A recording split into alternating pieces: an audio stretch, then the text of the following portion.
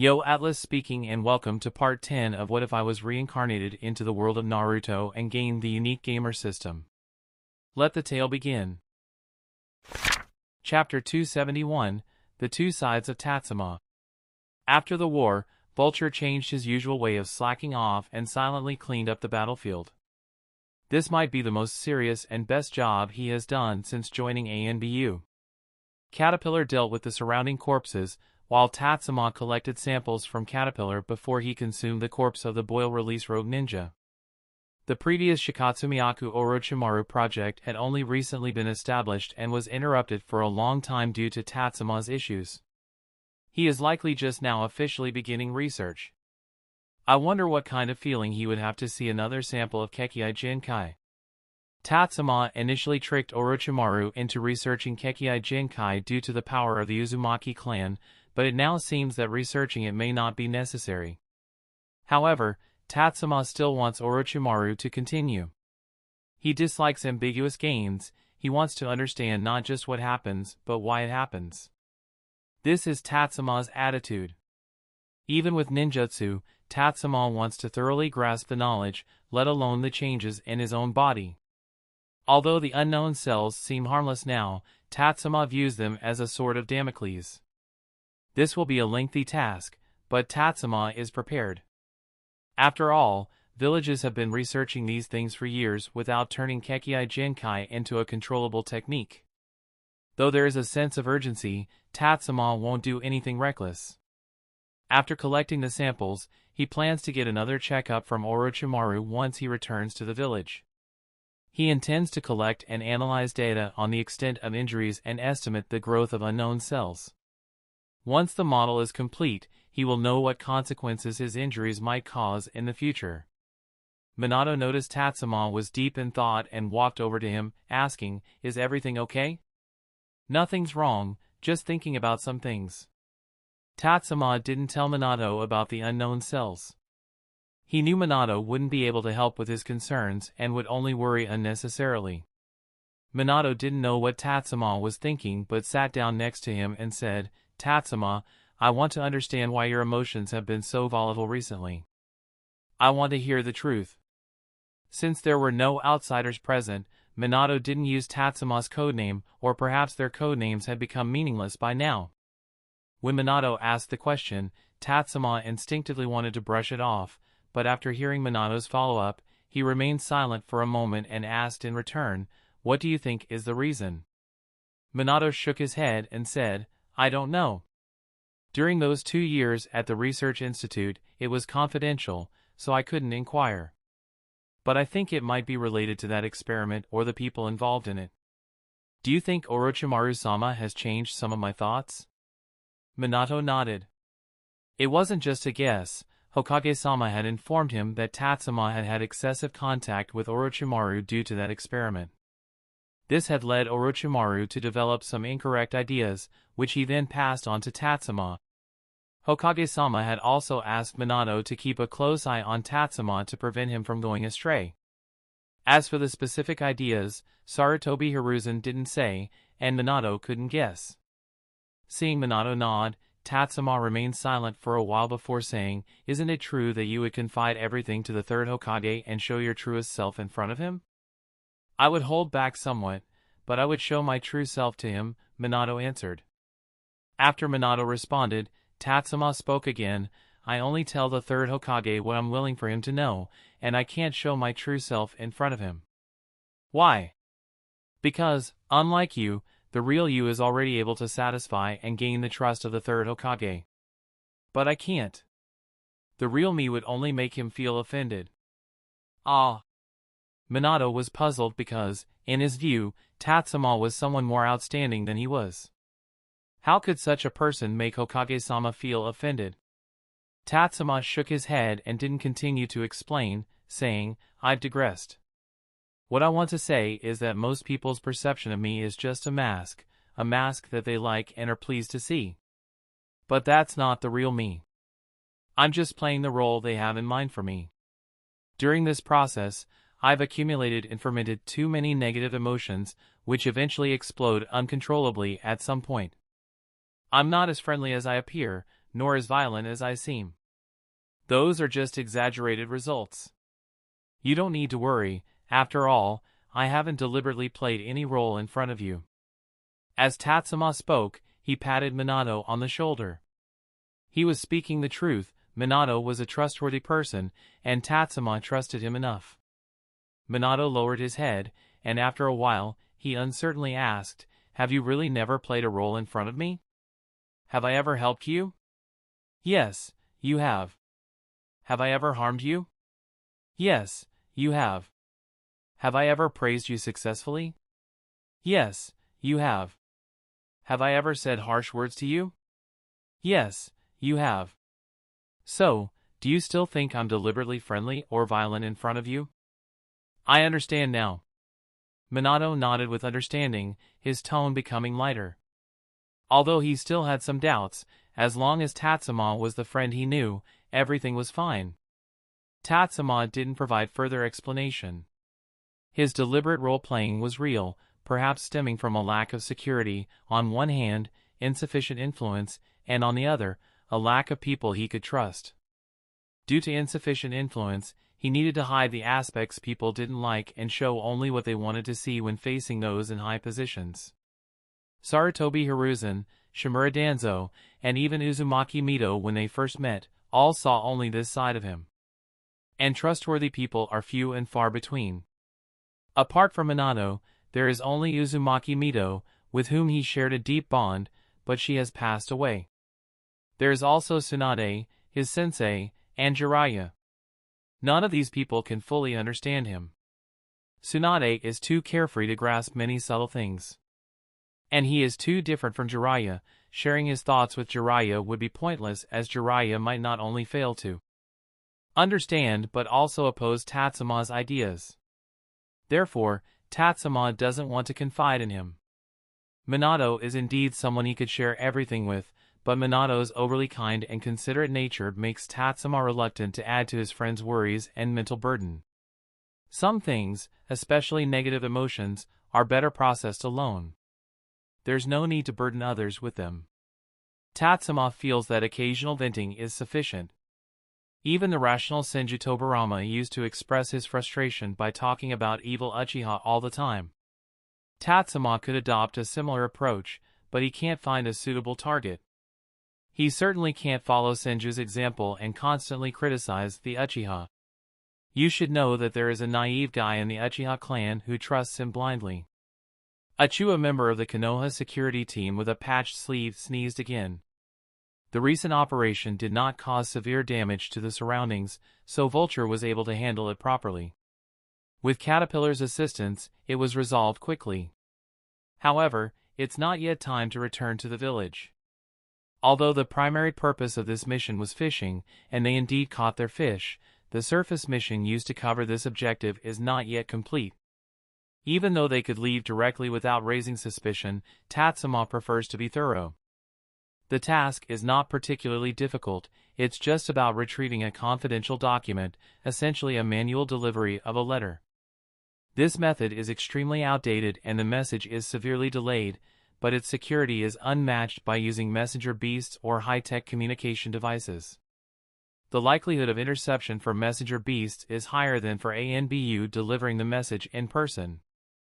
Additionally, if enemies intercept the message, messenger beasts often lack the habit or ability to immediately destroy the information, whereas a person can.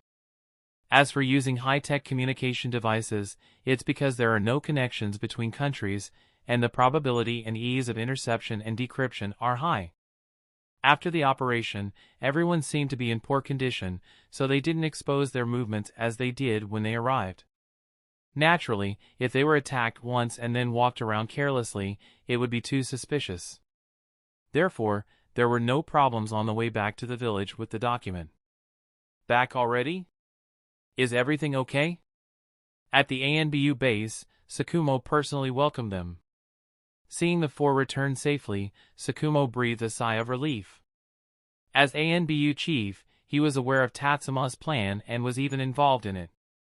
For example, their movements were leaked through Sakumo's intelligence network. Sakumo was very worried, staying in the ANBU base these days waiting for their news. Even now, he was fully armed, clearly prepared to provide support at any time. Seeing the four return, Sakumo finally relaxed. Tatsuma took off his mask and said with a smile, "We encountered an attack with a total of 20 people. 6 of them fled before the battle began, and 2 had their brains destroyed, so their bodies were not recovered. The rest are all here." Saying this, he took out the sealing scroll and handed it to Sakumo. After receiving it, Sakumo nodded and said, "I will go to the analysis team and arrange for this matter." Sakumo-sama. At this moment, a figure approached and said, "My father sent me to take this. There's no need for you to make a trip." Tatsuma looked over and was surprised to see it was Yamanaka Inoichi. Yamanaka Inoichi wasn't wearing a mask or ANBU attire, clearly not an ANBU member. This should be a departmental coordination. Seeing Tatsuma's expression, Yamanaka Inoichi gritted his teeth and said, "It's all Shikaku's fault for secretly joining the Hokage guards." Instantly, Tatsuma understood. Ino Shikachos support each other and advance together, so it was impossible for one side to be absent. Choza must have been assigned some family duty as well. "It's you. Then you can take care of this for me." Sakumo smiled as he handed the scroll over. Inoichi nodded and then asked, "Sakumo-sama and Tatsuma, do you have any other tasks?" Hearing this, Sakumo raised an eyebrow and asked, "What's the matter? Do you remember the hidden mist village ninja that Tatsuma and Tsunade-sama sent over? The results have been out for a while, and we've recently found quite a few things based on the clues. My father wants to discuss it with you." Chapter 272, Plans for the Hidden Mist. Tatsuma thought about it and then recalled that 2 months ago, when he returned to the village after recovering from his injuries, he had casually handled the matter of sending Hidden Mist Village ninjas with Tsunade. However, wasn't this matter supposed to be handled by the Reconciliation Division of the Interrogation Department? Why was ANBU involved? Moreover, the people required for the talks were Sakumo and Tatsuma. It's understandable for Tatsuma to be involved, but as the ANBU chief, Sakumo isn't someone who can be dispatched for just any mission. Tatsuma knew that Sakumo's few assignments were undoubtedly related to the situation in the ninja world and the stability of the 5 great nations. Sakumo frowned at this point. He knew his own weight better than Tatsuma, but he also knew that Yamanaka Inoichi's father was a reliable ninja. Since that's the case, it must be something significant. He looked at Tatsuma and asked, "Can you give me a general idea?" For the past 2 months, Sakumo had been on leave, spending each day training with Kakashi. Additionally, he had handed over the leadership of Root to Danzo, so his channels for acquiring external intelligence had diminished. Especially since he had never actively sought out this information nor had the inclination to arrange his own intelligence network for investigations. If it weren't for Tatsuma's fishing plan, he wouldn't have known that Tatsuma was being watched by the other 4 great nations. As for the Hidden Mist Village ninja that Tatsuma and Tsunade brought back, Sakumo hadn't looked into such a minor character, let alone made contact. Moreover, Tatsuma, Shikaku, Shurikado, and others had only speculated about that matter at the time. Subsequent investigation tasks were arranged by others and had not been coordinated with ANBU, so Sakumo was completely unaware. Tatsuma nodded and briefly shared his speculations with Sakumo. Upon hearing this, Sakumo frowned and said, "It seems your guesses are probably correct." At the time, Tatsuma and the others speculated that there were signs of defection within Hidden Mist Village. If this speculation was accurate, then this matter was indeed related to the stability of the 5 great nations and might even affect the situation in the ninja world. In this situation, it was understandable for Sakumo to be involved. Sakumo turned to Inoichi and said, "Let's go. It's been a while since I've seen Okane-san." Inoichi nodded, relieved not to have to explain further. He quickly led Sakumo and Tatsuma toward the analysis team, not even giving Tatsuma time to change clothes. Fortunately, since this mission was related to ANBU, Tatsuma quickly donned a mask and a beige trench coat to cover his backless outfit, and then joined the 2. If we're talking about the highest level of technological development within Konoha, it would be the now closed Wood Release Research Institute. But if we're talking about the highest level of applied technology, it would undoubtedly be the analysis team. Compared to the flashy but impractical equipment in the Wood Release Research Institute, the devices in the analysis team are crucial for the stability of Konoha and the Land of Fire. Additionally, the talent here covers a wide range of functions. There are personnel for analyzing intelligence, monitoring communications, encoding encrypted messages, and Yamanaka Okane, who handles interrogation. When the people in the analysis team saw Tatsuma, they showed no signs of confusion. In fact, a few ninjas whom Tatsuma recognized gave him silent greetings. Clearly, these people were very familiar with Tatsuma's ANBU and public identities. "Please wait a moment. I'll go inform my father," Inoichi said as he arrived outside an office and then entered. Tatsuma and Sakumo sat down on the seats in the corridor. At that moment, an older man brought over 2 cups of tea. As Tatsuma took one, the man smiled and said, "Tatsuma, it's been many years since we last met." "Sir, you're Yamanaka Tani-san?" Tatsuma recognized him after a moment of thought. He was the person in charge of battlefield communications during Tatsuma's first deployment. Yamanaka Tani nodded and then chatted briefly with Sakumo. Clearly, Sakumo also recognized Yamanaka Tani, though it seemed they were not well acquainted. After a few polite words, Yamanaka Tani left. After a while, the office door opened, and a blond man walked out. This generation of the Inoshikacho trio is about the same age as the third Hokage, Sarutobi Hiruzen. However, neither Shirkato Nara nor Yamanaka Okane showed the same signs of aging as Sarutobi Hiruzen. Perhaps handsome men just remain handsome even as they age. "Okane-san." "Okane-sama." Sakumo and Tatsuma both stood up to greet him. Yamanaka Okane waved his hand and said, "Don't be so formal. Come on in. Inoichi, pour tea for Uncle Sakumo and Tatsuma-san." Yamanaka Inoichi, inside the office, looked at Tatsuma with a puzzled expression. Wasn't this guy his peer? And younger than him too, so why is he being called San? Although they were peers, Tatsuma and Minato were much more advanced than their contemporaries. They debuted too early, and in the eyes of someone like Okane, they appeared more mature than their peers like Yamanaka Inoichi. After all, Tatsuma and Minato were rampaging on the battlefield while their peers were still in school. Ignoring his son's strange look, Yamanaka Okane sat down at a somewhat messy desk, piled high with what looked like random encrypted documents. He then carefully extracted a single document from the precarious stack. This is an important part of Oka's memory and a follow-up progress report based on his recollections. Take a look at it first. I'll go arrange for the bodies Tatsuma brought back. Inoichi, make sure to take care of the guests. Yamanaka Okane appeared to be someone who was quite unperturbed and even somewhat careless, but interestingly, the windowsill had several rare and valuable plants that were exceptionally well cared for.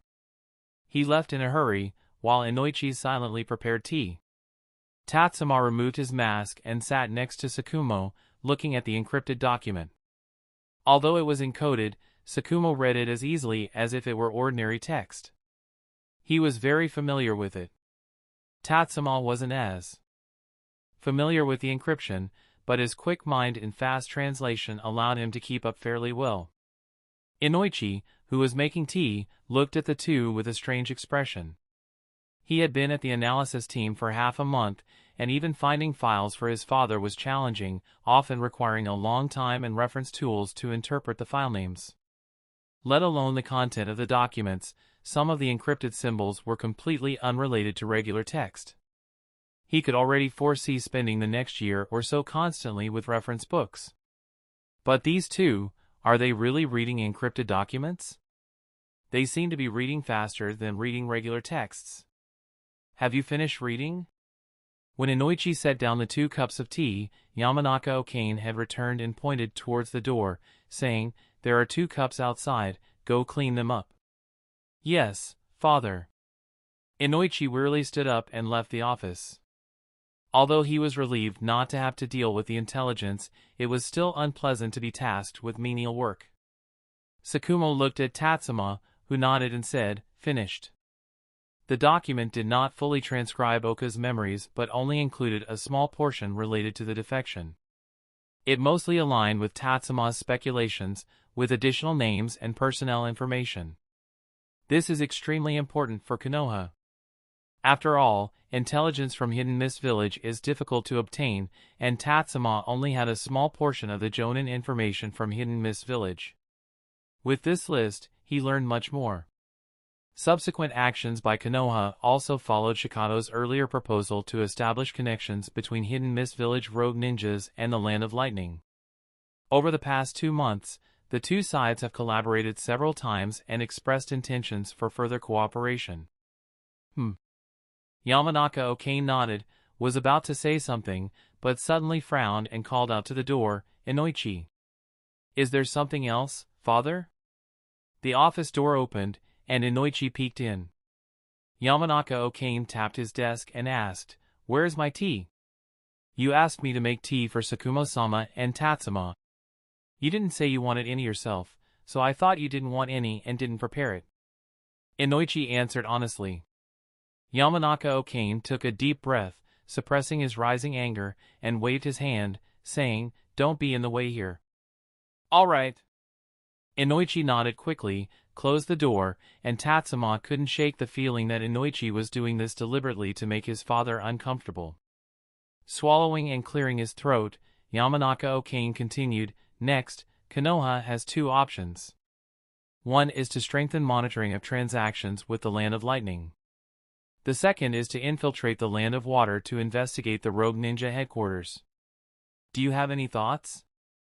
Sakamoto, not skilled at making decisions but not foolish enough to admit it, responded, "Both tasks will require ANBU assistance, right?"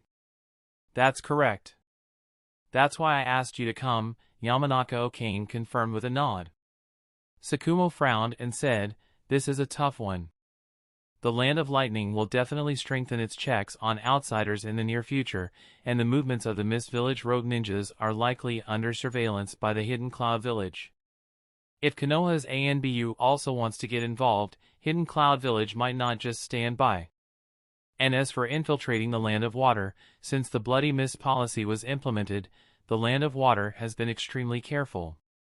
Many of Konoha's secret operations have been removed, making infiltration now as difficult as sneaking into Hidden Cloud Village."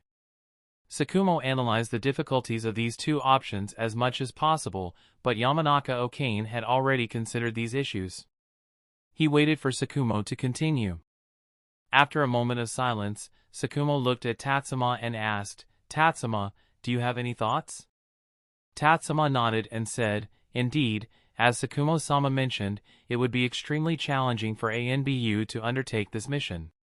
Moreover, if exposed, it would make future infiltration much more difficult. Therefore, my suggestion is not to deploy ANBU for the infiltration team." Upon hearing this, Yamanaka Okane frowned. The reason for bringing Sakamoto was to leverage ANBU's superior infiltration and reconnaissance capabilities compared to other ninja teams. One person is evading the issue, while the other is outright rejecting it. What's going on here? Seeing Yamanaka Okane's expression, Sakamoto raised an eyebrow, about to take over the conversation. After all, Yamanaka Okane wouldn't get angry with him, but he might with Tatsuma. Before he could speak, Tatsuma continued, "At this current time, both the Land of Lightning and the Land of Water are extremely sensitive to foreign ninjas. However, normal commercial transactions are not. I suggest using legitimate commercial exchanges, specifically merchant convoys. After thorough screening, these convoys can normally enter these 2 countries." Yamanaka Okane frowned, not getting angry but contemplating the feasibility. After a while, he asked, "Merchant convoys have far inferior intelligence-gathering capabilities compared to ninjas, and their personnel are complex and difficult to control. How do you plan to address this?" The purpose of the merchant convoy is to gain entry into these 2 countries. As long as they can reach their destinations, Konoha ninjas can also enter. But you also mentioned that both the Land of Water and the Land of Lightning will certainly scrutinize foreigners, including merchant convoys. If ninjas are mixed in with the convoy, they are likely to be discovered, right? Yamanaka Okane was still a bit puzzled. Tatsuma shook his head and said, "There's no need to infiltrate the merchant convoy. We just need to have the convoy carry the Flying Thunder God Jutsu mark inside. As long as the Flying Thunder God Jutsu mark is in place, Minato and I can continuously transport Konoha ninjas in, bypassing the infiltration process entirely." Chapter 273, No Time to Rest. Yamanaka Okane didn't immediately take Tatsuma's suggestion, only saying that he would consolidate it and report it later. After all, based on the current analysis, the time for the Mist Rebellion hasn't arrived yet, and it's still a long way from truly erupting, at least a year and a half. The money, resources, manpower, and the rogue ninja group of Hidden Mist Village needed to start the uprising haven't been fully prepared yet. Therefore, Konoha, which also wants to get involved, still has time to slowly plan. Although Konoha doesn't have deep enmity with Hidden Mist Village, how could they miss the opportunity to cause turmoil in another major country on the same level as the Land of Fire? A very simple canyon relativity: when I can't get stronger myself, as long as my opponent gets weaker, it's equivalent to me getting stronger. It is extremely difficult for a country's national strength to grow. All 5 great nations are seeking development, everyone is progressing. If one or more countries stop developing or regress at this time, it would be a huge advancement for the other nations. But it is precisely because of such tasks that involve the balance of the ninja world that any decision made must be taken with extreme caution. Not even Sarutobi Hiruzen, let alone Yamanaka Okane, would have the courage to immediately agree or reject. After leading the analysis unit, Tsukumo Hatake didn't seem interested in continuing to chat with Tatsuma. Due to the differences in age and position, there weren't many common topics between the two. Tatsuma originally intended to visit Orochimaru, but after spending so much time at the analysis unit, it was likely too late to go see him today, so he simply returned home. After changing out of his ANBU attire, he went next door. Tsunade's house was lively these days, as Tsunade hadn't been out on missions for a long time and had been busy with medical ninja training. Nawaki only occasionally goes on missions. After all, the period right around the end of adolescence, just before and after adulthood, is a crucial time in determining how far he can go on the path of taijutsu. Therefore, he spends most of his time training in the village. As for Kushina, although the village hasn't placed any restrictions on her, they have recommended that she stay within the Senju clan's territory. Moreover, until she fully masters the power of the Nine Tails, the village is unlikely to assign her any missions, so she's around all the time. After Dan Kato was discharged from the hospital, he originally planned to take Shizen back with him. However, Shizen is now an important teaching assistant for Tsunade and is the only one who can wake Tsunade without becoming the target of her wrath. Without Shizen, Tsunade's likelihood of being late would significantly increase. Additionally, this young girl is very interested in medical work, so Tsunade kept her by her side. Shizen's nanny also resides within the Senju clan's territory. With Kushina present, Minato is often drawn to visit. With Tsunade and Shizen around, Dan Kato frequently shows up as well. Additionally, Orochimaru, who regularly checks in on his disciple, visits too. In short, the Senju clan's territory has become quite lively recently. The household was becoming more prosperous.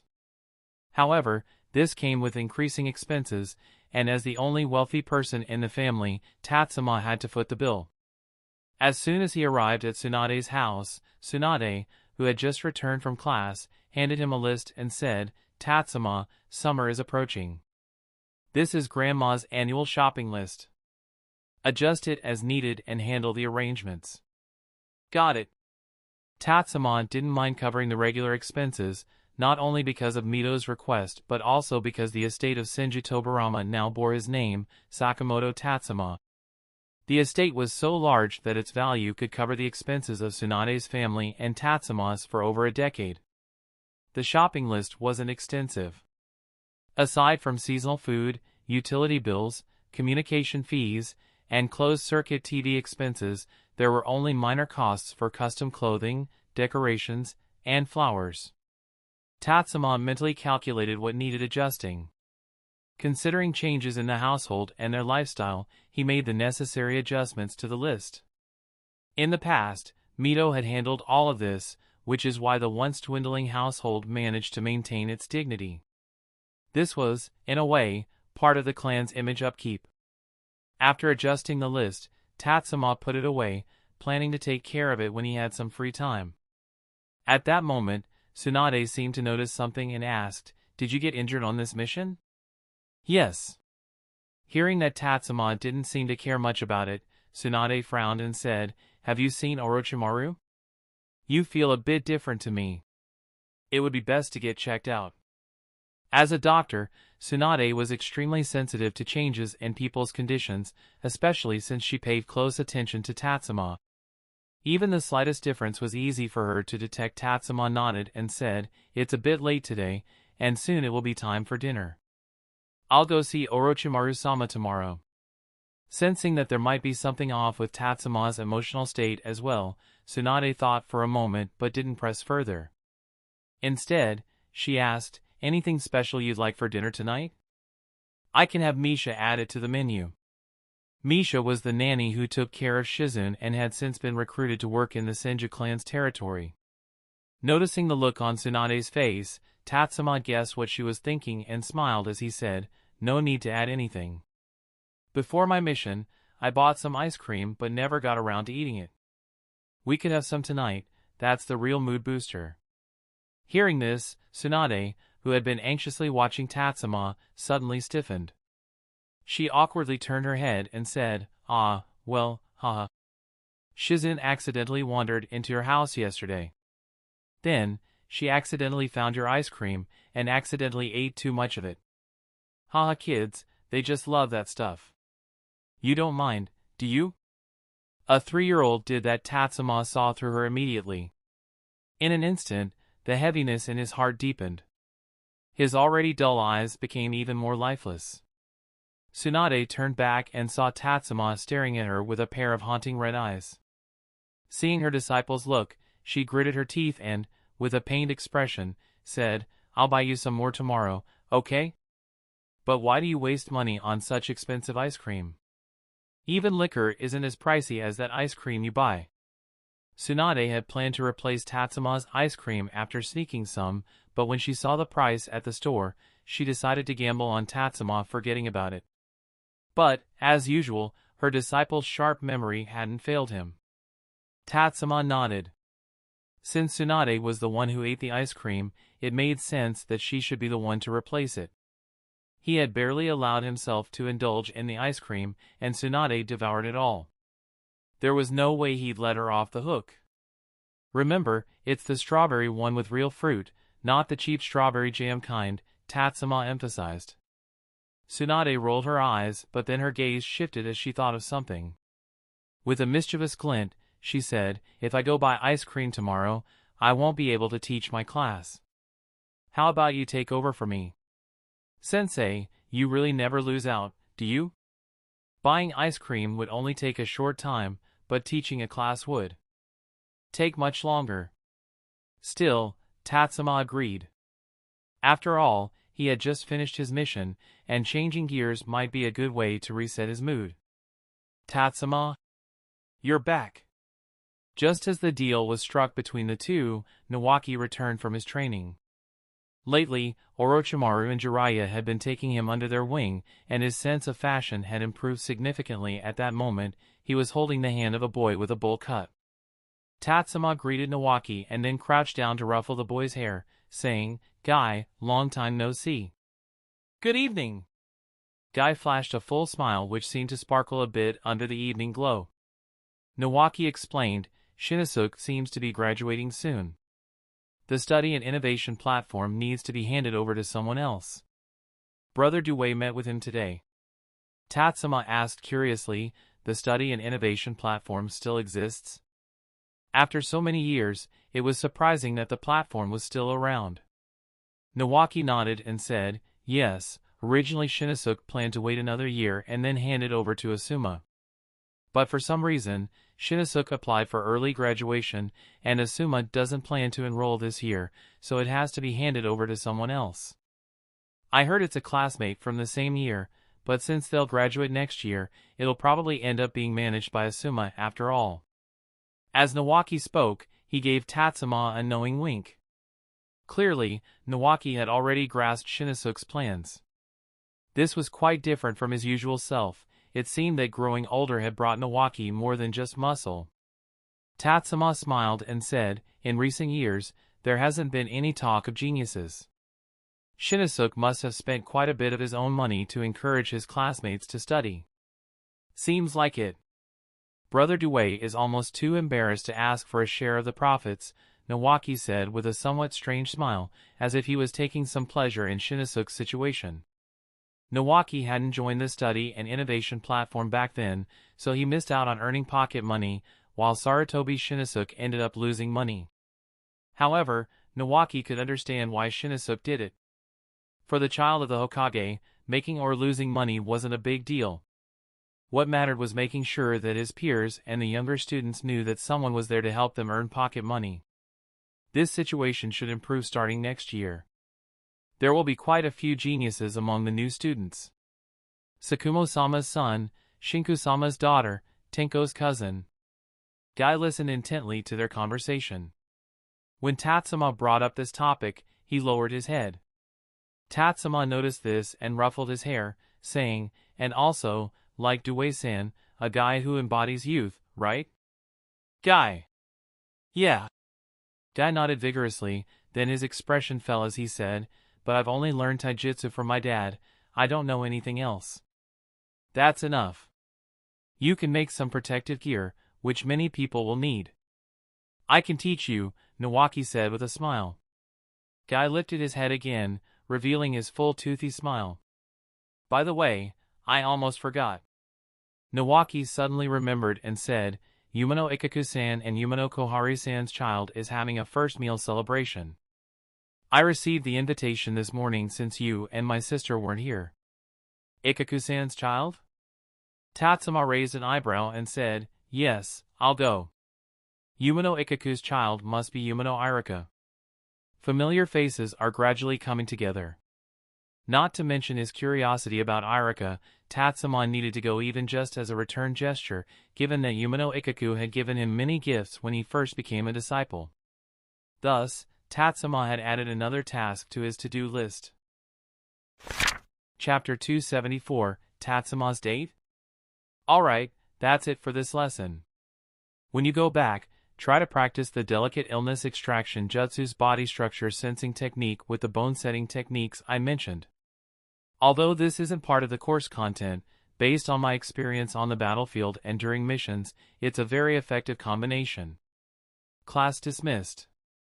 In a large conference room at Konoha Hospital, which had been converted into a lecture hall, Tatsuma nodded slightly at the medical ninja training class students on the podium, signaling that they could leave. Unlike the pilot training that Nono conducted at that time, which involved newly graduated genin who had not yet been assigned after the war and were newly recruited by Tsunade from the village, this session, also the first official training session, had a much more complex composition. It included genin who had just graduated, some ninja who were left without a team after their original squads were disbanded, and some veteran ninja preparing to retire from frontline duty who wanted to enter Special Task Forces or Konoha Hospital after completing the training. However, due to Tsunade's reputation, after a few months of training, the class maintained a strong sense of discipline and enthusiasm for learning, so Tatsuma taking over temporarily didn't cause any disturbances. As Tatsuma organized his teaching materials, a few students came forward to ask questions. If the questions were related to today's lesson or previous content taught by Tsunade, Tatsuma answered them. As for questions about courses that hadn't been covered yet, Tatsuma politely refused, telling them to wait for future lessons and to pay close attention when the time comes. After-class consultations didn't last long, as the course content and pace had been adjusted and refined after the previous pilot session, so most people could keep up. 20 minutes later, the classroom was nearly empty, but someone came in against the flow, Nono, who had just finished her shift. She hurried in, relieved to see Tatsuma still there. She quickly approached him, a bit embarrassed, and asked, "Tatsuma, do you have some time?" Tatsuma instinctively glanced at the clock in the classroom. He wanted to say he didn't, since if he left now and returned to the Senju clan's territory, he would arrive just in time for dinner. But he also noticed that Nono seemed to have something important to discuss, so after thinking for a moment, he asked, "What's the matter?"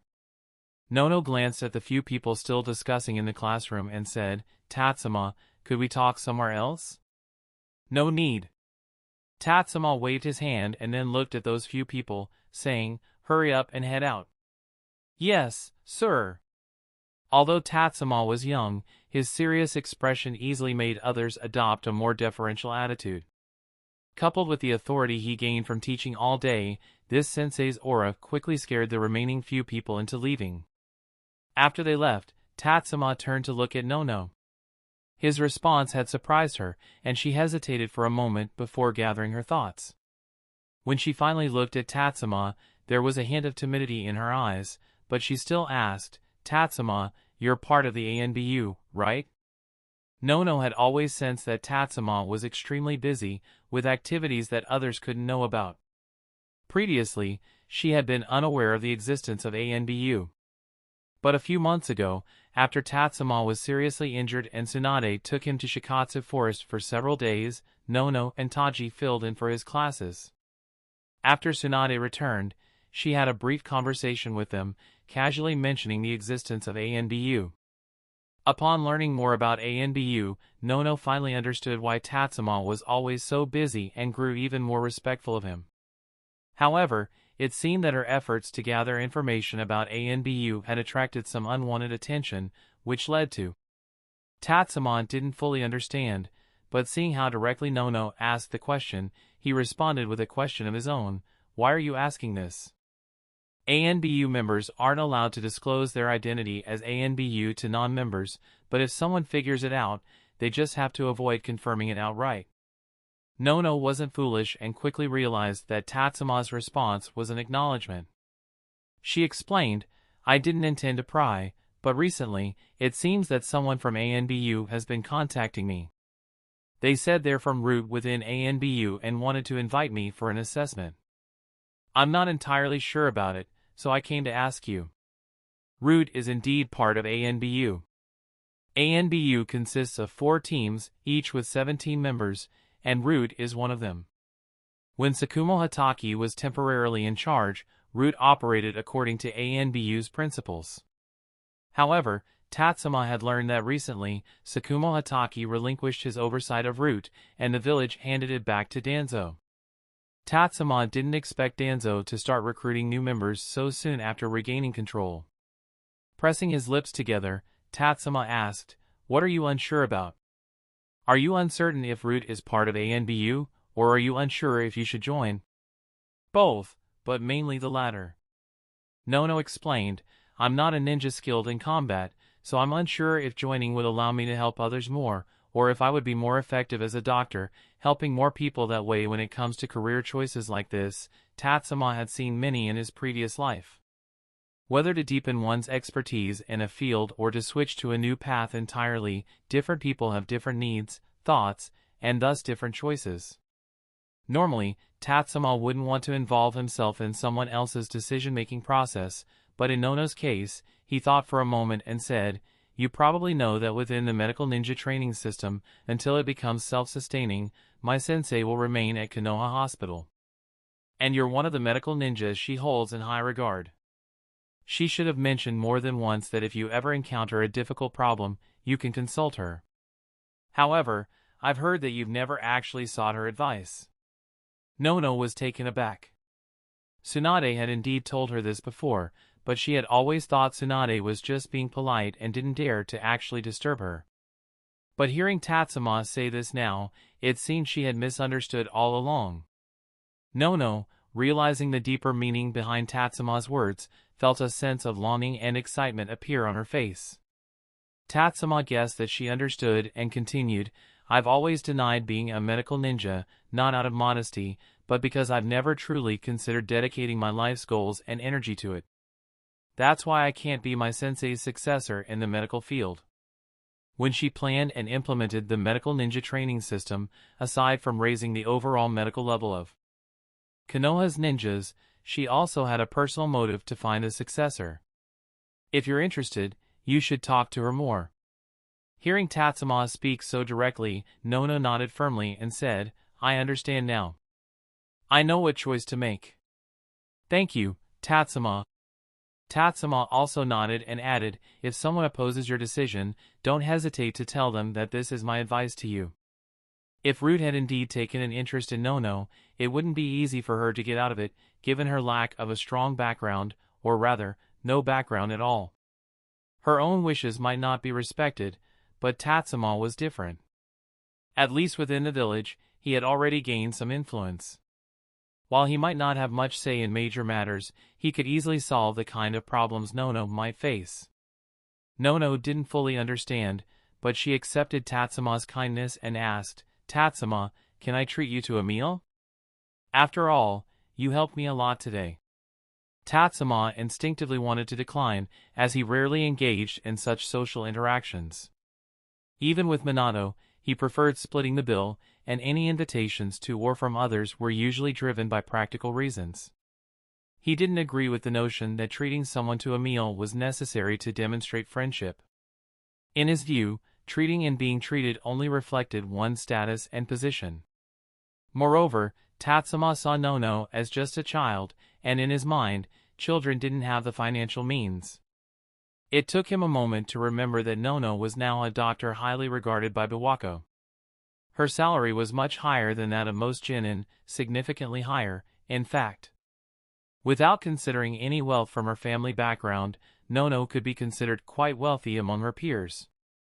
Seeing the anticipation and nervousness in Nono's eyes, Tatsuma thought for a moment and decided to agree, considering that he had indeed helped her a lot. Okay.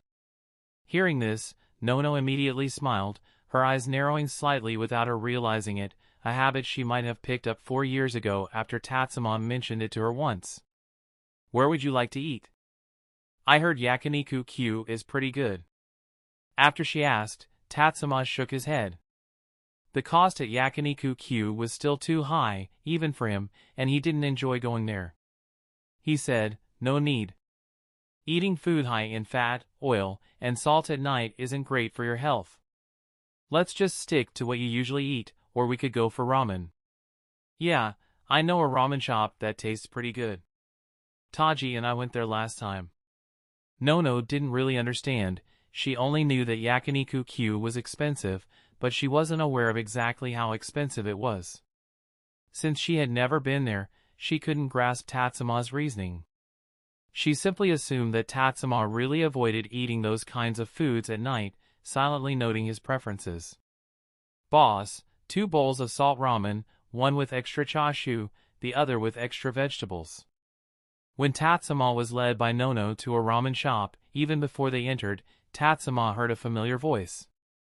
By the time Tatsuma realized it, Nono had already walked into the shop.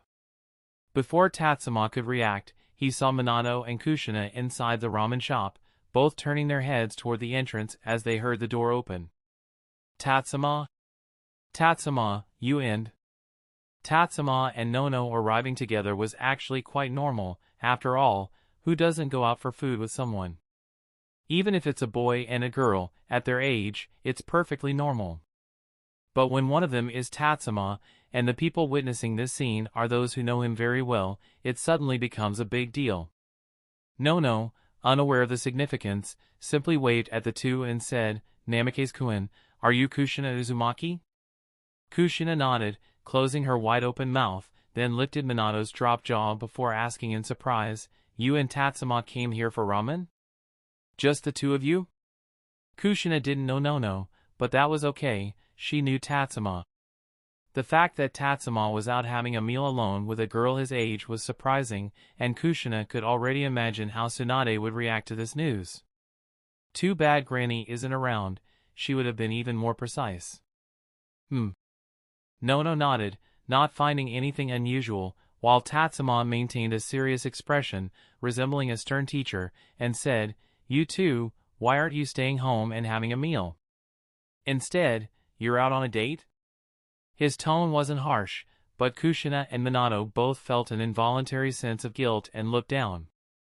However, the next moment, Kushina realized and looked up at Tatsuma angrily, saying, "You hypocritical guy, aren't you the same?" Chapter 275, Cell's Transformation. Quickly, tell me what's going on? Oh dear, you've gotten so successful, not even talking to Sensei about personal matters anymore. In Tatsuma's study, Tsunade, who had come in uninvited and was holding the ice cream she had collected from Tatsuma's kitchen, looked at Tatsuma with a teasing expression. Actually, saying she collected it isn't quite right, since Tsunade had put those ice creams in earlier today. She had purposefully and skillfully gone to get them. Since there was only one, Tatsuma couldn't be bothered to argue and said, "Sensei, have you misunderstood something?" "I haven't misunderstood, Kushina, clearly. What I mean is, I never discuss personal matters with you. It has nothing to do with my success." Tatsuma's words left Tsunade momentarily speechless. But upon reflection, she realized that her reliable disciple had indeed never troubled her with personal matters, unlike her inept brother, who would talk for ages about a beetle. Wait! This brat Tatsuma, despite being her disciple for so many years, had never shared his feelings with her. Determined, Tsunade furrowed her brows and said, "You'd better explain yourself. Otherwise, I'll spread rumors at the Konoha Orphanage and Konoha Hospital tomorrow. And the day after. I'll even go to the cemetery and tell Grandma." Hearing this, Tatsuma's mouth twitched. This style really is Tsunade's. He quickly said, "Let's talk this out calmly. Please don't spread rumors or damage anyone's reputation." "Alright, then let's talk." Tsunade, excited, walked over to Tatsuma's desk, sat on the edge, holding an ice cream in one hand and bracing herself on the desk with the other. With a look of curiosity, she asked, "When did it start?" "You really like gossip, huh?" Tatsuma's sarcastic remark drew no sympathy from Tsunade. She slammed her hand on the desk with a loud bang and said, "If you don't explain, I'll spread rumors." "Hold on." After organizing his thoughts, Tatsuma said, "Nono was invited by Root. I told her to decline and mentioned that you were interested in taking her as a disciple. To show her gratitude, she treated me to dinner." "Is that it?" Tsunade was very disappointed and scrutinized Tatsuma's face, hoping to see signs of deceit. Unfortunately, Tatsuma maintained his composure and showed no signs of nervousness. Given his training in emotional management, even if he were nervous, Tsunade's keen observation wouldn't pick it up. Seeing Tatsuma as calm and unflappable as ever, Tsunade left the desk in disappointment, saying, "You're already in your teens, and you missed such a good opportunity. It's okay. You're almost 30 yourself." Bang! Tsunade slammed the desk again, and Tatsuma swallowed the words he had yet to say, reflecting inwardly. Senju Tobarama's desk is really well made. Even after so many years, it can still withstand Tsunade's pounding. "Humph, you and Nawaki are both so clueless. How can I explain this to Grandma?" Tsunade, looking frustrated and disappointed, sighed dramatically as she left Tatsuma's study. Tatsuma sensed that Tsunade went back to the kitchen and, without a doubt, was heading for the ice cream. "I'll get one for Shizune." After a while, Tsunade returned, shaking the ice cream in her hand, and she had only taken one. Tatsuma nodded and said, "Okay, but it's late now. Don't let her eat too much, otherwise, she'll have a stomachache tonight." "Don't worry, I'll share it with her." Tsunade turned and left. Tatsuma blinked a few times, trying to focus on his studies, but after a while, he couldn't help but run to the kitchen. There was only so much ice cream. Given Tsunade's personality, if Tatsuma ate one less, Tsunade would definitely eat one more. To avoid losing out too much, he needed to eat more himself. Perfect timing for dinner tonight. To avoid Nono spending money and revealing that he's actually a big eater, Tatsuma didn't eat much, so having some ice cream to replenish his sugar and counteract the energy spent studying was just right. The idea that sugar is a source of happiness is absolutely true. Eating the ice cream quickly restored his mood, which had been disrupted by various annoyances today, allowing Tatsuma to focus more on his studies. The next morning, Tatsuma's first thought was to indulge in another ice cream, but he realized he needed to see Orochimaru for a checkup later. Eating ice cream would affect the results, so Tatsuma reluctantly decided to forego it. After getting ready and casually fixing his disheveled hair, Tatsuma headed out. He didn't go to Orochimaru's lab but instead went to Orochimaru's home. After halting the wood-release experiments, Orochimaru adjusted his schedule to spend more time with his disciple Nawaki. His current routine was both healthy and youthful. When Tatsuma arrived at Orochimaru's house, he was having breakfast. His breakfast was simple: a cup of skim milk, a boiled egg, and 2 slices of bread. Due to the lack of fat in the skim milk and boiled egg, and the insufficient sugar in the whole grain bread, Orochimaru also added a small amount of nuts and dried fruit. In addition, there was a small bowl of salad with just a bit of lemon juice, no dressing, focusing on simplicity without cooking. Even the boiled egg was a soft-boiled egg with a slightly undercooked yolk. Tatsuma, who had skipped breakfast and given up on ice cream, was initially a bit hungry. However, upon seeing Orochimaru's breakfast, he lost his appetite. Orochimaru didn't particularly enjoy this type of meal either, but this breakfast setup was easy to clean, with almost no grease or residue left behind. A quick rinse was sufficient. Since only the boiled egg required the stove, and there was minimal steam and splashing, it was very low maintenance. This way, there were no odors or stains affecting his mood or appearance when he went out.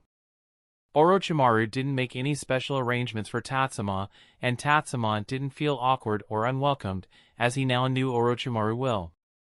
After finishing his breakfast and cleaning the plate, Orochimaru came to the living room and asked, "Did you get injured on an outside mission?"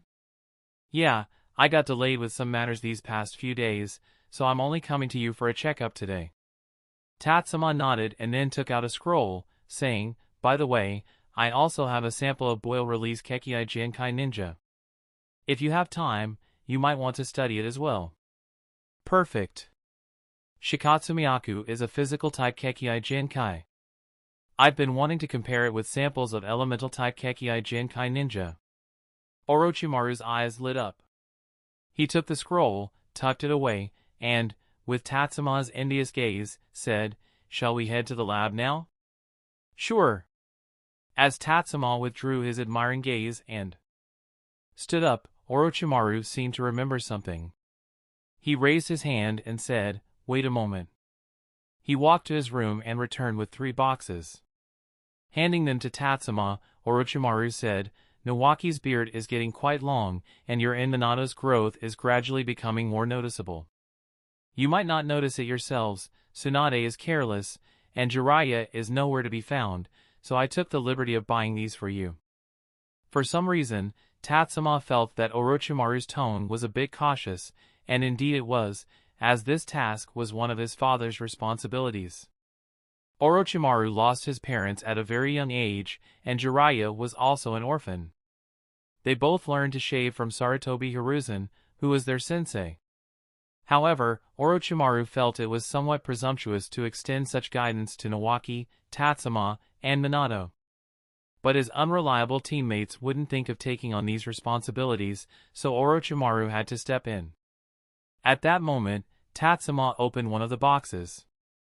Inside was a set of shaving products, a shaving brush, a lathering bowl, a razor stand, several razor blades, and a bottle of aftershave. Tatsuma had never used such old-fashioned shaving products, as he had only recently entered puberty and didn't yet need to shave regularly. In his previous life, such old-school products were not common, as they weren't very profitable. Noticing Tatsuma's doubts, Orochimaru said, "There's a diagram at the bottom of the box. Just practice a few times, and you'll become proficient. This is considered a necessary skill for men." Tatsuma looked at Orochimaru's smooth chin and said, "I thought you wouldn't grow a beard." Tatsuma was a bit surprised to realize that even someone like Orochimaru, who maintained his dignity and elegance, had to shave every day. The thought of that scene made Tatsuma find it oddly humorous. Orochimaru forced a strained smile. Was Tatsuma implying that he wasn't a man? Jiraiya must have spread some rumor about him in front of Tatsuma, leading to this misunderstanding. It was all Jiraiya's fault. Only Jiraiya would say or dare to say such things about him. Orochimaru's eyes glinted with a hint of murderous intent. When Jiraiya returned to the village, he would definitely have to teach him a lesson. Orochimaru quickly masked his murderous intent. Tatsuma, who was busy sealing these items with a scroll, didn't notice. Sealing scrolls were expensive for others, but for Tatsuma, who could draw them, it was merely the cost of blank scrolls, and such blank scrolls were plentiful in the Senju clan's territory. After organizing the shaving supplies, Tatsuma and Orochimaru went to the research lab. Orochimaru had already performed this check on Tatsuma many times, and Tatsuma had undergone it many times as well.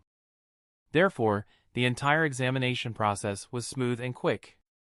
However, when Tatsuma's examination report came out, Orochimaru's expression was extremely serious. Orochimaru-sama, is it very serious? Seeing Orochimaru's face, Tatsuma felt some concern. After all, since his injuries healed, his 4 physical ability limits had increased slightly. This confirmed Tatsuma's suspicion that the continuous increase in his 4 physical ability limits was related to these unknown cells. However, Tatsuma didn't know how much his ability limits could rise. This required Orochimaru's examination results to assist in the research. Orochimaru was silent for a moment, his expression still severe, and said, "The unknown cells in your body have proliferated by nearly half compared to the last check before your mission. I'm not sure if the proliferation is based on quantity or proportion. If it's the latter, then the time we anticipated will be greatly shortened, as the number of unknown cells will increase with the growing base. Moreover, the genetic information within the unknown cells has undergone some changes, becoming increasingly." Orochimaru put down the report and said solemnly, "It is similar to Hashirama cells." Chapter 276, Divine Tree Cells. Upon hearing Orochimaru's conclusion, Tatsuma felt an inexplicable sense of inevitability. Seeing that Tatsuma seemed to accept the result easily, Orochimaru also breathed a sigh of relief. If Tatsuma had thrown a fit or even cried out in grievance, it would have been a big problem for him. He would not comfort others. When Nawaki cried and fussed as a child, it was Tsunade who solved it with her fists. As the sensei, he was always in the role of an observer. Fortunately, Tatsuma was a strong and good child, saving him from much trouble. Orochimaru said to Tatsuma, "We will definitely find a way." "Yes, Orochimaru-sama, may I take a look?" Tatsuma took the report and directly flipped to the gene locus information that Orochimaru had selected. This was not like in movies where you find differences between overlapping double helix structures. Instead, it was a series of seemingly garbled codes. The complexity of the codes made it difficult for even the analysis team to make sense of them. However, since this detection system and expression were developed by Tatsuma and Orochimaru together, Tatsuma could naturally understand them. The parts selected by Orochimaru were locations where mutations had occurred. By comparing the marked genes' positions on the chromosomes and gene sequence information with the gene sequence information of Hashirama cells stored in his memory, Tatsuma could identify many points of interest. Indeed, as Orochimaru had said, many of the gene expression patterns were becoming increasingly similar to certain segments within the Hashirama cells. This was after excluding the more common aspects, leaving only the unique parts. In other words, beyond the similarities between people, many of the unique, individualized gene information were also becoming more overlapping. After reviewing, Tatsuma smiled and said, "If I get injured a few more times, will I also end up with black straight hair like the first Hokage?" Seeing that Tatsuma could still joke about himself, Orochimaru was certain that Tatsuma was truly unaffected by this change. He responded with a smile, rather than looking forward to a change in hair. "How about looking forward to it release?" Would release. Tatsuma glanced at Orochimaru. Since the wood release experiment was halted, or rather, since they were both kicked out of the wood release experiment, Orochimaru seemed to have an increasing desire to recreate wood release. During their research, Orochimaru didn't have much desire for recreating would release because he believed his research direction was correct. As long as they followed the steps that he and Tatsuma had outlined, with enough time and budget, they would eventually decipher the method for wood release and find a safe way to transplant it. Early successes in the experiment also increased Orochimaru's confidence. By the mid-stage of the experiment, Orochimaru almost stopped thinking about wood release because he believed it would succeed naturally. But being kicked out made it difficult for Orochimaru to accept internally because he had already seen the path to success but found that he no longer had any access rights. The path to success suddenly became off-limits to him, and he watched helplessly as others tarnished his wood release experiment. For Orochimaru, wood release was like the saying, "I could have endured the darkness if I had not seen the light." Therefore, after the wood release experiment ended, Orochimaru became even more eager to recreate wood release under his own control. Tatsuma's unexpected encounters were his important material. Orochimaru had expressed similar thoughts more than once, and Tatsuma began to notice his unusual behavior. Tatsuma pondered for a moment and said, "Orochimaru-sama, perhaps we were mistaken." Orochimaru made a puzzled sound, and Tatsuma continued, "Perhaps wood release is not just a Kekkai Genkai of the elemental type, or rather, it's not only an elemental Kekkai Genkai. I have a hypothesis, of course, just a hypothesis. That is, perhaps initially, Hashirama-sama's body cells were actually no different from those of ordinary people, just like mine before. And Hashirama-sama's cells, which became Hashirama cells, might have transformed similarly to mine because a certain type of cell appeared within him, which then devoured all other cells. In this process, Hashirama-sama awakened to the concept of wood release.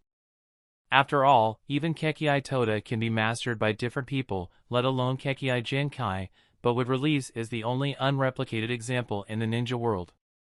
But according to the notes left by the first Hokage, wood release is indeed a technique formed by combining earth release chakra and water release chakra. With his intellect, he wouldn't leave behind such meaningless deceptive information, would he? Orochimaru furrowed his brows. Tatsuma nodded and added, "But the second Hokage also left another research conclusion, that a special type of chakra is produced in the Uchiha clan's brains, stimulating the evolution of Sharingan. As for wood release, perhaps earth and water chakras are merely catalysts? Or maybe there is another special chakra that acts as a catalyst, which even Hashirama-sama did not discover?" Upon hearing this, Orochimaru showed a serious expression, pulled over a chair, and sat down to ponder. After a while, he said, "So, what you're suggesting is that wood release, in addition to its characteristics as an elemental Kekkai Genkai, also has prerequisites similar to those of a physical Kekkai Genkai? And Hashirama cells are this prerequisite, so what we're looking for is not the genetic information contained in Hashirama cells to decipher wood release. Instead, we should aim to make this information, or rather this type of cell, propagate within the recipient's body to meet the prerequisites for using wood release. Even elemental Kekkai Genkai have genetic expressions, as there are quite a few elemental Kekkai Genkai ninjas that appear in family lines. This genetic information allows ninjas with Kekkai Genkai abilities to gain instinctual chakra distribution from their ancestors, making it easier for them to master elemental Kekkai Genkai compared to others. What Orochimaru and Tatsuma were previously searching for was this kind of information. However, Tatsuma is now suggesting that wood release should be categorized as a physical Kekkai Genkai, with wood release being just the manifestation. And this represents a completely different research direction from elemental Kekkai Genkai. Physical Kekkai Genkai should focus more on the purity of the bloodline. For example, with the Uchiha clan Sharingan, unlike the Hyuga clan, the Uchiha have not had overly strict restrictions on intermarriage with outsiders. Many clan members without the Sharingan have married people from other clans. According to Senju Tobarama's statistics, the chance of awakening the Sharingan in children born from Uchiha and outsiders is much lower compared to the union of two Uchiha. However, wood release, or rather the extremely unique Hashirama cells, cannot be found in the descendants of Senju Hashirama. In other words, this prerequisite cannot be inherited. Realizing this, Orochimaru's eyes lit up, and he said, "During our previous experiments, we injected an excessive amount of Hashirama cells into mice, which died shortly afterward and transformed into small trees. Previously, we thought this was due to the experiment going out of control, but another possibility is that turning into a tree is actually the expression of this Kekkei Jinkai. In other words, the transformation of mice into trees might be would release.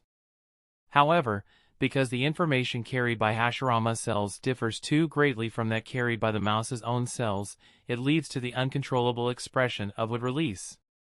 And if the special cells in my body have the same characteristics as Hashirama cells, meaning they can express would release information, then the mice injected with an excessive amount of these special cells from me would also turn into trees." Tatsuma continued Orochimaru's thoughts. Orochimaru nodded vigorously, having completely forgotten the morning's elegance and now filled only with fervor. Orochimaru licked his lips, stood up, and retrieved the blood collection equipment. He fixed his gaze on Tatsuma and said, "Tatsuma, do you mind if I take a blood sample?" Tatsuma extended his arm. Orochimaru expertly drew several vials of blood, which were then combined with anticoagulants and nutrient solutions before being placed in a petri dish. The petri dish was then put into a special machine. As the machine was activated, an invisible shortwave blue light illuminated the blood in the petri dish, while another device nearby monitored the changes in the cells. "Tatsuma, keep an eye on this. I'll go prepare for the mouse experiment." After Orochimaru finished speaking, he left in a hurry. Tatsuma watched the screen, observing the cells rapidly weakening under the special light, while another type of special cell continued to consume these weakened cells. Orochimaru worked quickly. By the time he returned with the preparations for the mouse experiment, the special cells had not yet consumed all the other cells. At this point, Orochimaru had calmed down somewhat. It wasn't that his fervor had faded, but he needed to maintain a calm demeanor for the upcoming experiment to ensure its stability. Tatsuma looked at the monitoring screen and had a thought. He said, "Orochimaru-sama, if our hypothesis succeeds, could we control the wood release experiment by using the transplantation of hematopoietic cells from Hashirama cells to ensure controllability?" Orochimaru pondered for a moment upon hearing this, then nodded and said, "In your previous experiments, transplanting bone marrow cells into mice altered the DNA in the recipient mice's blood. If we induce Hashirama cells to transform into bone marrow cells and transplant them into the recipient, then the DNA in the recipient's blood might also change, and the blood produced by the hematopoietic cells would then become Hashirama cells. Moreover, the blood produced by hematopoietic cells might have a higher compatibility with the recipient, reducing the risk of uncontrollable rejection reactions. Due to the nature of Hashirama cells, the new blood cells would also consume and replace other cells. But now, we can't conduct these experiments. Hashirama cells have been sealed, and we have nothing but data. Unless the special cells in your body can truly express would release. Orochimaru-sama, I've thought of a name for the cells." "What is it?" "Not something you consulted Minato about, I hope?" "Of course not. I plan to name them divine tree cells, provided they can express would release." Tatsuma looked at the monitoring screen and said, "It's almost time." Orochimaru also turned his gaze towards the screen. His heart, which had finally calmed down, started pounding vigorously again. He took out the blood from the petri dish, and the two of them approached the innocent little mouse. Inside a glass enclosure, the mouse was cautiously moving around. In the next moment, a large hand grabbed the back of its neck, and then a syringe needle was inserted into its vein to begin drawing blood. Then, Tatsuma handed the syringe containing his blood to Orochimaru. Without the ideal conditions of the wood release lab, the experiment was rough and involved multiple violations, but both were filled with high expectations. The needle was inserted into the mouse's leg vein, and Tatsuma's blood was slowly pushed into the mouse's body. Eek eek eek. The mouse, which had become weak due to blood withdrawal and stress, became incredibly active after receiving Tatsuma's blood. It even scratched the thick, hard glass enclosure, leaving white marks. Inside the mouse, it seemed as if something alive was continuously moving beneath its skin, growing increasingly intense. Bang, the glass shattered. Chapter 277, Some Seemingly Absurd Stories Are True History. Exquisite beyond compare, truly exquisite beyond compare. A small tree appeared on the stainless steel operation table. The tree's roots pierced through the glass shards and the stainless steel table, with a force so great at the moment of explosion that it was almost unimaginable. This was not the kind of force a tree could produce. The only explanation is the power of wood release. After admiring it for a while, Orochimaru suddenly pulled out paper and a pen, quickly scribbling on it while muttering, 3 milliliters of whole blood, approximately 70 billion cells. Mice are predicted to have 20 to 25 trillion cells, which means 3%. 3% of the divine tree cells are enough to manifest wood release.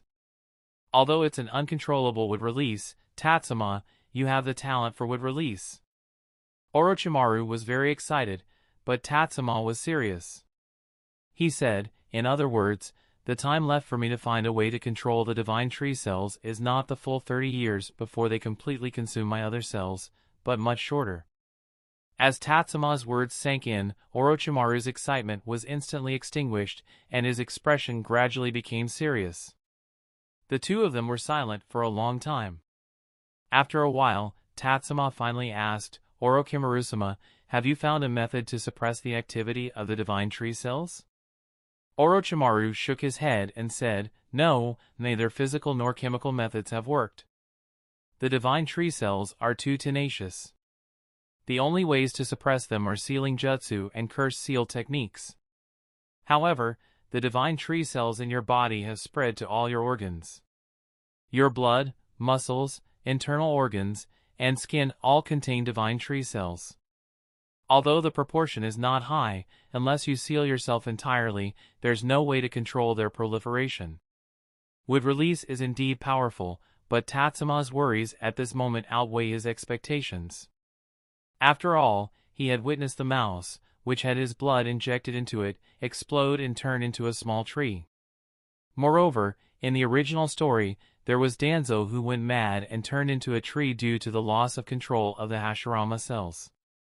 If Shimura Danzo had not acted decisively and severed part of his body, he might have ended up like that mouse. By the way, Orochimaru-sama, don't tell anyone about today's events, especially my sensei. Tatsuma said seriously. Orochimaru nodded and tightened his grip on the syringe, saying, we should study these blood cells that have been completely replaced by the divine tree cells. There might be a solution. Although Orochimaru said this, both he and Tatsuma knew the prospects were slim. However, it was still necessary to research the divine tree cells that had absorbed so many cells to see if there were any genetic changes. After analyzing the blood samples, Tatsuma was cleaning the lab. When he came out, Orochimaru suddenly said, the divine tree cells, this divine tree, is it the same as the tree used by Shikatsu forest slug sage? Tatsuma nodded. Orochimaru licked his lips and said, the 3 great sanctuaries have been passed down for thousands of years, even tracing back to the ancient era before chakra appeared. I suspect that the divine tree is related to the birth of chakra. Orochimaru's speculation made Tatsuma's heart skip a beat. After all, he knew that the so-called divine tree was indeed the origin of chakra. He pressed his lips together and quickly composed himself. Fortunately, Orochimaru was lost in his own thoughts and did not notice Tatsuma's unusual reaction. Tatsuma cautiously asked, Orochimaru-sama, why do you have this idea? It's from a storybook I read in my childhood. Before the ninja groups took over the ninja world, there were many clans in the ninja world that could use chakra, and they all originated from the shinobi sect, Ninshu. Records and rumors about the shinobi sect are extremely scarce. I only later heard some information by chance, including a tree with mysterious powers and even rumors about the six-path sage and the tree. I never believed in the existence of the six-path sage before, nor did I think he was the origin of the ninja, but if a divine tree with such miraculous properties exists, then it doesn't seem hard to understand that it could have given rise to a six-path sage. And if we assume the existence of the six-path sage, then many of his stories are worth pondering. For example, there are tales of him having 2 white eyes, or in some versions, 2 purple eyes and 1 red eye. There are also legendary ninja tools said to be from the Land of Lightning, which were previously in the possession of the Kinkaku and Ginkaku brothers who were targeted for their deaths. Orochimaru muttered, then recalled something else and said, earlier at Ryuchi Cave, I heard a snake belittling Mount Myaboku, claiming that those toads only survived because they helped a man in the past, otherwise, Mount Myaboku would have been destroyed in some apocalyptic disaster long ago. After saying this, Orochimaru shook his head and looked at the surprised Tatsuma with his mouth agape, saying, but these are just rumors. You don't need to take them too seriously, it might just be a coincidence. However, I can visit Ryuchi Cave sometime to inquire about the divine tree. And Jiraiya, at such a critical moment, I don't know where he has gone. Otherwise, he could have inquired from Mount Myaboku. Tatsuma nodded blankly, closing his mouth. He was certainly not surprised by the stories Orochimaru mentioned. His surprise was that Orochimaru knew these stories. However, considering Orochimaru's pursuit of ninjutsu and tracing the origins of ninjutsu and ninja, it was understandable. After a while, the new test report came out.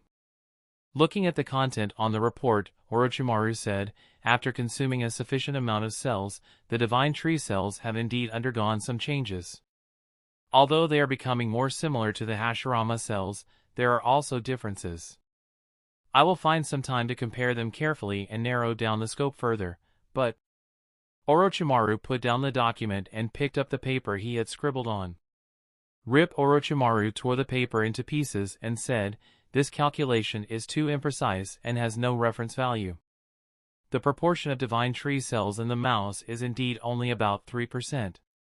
However, these 3% of divine tree cells are already self-rewritten, different from the divine tree cells in your body. Fortunately, there are still a few blood samples left.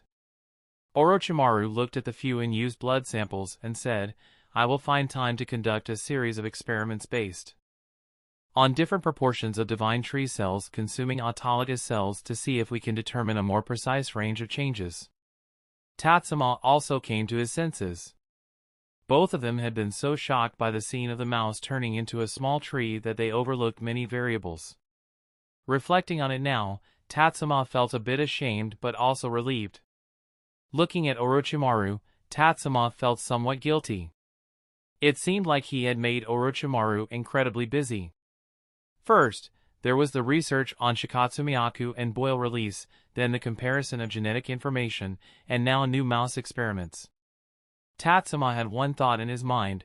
Fortunately, he hadn't given Orochimaru any money, otherwise, he might have become a Blackheart boss. Tisk! Orochimaru suddenly tapped his head. Tatsuma panicked, thinking Orochimaru had realized he was being exploited. To Tatsuma's surprise, Orochimaru looked around and said, this place is still too rudimentary. If we could use a wood-release research facility and assign more researchers to me, the progress would definitely improve. Unfortunately, the wood-release research facility cannot be used, so I'll have to purchase some equipment myself. It looks like I'll need to complete a few missions to save up some money. Seeing Orochimaru lost in his own thoughts, Tatsuma couldn't help but smile.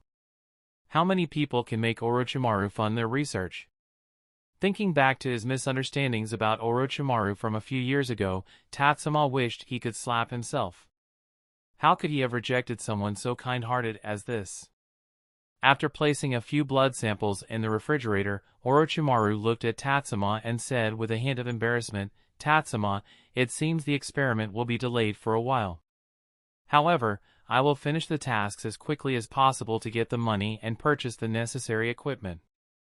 Well, Orochimaru-sama, I still have quite a bit of money here. Although ANBU doesn't settle mission counts, mission rewards are still distributed. No need. You have to cover the clan's expenses, so it's better to keep some money on hand for possible emergencies, like if Tsunade might use the land deed as collateral. Orochimaru shook his head. Tatsuma sighed, admiring how well Orochimaru knew his sensei. Despite this, he still spoke up for his sensei. Sensei hasn't been to the casino for a long time. She might be planning to quit gambling. With her weak self-control, the only thing stopping her from falling back into the casino is just a ridiculous excuse. Orochimaru didn't believe Tsunade would quit gambling, just as he didn't believe Jiraiya, the perennial underachiever, would quit womanizing. Achoo! Achoo!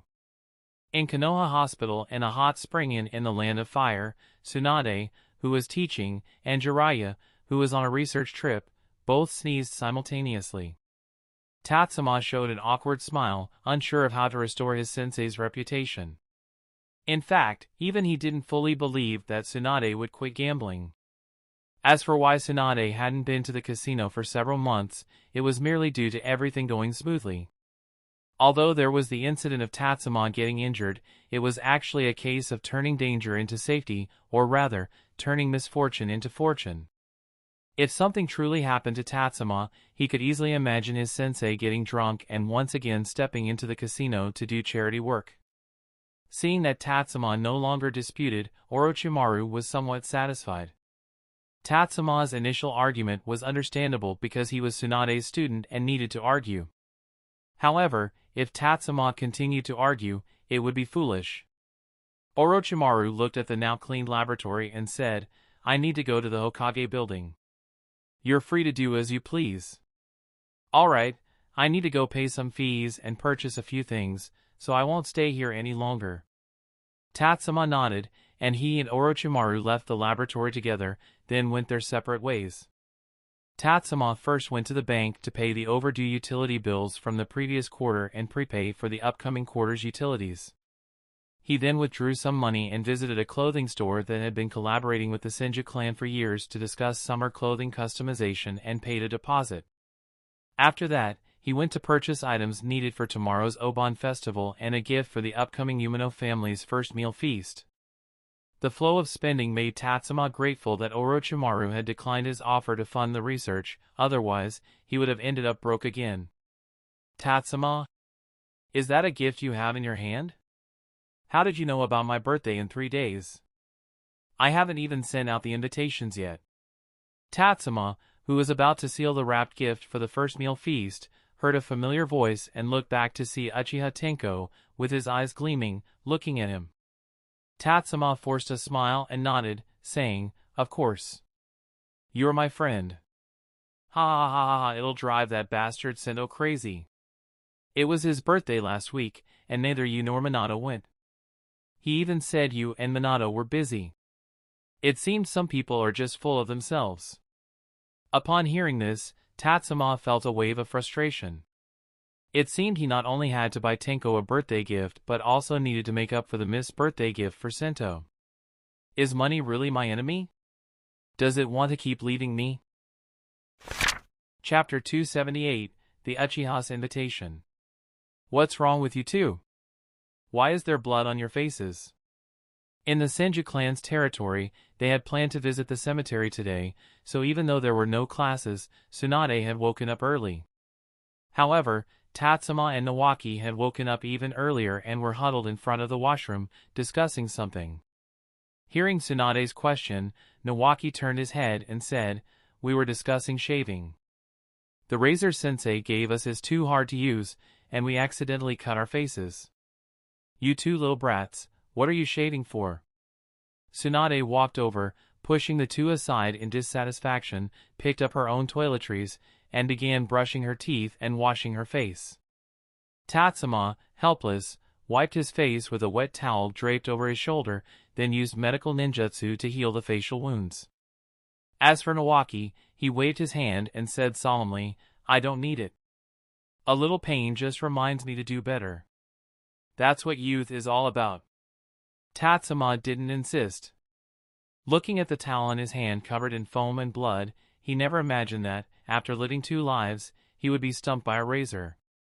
He wondered if the wounds on his face might cause further proliferation of the divine tree cells. If so, that would be terrifying. The two of them waited until Tsunade finished her washing before cleaning the towel and applying some aftershave to their faces. Tatsuma wasn't sure if his face needed aftershave care after using medical ninjutsu. But to be honest, he really liked the scent of the aftershave. The top note was a cool peppermint, the middle note a sweet citrus, and the base note a subtle wood chip aroma, much more pleasant than various perfumes. After tidying everything up, Misha also prepared breakfast for the whole family. Today, Shizun wasn't there. She had been picked up by Dan the night before. After all, Dan and Shizun were going to visit different ancestors from Tsunade and the others. After visiting the cemetery, they needed to bring the ancestors home.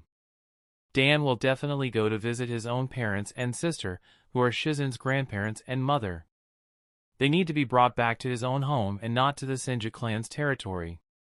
In the following days, the ancestors will stay at home until they are sent off again, so Shizun will have to stay home during this period. Regarding whether ancestors will truly return because of a bowl of soul fire, Tatsuma believes that Senju Tobarama can actually disprove this. After all, his impure world reincarnation jutsu is the real method to bring ancestors back.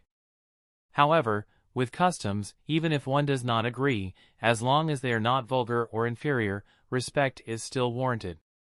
There is no need to create discomfort for oneself or others on such days. After the customs are observed, everyone will return home to change clothes. Tatsuma also prepared the necessary items, and Tatsuma, Tsunade, Nawaki, and Kushina headed to the cemetery. As for Minato, he will likely go as well, but he will go separately and meet up at the cemetery. Unlike Tatsuma and Kushina, Minato's connection with the Senju is not as close. Tatsuma is Tsunade's disciple and the heir to Senju Tobarama's legacy, so he is going as a Senju descendant.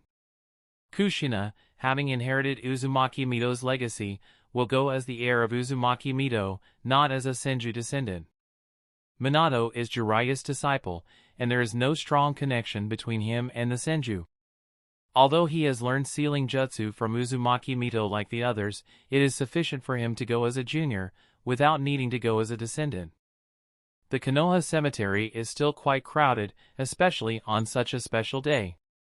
Even Orochimaru took the time to visit, silently paying his respects in front of a weathered gravestone with illegible inscriptions. Such occasions do not involve much socializing. After Tatsuma and the others completed their rounds of paying respects, they lit candles and returned home, using the candlelight to ignite the soul fire prepared at the Buddhist altar, thus completing the ceremony. It was more elaborate when Uzumaki Mito was around, but now, neither Tsunade nor Tatsuma had the inclination for grand ceremonies. They planned to perform the soul fire sending ritual again in a few days, which would be sufficient. The somewhat modest ceremony was still considered solemn within Konoha, given that Konoha is a ninja village with many ninja families. Not every ninja can rest during Obon festival. For most ninjas, visiting the cemetery and paying their respects is enough to complete the ritual. The specific day of the festival isn't crucial, it's sufficient to perform the ritual within a few days of Obon. After completing the ceremony in the morning, Tatsuma left the clan's territory in the afternoon and found Minato. Seeing that Minato's clothes were not at all bright and his pants and sleeves had some stains, Tatsuma guessed that he had likely been to the cemetery that day. He didn't ask for details and went straight to the point. Tenko's birthday is the day after tomorrow. Did you receive the invitation? Minato nodded and said, yes, I just received it at noon. Did you get one too? Are you asking me to go buy a gift together? That's right. Have you checked your mailbox? Sento should have sent an invitation last week, but we were out of town at that time, so I didn't notice. I didn't either. I usually only check my mailbox at the end of the month. Hearing this, Minato walked to the hallway, found his mailbox, and took out a bunch of miscellaneous letters, some about ninja early shifts, some about ninja extracurricular training, clearly stuffed in during a mail sweep. Finally, he found an invitation and looked troubled, saying, Sento probably doesn't know that we were out on a mission. If he finds out we attended Tenko's birthday party but missed his own birthday party. Let's go. We'll buy some gifts and make it up to Sento the day after tomorrow. Tatsuma shrugged. He had decided this yesterday. The reason he hadn't bought anything yet was that Tenko had been pestering him, even wanting to know what Tatsuma had prepared for his birthday gift. If Tatsuma hadn't made up an excuse about giving Tenko a surprise, Tenko might have taken the birthday gift yesterday. It was a set of highly reliable ninja tools, commonly known as toys, that Tatsuma had prepared for Irika. Minato nodded and asked, "So what kind of gift should we get?" Tenko's financial situation isn't very good. The daily tasks at the security department don't pay much, and he has to support his grandmother and younger cousin, so his expenses must be considerable. Let's get something useful but that Tenko and his grandmother wouldn't spend money on themselves. I'll get a set of teapots, and you can get some tea leaves? Tatsuma suggested. Minato had no objections and continued, "What about Sento? Sento is much wealthier than us. We don't need to worry about the price or practicality. Just get something interesting, like a decorative item with a unique design, a potted plant, or even a fish tank with ornamental fish. We'll see what we can find later." Choosing gifts is always a challenge, especially when the recipient doesn't have specific desires and the giver has a limited budget. Tatsuma could only stick to his budget and offer some suggestions. Fortunately, Minato didn't have any ideas of his own and thought Tatsuma's suggestions were quite good. It seems that as long as it's not a gift for a girl, Tatsuma's advice is quite reliable. The two, being proactive, didn't delay once they had made their decision. They went shopping and Tatsuma specifically requested the same gift wrapping as yesterday.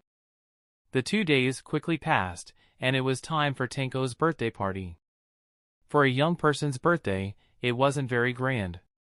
There were no elaborate feasts or unimaginable joys planned. Tenko simply invited a few friends to his home.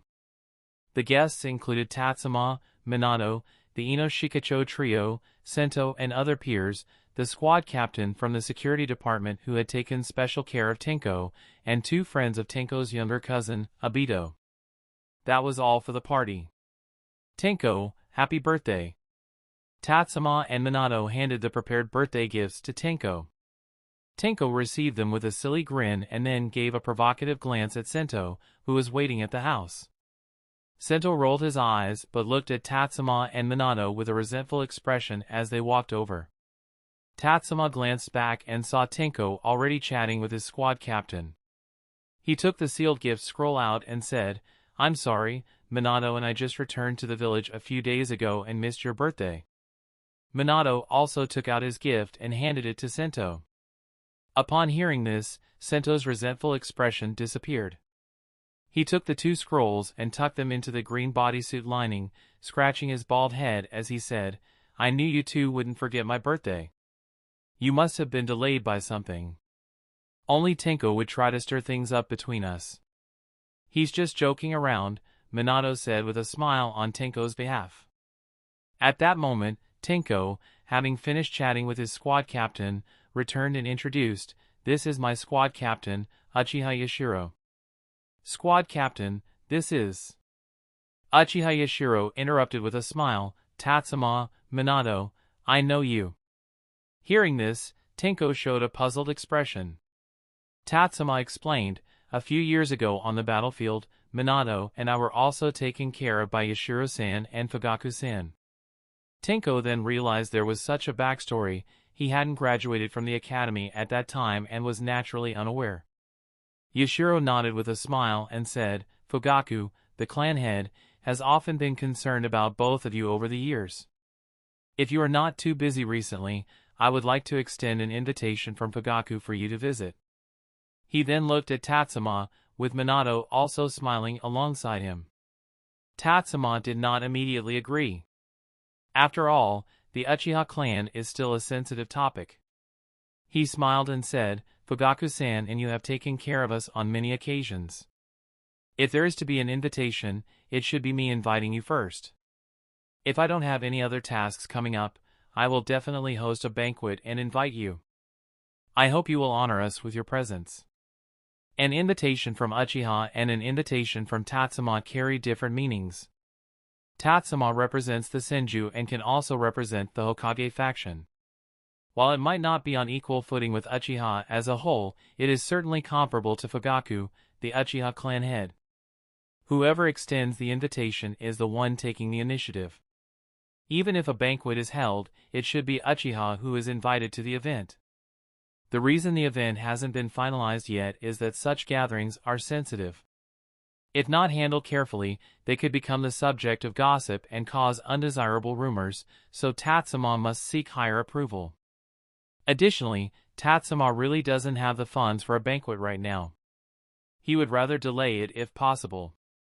Even if a banquet is necessary, he would at least need to secure some public funds for it. Yashiro smiled and nodded. It was unclear whether he understood the underlying meaning of Tatsuma's words, but he simply said, "Then I will inform Fugaku, and we will await the invitation." Tatsuma's smile remained unchanged, but he turned to Tenko and said, "Tenko, Minato and I brought tea leaves and teapots. It's just right for us to use them now. It wouldn't be very polite to serve drinks to your squad captain."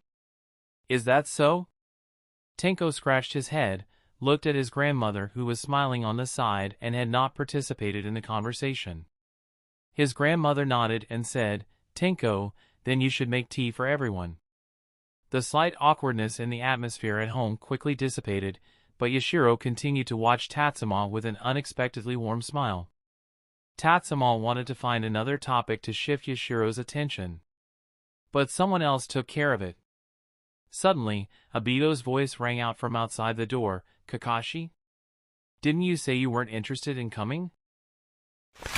Chapter 279, Tenko's Surprise and Tatsuma's Fear. At the entrance, Obito, who was eagerly waiting, looked at the boy with white hair and lifeless eyes, and instantly felt disappointed and resentful. Kakashi walked in front of Obito and said, "My father asked me to come, and this is your cousin's birthday party, not your birthday party. So, whether I stay or leave is a decision only he can make, besides myself." Kakashi's reasoning left Obito at a loss for how to refute. Just as he was about to act stubborn, his grandmother arrived at the door, smiling at Kakashi and saying, "You must be Kakashi, right? Obito often mentions you. Please, come in and sit." "Who often mentions him?" Obito said unhappily, but seeing the stern look in his grandmother's eyes, he lowered his head. Kakashi, holding a gift, followed his grandmother into the house.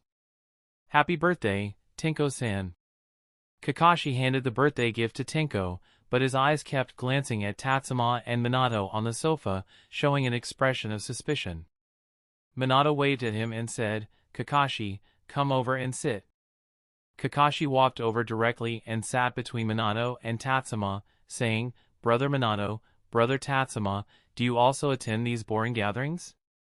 As soon as he finished speaking, the smiles on Minato and Tatsuma's faces instantly stiffened, and a hint of embarrassment appeared on Tenko's face, who had put down the gift and was preparing to continue making tea. Yashiro frowned, observing the Hatake family's child. In Yashiro's eyes, despite Tenko's poor talent, at 14 years old, soon to be 15 after today, he still hadn't awakened the Sharingan. But no matter what, Tenko is a member of the Uchiha clan. Yashiro knew that within the clan and even among the team, there were some murmurs about the overly favorable attitude towards Tenko, but that was an internal Uchiha matter. Moreover, befriending Tenko was not just Yashiro's personal wish, it was also because Tenko was the only Uchiha who could maintain communication with Tatsuma and Minato. No matter what, unfavorable remarks about Tenko could be made by Uchiha themselves, but not by outsiders. Not even if the child's father is Sakamoto Hatake. Just as Yashiro clapped his hands on his knees, preparing to stand up, Tatsuma quickly said, "Since we are friends with Tenko, how could a gathering among friends be boring?" Although the remedial words were somewhat weak, Yashiro still decided to stay seated. Tenko maintained the courtesy expected of a host and continued making tea, while only Sento, on the sofa, struggled to hold back his laughter, wriggling continuously. Wearing a tight green outfit, he resembled a caterpillar about to emerge from a white cocoon after failing to become a butterfly. Tatsuma gave Minato a look, signaling him to say a few more words. Minato, understanding the hint, ruffled Kakashi's hair and said, "Don't you want to invite us to your house for a party on your birthday? Is that okay?" Kakashi's eyes brightened slightly. Tatsuma continued, "So, do you still think that such a gathering is boring?" "I understand now." Kakashi stood up from the sofa and gave Tenko a respectful bow, saying, "Tenko-san, I'm truly sorry. I misspoke." Ha ha ha. Tenko didn't know how to respond, so he just exaggerated his awkward smile, but it at least covered up the situation. Seeing Kakashi apologize, Yashiro didn't press the matter with the young child. While drinking the tea, not very proficiently made by Tenko, the group engaged in idle chatter. "Tenko! This is a gift for you." After a while, a large figure entered through the door. Choza came in carrying 3 gifts. After Tenko received them, Choza, seeing there were no available seats, didn't wait for anyone to make room and simply sat down beside the sofa. Catching his breath, he said to Tenko, "Shikaku and Inoichi are on a mission, so they asked me to bring the gifts." Tenko nodded to show understanding. Even if Shikaku and Inoichi didn't have missions, it would be impossible for all 3 to come at once. Whether 1 or 2 came, it would be a personal matter. If all 3 came together, it would inevitably send a certain signal, whether intentional or not, and many people in the village would pay attention. Therefore, unless it was an event hosted by the Hokage's faction, it was unlikely for all 3 to appear simultaneously. After a while, Obito finally saw the girl he genuinely wanted to invite, a little girl named Rin. Tatsuma and Minato did not approach to speak with her, as they didn't know Rin yet. Besides, Obito monopolized the interaction with Rin, so she couldn't come over to greet anyone. Yashiro didn't stay long. After confirming that there were no other guests, he had a brief chat with Tenko, Tenko's grandmother, and then excused himself, citing business at the police department. After taking out a sufficient amount of snacks, drinks, and fruits, Tenko's grandmother also went upstairs and did not participate in the gathering downstairs. The atmosphere instantly became relaxed, with everyone discussing their own topics. Tatsuma then learned that Choza had indeed been assigned by the clan and was placed directly next to Akimichi Torifu. However, Choza seemed quite happy because, during this time, his primary activity had been researching various delicacies with his uncle Torifu. Akimichi Torifu was responsible for cooking, and Choza was in charge of eating. As a result, in a short period, Choza had gained more weight, and even a brief period of carrying weight left him out of breath. Yet, the discomfort of his physical state didn't seem to bother Choza. Instead, the joy of delicious food had him immersed in it. As a sensing-type ninja, Tatsuma could sense that Choza's physical weakness was deceptive.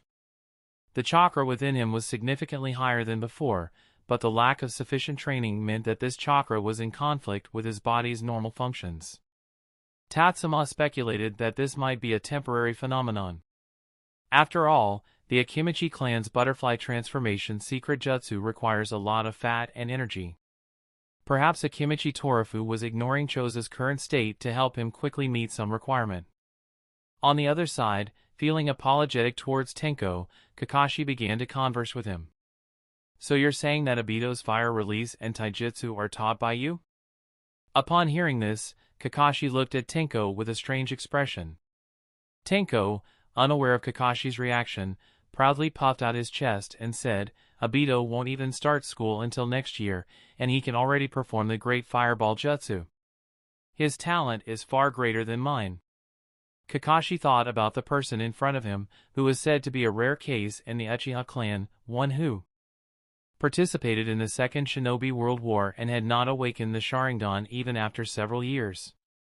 It seemed reasonable that Obito's talent might surpass his own. Realizing this, Kakashi looked at Obito, who was surrounded by Rin not far away, with a hint of sympathy. With an instructor like Uchiha Tenko, Obito's fate was truly harsh. Was he being too harsh on this poor boy? During this period, Kakashi had been learning from Sakumo. In addition to swordsmanship, ninjutsu, and taijutsu, Sakumo had also taught him a great deal about intelligence gathering. For example, the Uchiha clan is more likely to awaken or even evolve the Sharingan in increasingly dangerous situations, and typically, the degree of danger is proportional to the evolution of the Sharingan. If the Sharingan is awakened during an A-rank mission's crisis, then the next evolution would require a situation even more dangerous than the current one to trigger the next evolution. And Tenko, who has experienced the deaths of his uncle and aunt on the battlefield without awakening his Sharingan, might be trying to avoid it. Kakashi's gaze at Tenko became strange. If a timid Uchiha, serving as another Uchiha's mentor, instills some cowardly ideas, wouldn't that be harmful? Tenko also noticed Kakashi staring at him and felt a sudden unease. Could it be that he's been seen through? He had planned to reveal his 3-Tomo Sharingan as a return gift to Tatsuma, Minato, and that Sento guy after the birthday party. Could it be discovered early? Tenko never imagined that Kakashi was already considering whether to warn Obito not to follow his cousin's example or even to avoid him altogether. Tenko dared not make eye contact with Kakashi, let alone talk to him. He could only endure the discomfort and converse with Sento. However, after just a few exchanges, both of them became so angry that they turned their heads and ignored each other. Kakashi and Rin didn't stay long and left together as the sun set, with an angry Obito trailing behind them. After showing off all the snacks and fruits, Choza patted his backside and left. The birthday party dinner was indeed appealing, but Uncle Torafu's dinner was even more so. With only 4 people left in the living room, Tenko glanced towards the hallway and heard his grandmother's steady breathing, realizing she must be resting. He then looked at Tatsuma and the others and said, "Should we set a time to spar again, like we used to?" "How did you know I've already mastered Revolving Heaven?"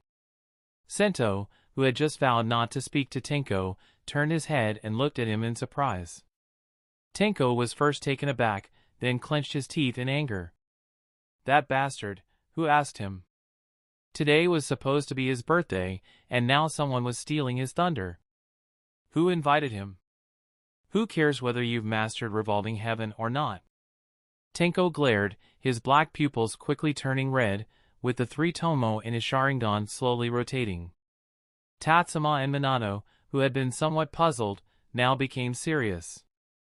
3-Tomo Sharingan is quite rare even within the Uchiha clan, and compared to the 2-Tomo Sharingan, the increase in power it brings is immense. Minato, unaware of the existence of Mangekyo Sharingan, considered 3-Tomo Sharingan as the final stage of Sharingan evolution. To reach this level at just 15 was surprising. Tatsuma's seriousness stemmed from the powerful visual Jinjutsu enhancement provided by the 3-Tomo Sharingan. Jinjutsu had always been Tatsuma's weakness. Previously, he could cover his weakness with other skills, but seeing a 3-Tomo Sharingan user standing right in front of him, Tatsuma felt a sense of urgency. Most Jinjutsu, Tatsuma could see through their activation process and avoid or dispel them, but he had never encountered visual Jinjutsu before, and he did not have the habit of avoiding looking into his opponent's eyes. After all, the information conveyed through an opponent's eyes during a fight is vast, including not only emotional expressions but also focus distance, focus direction, and other combat-relevant details. To get Tatsuma to change his habit of looking into his opponent's eyes during combat, he wasn't sure he could manage it immediately. Seeing Tatsuma and Minato's serious expressions, Tenko couldn't help but show a proud smile.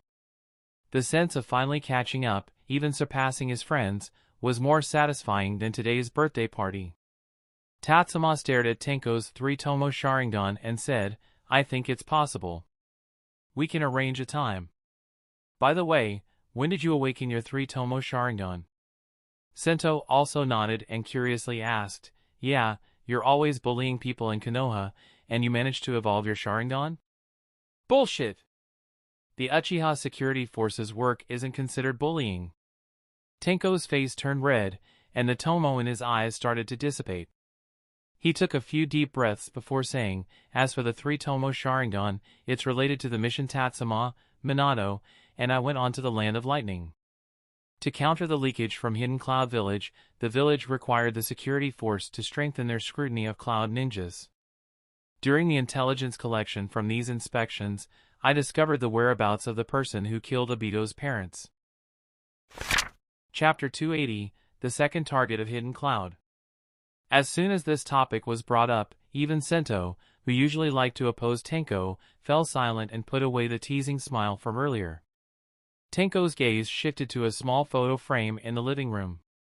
In the frame was a man with short hair wearing a security department uniform. His face had a very unnatural expression, as if he was attempting to smile for the first time. Beside him was a woman dressed in a kimono, smiling happily while holding a child. These were Obito's parents, and this was the only photo of Obito with his parents, taken when Obito was so young that he couldn't even remember it. After the photo was taken, his parents went to the northern part of the Land of Fire to fight against the Cloud Ninja who were constantly invading and harassing. It was during this war that Obito's parents were killed by Cloud Ninja while protecting the inexperienced Tenko on the battlefield. After returning from the battlefield, Tenko awakened the two-tomo Sharingan. Tatsuma was the first to know about this and had the most understanding of the situation. However, this matter was not a secret. After Minato and Sento learned that Tenko had awakened the Sharingan, it wasn't difficult for them to figure out the reason with just a bit of logical thinking.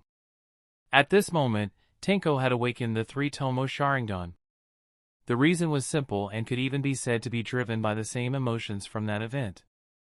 Tatsuma looked at Minato and said, "Minato, I need a place that's secure enough." "All right." Minato didn't ask why, or rather, he knew what Tatsuma wanted to do. He formed hand signs and then placed his hand on the ground. Barrier, Toad Gourd Prison. The ground seemed to ripple, and then the four of them suddenly fell. Tatsuma and Minato, adjusting their positions midair, were unaffected by the constantly changing scenery and found solid ground to stand on. Sento and Tenko weren't as fortunate, only reacting suddenly when they neared a bubbling pool of acid. Sento grabbed Tenko midair. "Return!" All of his chakra points instantly opened, and the chakra within him was about to burst out. Shikigami Jutsu, Bridge of Oblivion. Tatsuma threw out an unsealed scroll, and the white paper that exploded from it formed an arched bridge between the two landing points. Sento and Tenko he was holding fell directly onto the bridge, which slightly rebounded a few times, completely absorbing the impact. "Let go of me!"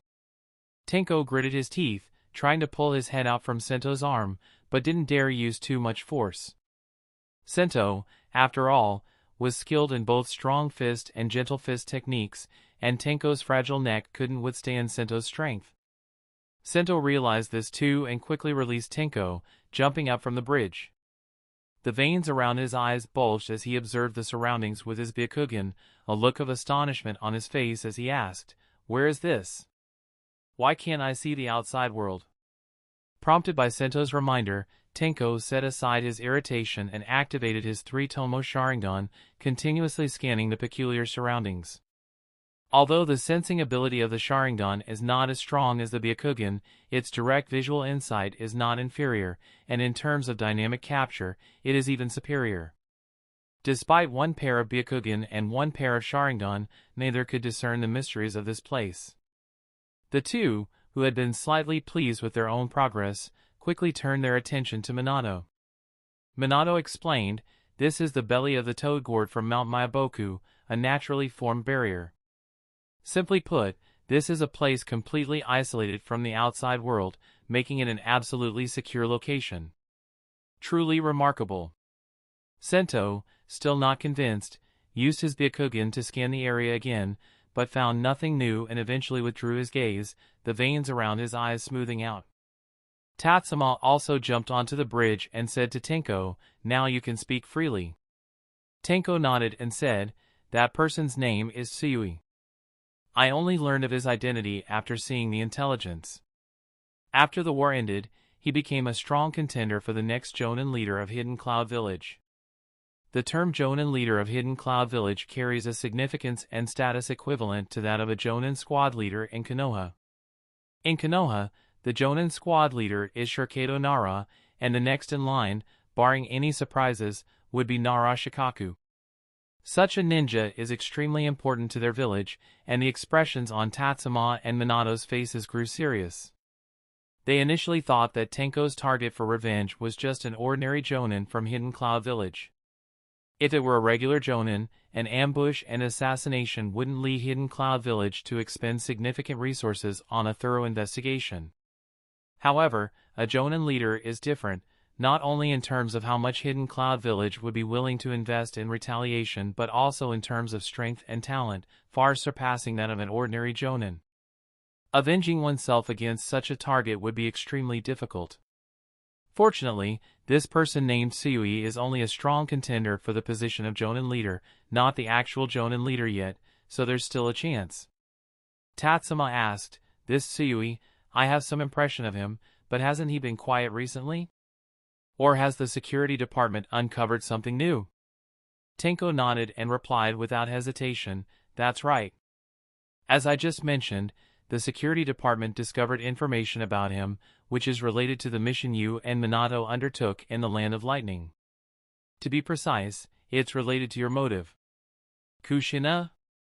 Minato, who hadn't planned to step onto the bridge to avoid putting extra strain on it, frowned and instantly appeared behind Tatsuma, his eyes intensely focused on Tenko. Tatsuma also frowned. Their mission in the Land of Lightning was widely known due to Hidden Cloud Village's public disclosure, but the motive behind the mission was a classified matter. However, Tatsuma quickly understood how Tenko could have come to know about it. After all, in the process of investigating Hidden Cloud Village spies, interrogation and questioning were inevitably involved. It made sense that they would have learned about Hidden Cloud's intention to abduct Kushina from those spies. But Tatsuma narrowed his eyes. It would be one thing if Uchiha merely knew about Hidden Cloud Village's intention to kidnap Kushina.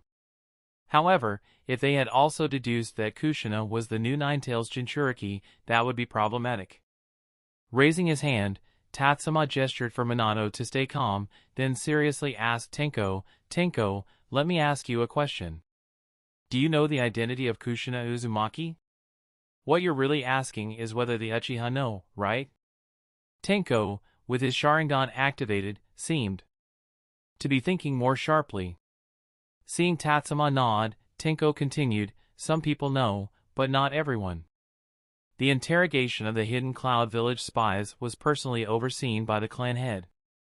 The matter of Hidden Cloud Village attempting to abduct Kushina, along with the reasons behind it, is known by only a very few even within the security department.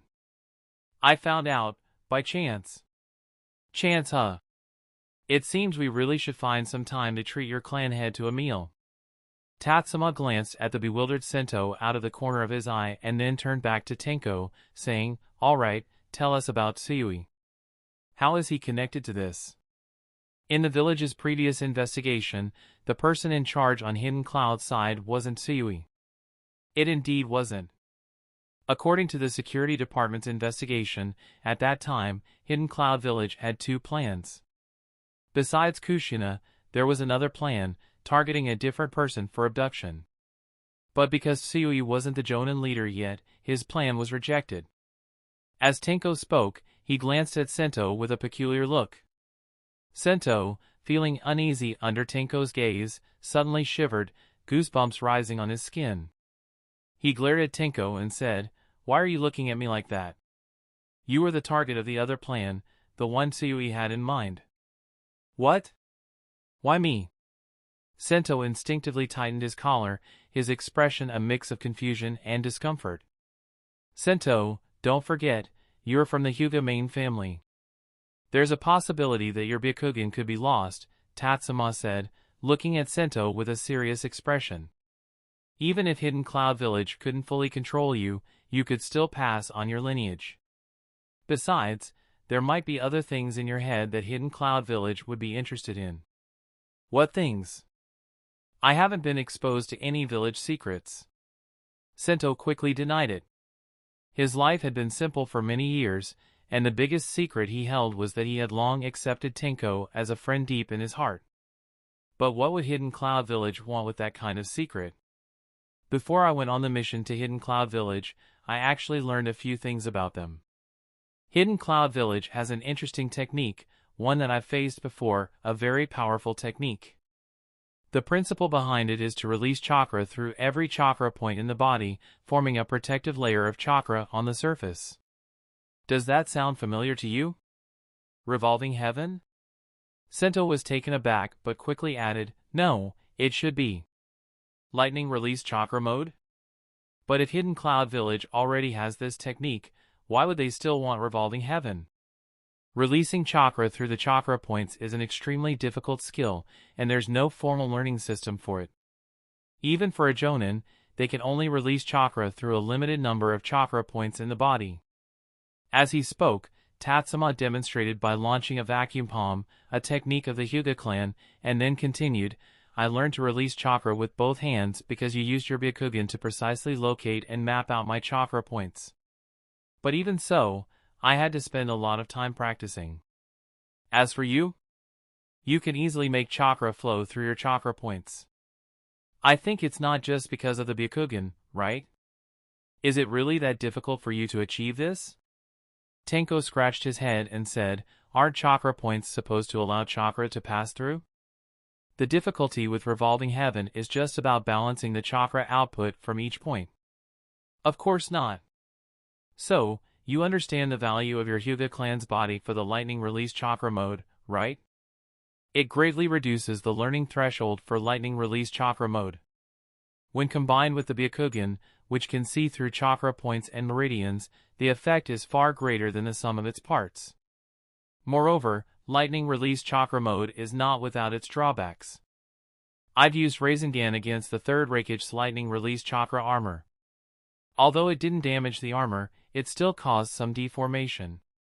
And the deformation of the lightning release armor, which is in close contact with the skin, can harm the skin and underlying tissues. If the deformation is significant enough, even if it doesn't break the armor, it can severely injure or even kill the person wearing it. This is what I mean by something in your head that Hidden Cloud Village is concerned about. Upon hearing Tatsuma's words, Sendo realized and said, are they trying to use 8 trigrams Revolving Heaven to improve their own techniques? It's not a matter of whether they want to, but whether you can. Of course, the most direct concern is still your Byakugan and your ability to reproduce. You put it so crudely, making me sound like a breeding pig. After Sento's complaint, his expression turned extremely serious as he said, so, if one day Tsuyui becomes the Jonin leader of Hidden Cloud Village, it's very likely he would take action against our Hyuga clan? It seems you're not foolish to the point of no return. Tenko looked at Sento with his arms crossed. Sento's expression shifted and he said, such a person cannot be allowed to continue living. Tenko, you shouldn't hold it against me if I end up killing the person you want to kill, right? Each to their own abilities. Alright, it's settled then. Each to their own abilities. Sento nodded and then extended a hand toward Tenko, saying, give me a detailed report on Tsuyu. Chapter 281, Elders often care more about your friendships. Stinky brother. You definitely went to the birthday dinner without waiting for me. Back at Tenko's house, Abito, who had been watching Rin go home, also returned home. Seeing the empty living room, he instantly became unhappy. He slumped on the sofa, mumbling about how no one invited him to dinner on his birthday and how if he hadn't met an old lady needing help, he would have made it to the meal. Is this how you really see me? The sudden voice startled Abito, causing him to tumble off the sofa. He quickly got up and saw his cousin and his 3 friends standing in the living room, with his cousin looking at him with a hint of grievance. Tenko, with a pained expression, said, how could I do something like that? How could my birthday party not include you and Grandma? Then where did you just go? Abito, not entirely swayed by Tenko, continued to question. Clearly, he had developed some resistance to being misled, but Tenko, unflinching, replied directly, Grandma is resting. I just didn't want to disturb her too early, so I took Tatsuma and the others out to chat. Is that so? Abito scratched his head, thinking about how he had raised his voice earlier and glanced toward the hallway, wondering if he had woken Grandma. Seeing his cousin's guilty expression, Tenko also felt a bit sympathetic and said, all right, no need to worry about that. It's almost time, so I'll go wake up Grandma, and then we'll head out. Okay. Abito responded quietly, and Tenko ran upstairs. After a while, he came back down and told Abito, Grandma is awake. You should go reserve a private room first. Okay. Hearing this, Obito scrambled with his short legs and ran out the door. Once Obito had left, Tenko took out 3 scrolls and handed one to Sento, Tatsuma, and Minato each. The 4 of them exchanged glances and didn't discuss the previous topic further.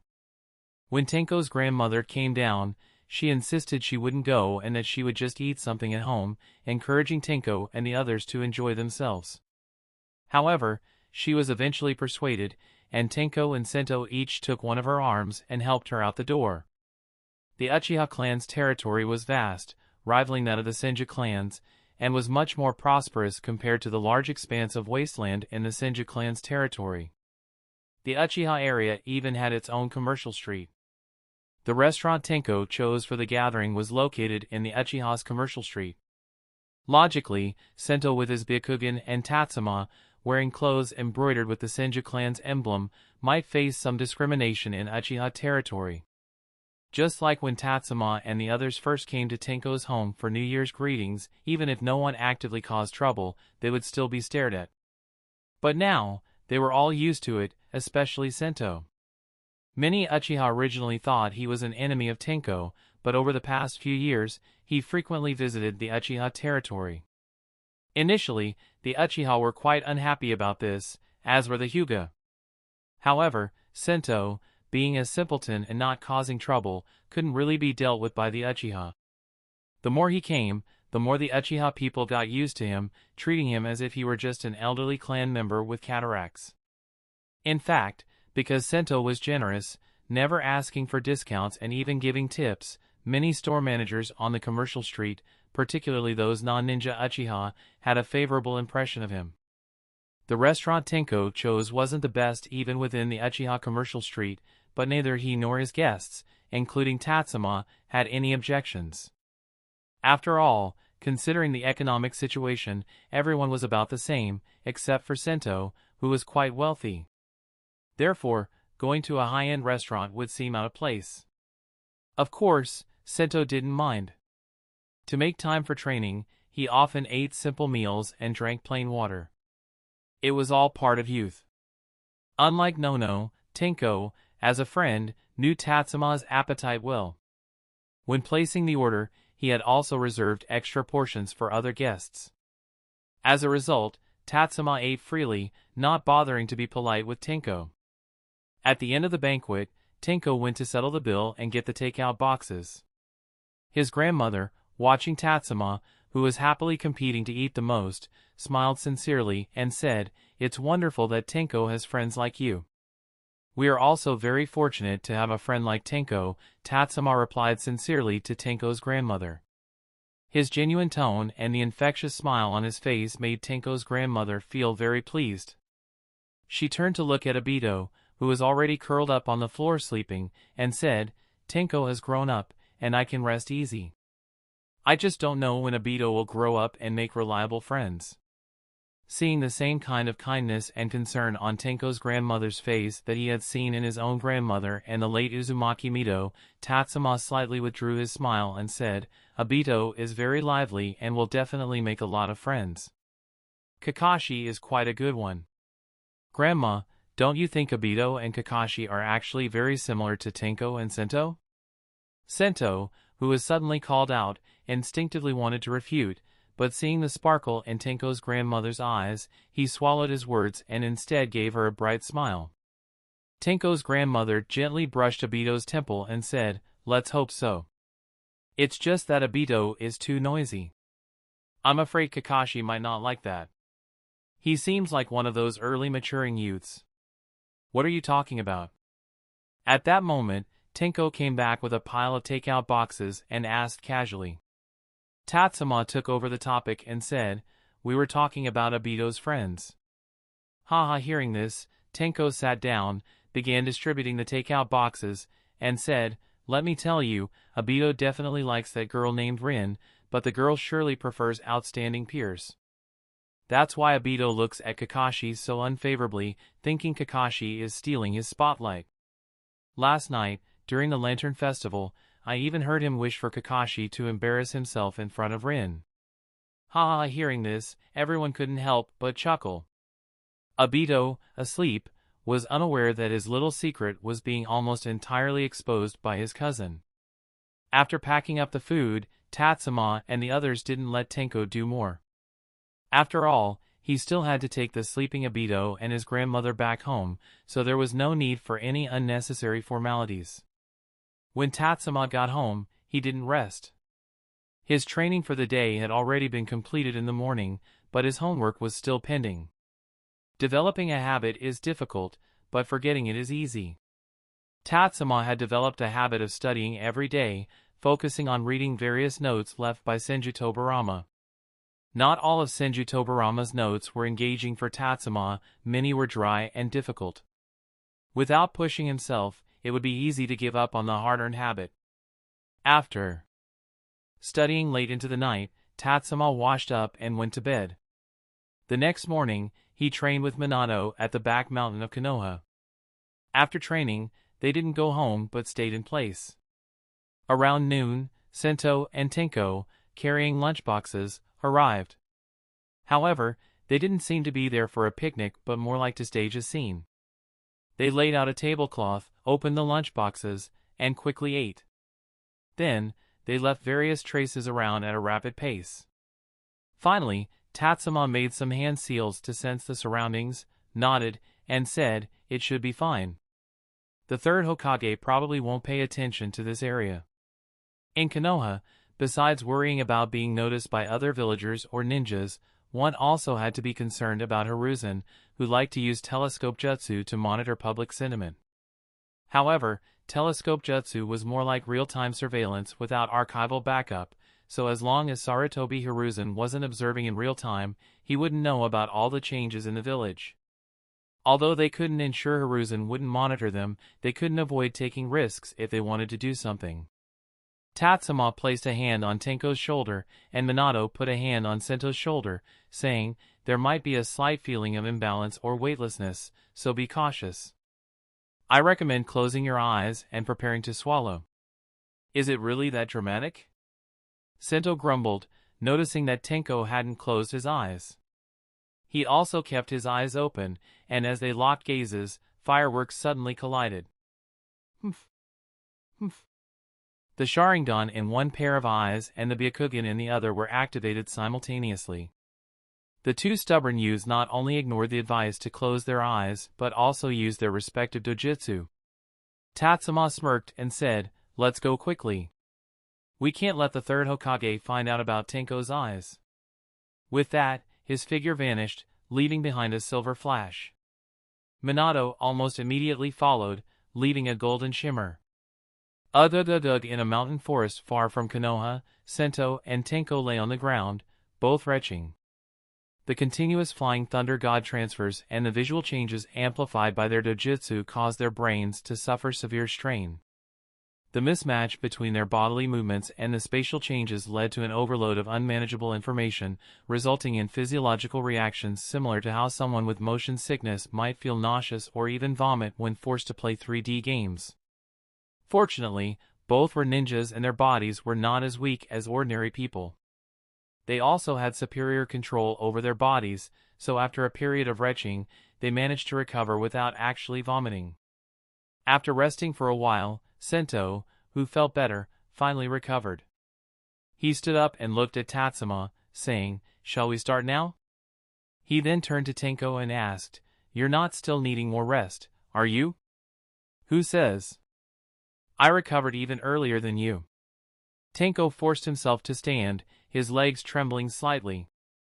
The ground beneath him felt a bit unreal, and his brain hadn't fully adjusted yet. His processing of movement and stillness wasn't completely restored. Seeing this, Tatsuma didn't rush to start. Instead, he stood in front of the two, with his arms crossed, and said with a serious expression, like a commanding officer, "According to the information Tenko provided us yesterday, Tsuyui is a jonin extremely skilled in lightning release ninjutsu and nin taijutsu. Moreover, his strength is beyond any of us at our current level, and even attempting to mimic it would be very difficult. I don't use lightning release ninjutsu, so I will be responsible for simulating nin taijutsu. Minato will handle simulating lightning release ninjutsu to give you a general understanding of the characteristics of Hidden Cloud Village ninjas.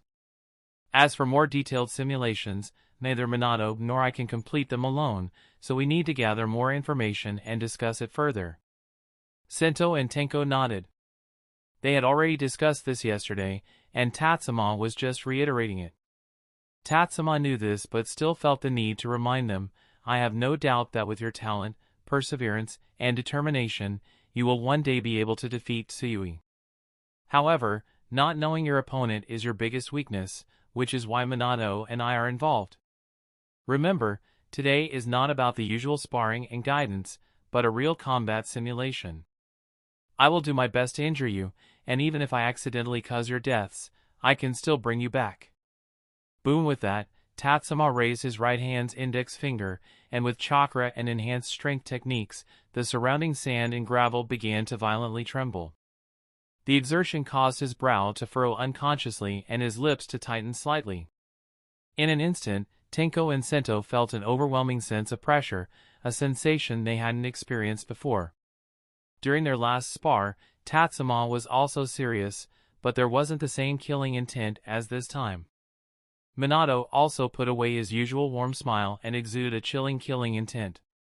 Unlike Tatsuma's imposing presence, akin to a warhammer or battle axe, Minato felt like a deadly blade lurking in the shadows, completely opposite to his usual sunny demeanor.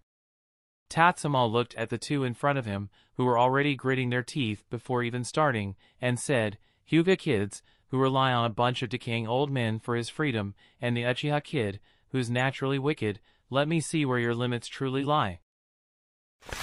Chapter 282, Mastering the Art of Precise Insults is a Skill. The most likely to provoke a defensive reaction are those words that hit where it hurts. When Tatsuma spoke, both Tenko and Sento, who had been somewhat uncomfortable before, immediately fell into a state of agitation. Sento thought about his experiences from the first 10 years of his life. He was one of the rare children in the split family who had not been branded with the caged bird seal, but he never felt superior because of it. He had known early on that he was not the one who was guaranteed not to be branded with the cursed seal, because he was not from the main family. As long as his uncle was willing to marry and have children, when his uncle's offspring were born, he would be branded with the caged bird seal, becoming one of the many branches of the Hyuga family, and spend his entire life serving the main family. He was a lucky child, his uncle's guilt towards his father extended to him.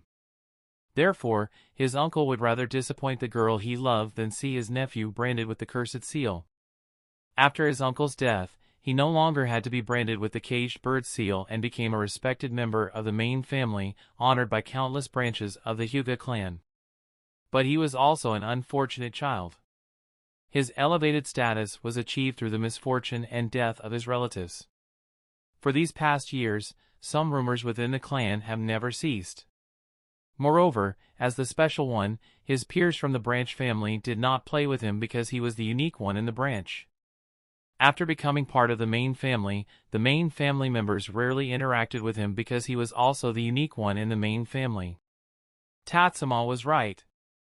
Even his freedom was obtained through the charity of the corrupt people in the clan. It was those corrupt people who, shouting about the unchanging laws of their ancestors, had wanted to brand him with the caged bird seal from the moment he was born. Even becoming part of the main family and gaining certain freedom was reluctantly agreed to by those corrupt people who were unwilling to let the Hyuga clan lose a branch, and so begrudgingly allowed him to inherit his uncle's main family position. In the past, Sento could endure this silently, but when such words came from his own friend's mouth, his internal defenses crumbled. Tenko was similar. The notion that the clan was inherently evil was something every Uchiha had heard. Sento would joke about him bullying and dominating others in the village every day. But in reality, whether or not the actions of the security force were justified, as long as they harmed non-Uchiha people, even if that person was a criminal, the Uchiha security force would be condemned. The villagers did not care what they did. No matter what, everything they did was considered evil and a threat to the village because they were inherently evil, so how could they do anything good? That kind of baseless hatred seemed to be something that the Uchiha were inherently destined to bear. Why was that? Tenko's breathing grew heavy, and the tomo in his eyes spun faster, staring intensely at Tatsuma, trying hard to see through him. Tatsuma's expression remained unchanged, but he felt a sense of satisfaction inside. This was the effect he wanted. Sento and Tenko needed to see their opponent as their enemy, a blood feud. Therefore, not only did he needed to simulate their combat skills, but also the emotions experienced in battle. He wanted them to develop hatred for Tatsuma in the shortest time possible. The simplest way was to expose their wounds. Tatsuma's lifted finger now fell back to its original position, the almost inaudible sound of his fingertip touching his clothing becoming the signal. In an instant, Tatsuma erupted with enhanced strength, stepping toward Tenko and launching a powerful punch directly at him. Meanwhile, Minato, who had received Tatsuma's signal, also moved. His speed was only slightly less explosive than Tatsuma's, and he swiftly appeared at Sento's side, holding a glowing chakra ball in his hand. Boom! Boom! The speed was so fast that Tenko and Sento couldn't keep up. Even with the aid of the 3 Tomo Sharingan, Tenko could only cross his arms in front of him in time. Tatsuma's punch landed directly on his left forearm. Despite Sento's Byakugan giving him a 360-degree field of vision, he managed to catch Minato's movements, but his body couldn't keep up completely. While he was twisting his torso to dodge, Minato's chakra ball struck his ribs. The two figures were thrown backward, skidding across the wet forest floor without raising dust, making everything clearly visible. Tenko's left forearm was visibly deformed, and his distorted facial features and pale complexion indicated the severity of the attack he had endured. Sento, half-crouched on the ground, had a large tear in the left side of his clothing. The charred edges of the tear and the similarly scorched exposed skin showed that he hadn't been able to block the attack. Your hand. Despite training in taijutsu day after day, Sento quickly adjusted, positioning himself in front of Tenko, and warily watched Tatsuma and Minato from a distance. Tenko, grasping his left elbow, said, "Not serious." Saying this, Tenko used his right hand to smooth over his left forearm, realigning the broken bones. Several sanbon appeared in his hand, along with a piece of steel wire. He secured the sanbon and steel wire to his left forearm and carefully moved his left fingers. The pain was intense, and flexibility was greatly reduced, but he was still capable of fighting. Lightning release. Lightning ball. Before Tenko could attempt further, Minato's ninjutsu activated again. Amidst the flickering arcs of electricity in the air, multiple lightning balls appeared and hurled toward them. The attack covered a wide area and moved at an incredibly fast speed, leaving them no time to dodge. Additionally, with Sento's Byakugan activated, he saw Tatsuma, not far behind them, advancing toward them. 8 trigrams. Revolving heaven. Without hesitation, Sento stomped the ground, his chakra erupting from every pore in his body, forming a chakra sphere that enveloped both him and Tenko. At the same time, Minato's lightning balls and Tatsuma's advancing elbow strike arrived. Boom! Rumble! The lightning balls struck the revolving heaven, exploding in brilliant lightning, causing the entire chakra sphere to tremble violently. Tatsuma's elbow strike, powered by enhanced strength, hit the revolving heaven like a finger pressing on a balloon, severely deforming the sphere and creating ripples. The entire revolving heaven sphere looked like a jiggling jelly. Sento, leave it to me. Tenko stood up, positioning himself back-to-back with Sento. His hands were somewhat clumsy as he formed hand seals, then took a deep breath, preparing himself. Sento glanced at the fading lightning and stopped the chakra flow. The already unstable revolving heaven sphere quickly vanished. Simultaneously, Tenko exhaled a burst of flames from his mouth. Fire release. Great fire annihilation. The Uchiha-style fire release burst from Tenko's mouth, forming a stream of fire that expanded into a sea of flames as it met the wind, heading straight toward Tatsuma. 8 trigrams. Vacuum palm. Sento struck out with palm after palm, using chakra to disperse the remaining lightning. Facing the approaching sea of fire, Tatsuma did not use his most skilled and easiest method, water release. Instead, he unleashed enhanced strength again, with chakra surging through his body. Though not through precise, full-body chakra channels, the turbulent airflow still formed a protective shield in front of Tatsuma. Without pausing, Tatsuma charged directly into the sea of flames. Lightning release. Takamikazuchi spiral hammer second style. At this moment, Minato condensed another lightning-charged chakra ball in his hand and hurled it towards Sento. Sento's Byakugan widened as he tried to track the movement of this lightning release Rasengan.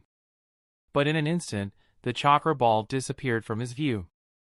Sento's eyes filled with terror, his instincts told him that Minato could not be performing a futile action. Moreover, the amount of chakra Minato had infused into this chakra ball, as seen through his Byakugan, was over 3 times that of the first attack. He could withstand Minato's first lightning ball, but he couldn't endure this one. Tenko, also shocked, was still breathing fire, but saw Tatsuma pushing through the sea of flames, breaking through the fiery barrier, and arriving directly in front of him. Tatsuma made no extra words or actions. Arriving before Tenko, he delivered a simple yet powerful palm strike, a straightforward, forceful slap to Tenko's face. Boom! Tenko was sent flying sideways, and the flame he was emitting ceased. Tatsuma's arrival made Sento extremely anxious. He didn't have time to think about the disappearing chakra ball and swung an elbow directly at Tatsuma. But Tatsuma simply leaned back to avoid Sento's elbow strike and lifted his leg. Without using enhanced strength, he only staggered Sento forward. Just as Sento thought Tatsuma's attack was a bit puzzling, he felt as if his soul and body were disconnected. Zzz, a large amount of lightning erupted from his body, and his chest's clothing was twisted up. In the next moment, the clothing was ripped apart, leaving blackened marks on his chest, as if his flesh was being pulled. Boom! In the next moment, Sento was also sent flying. Tatsuma, slightly turning his body, lifted his leg and then swept it out.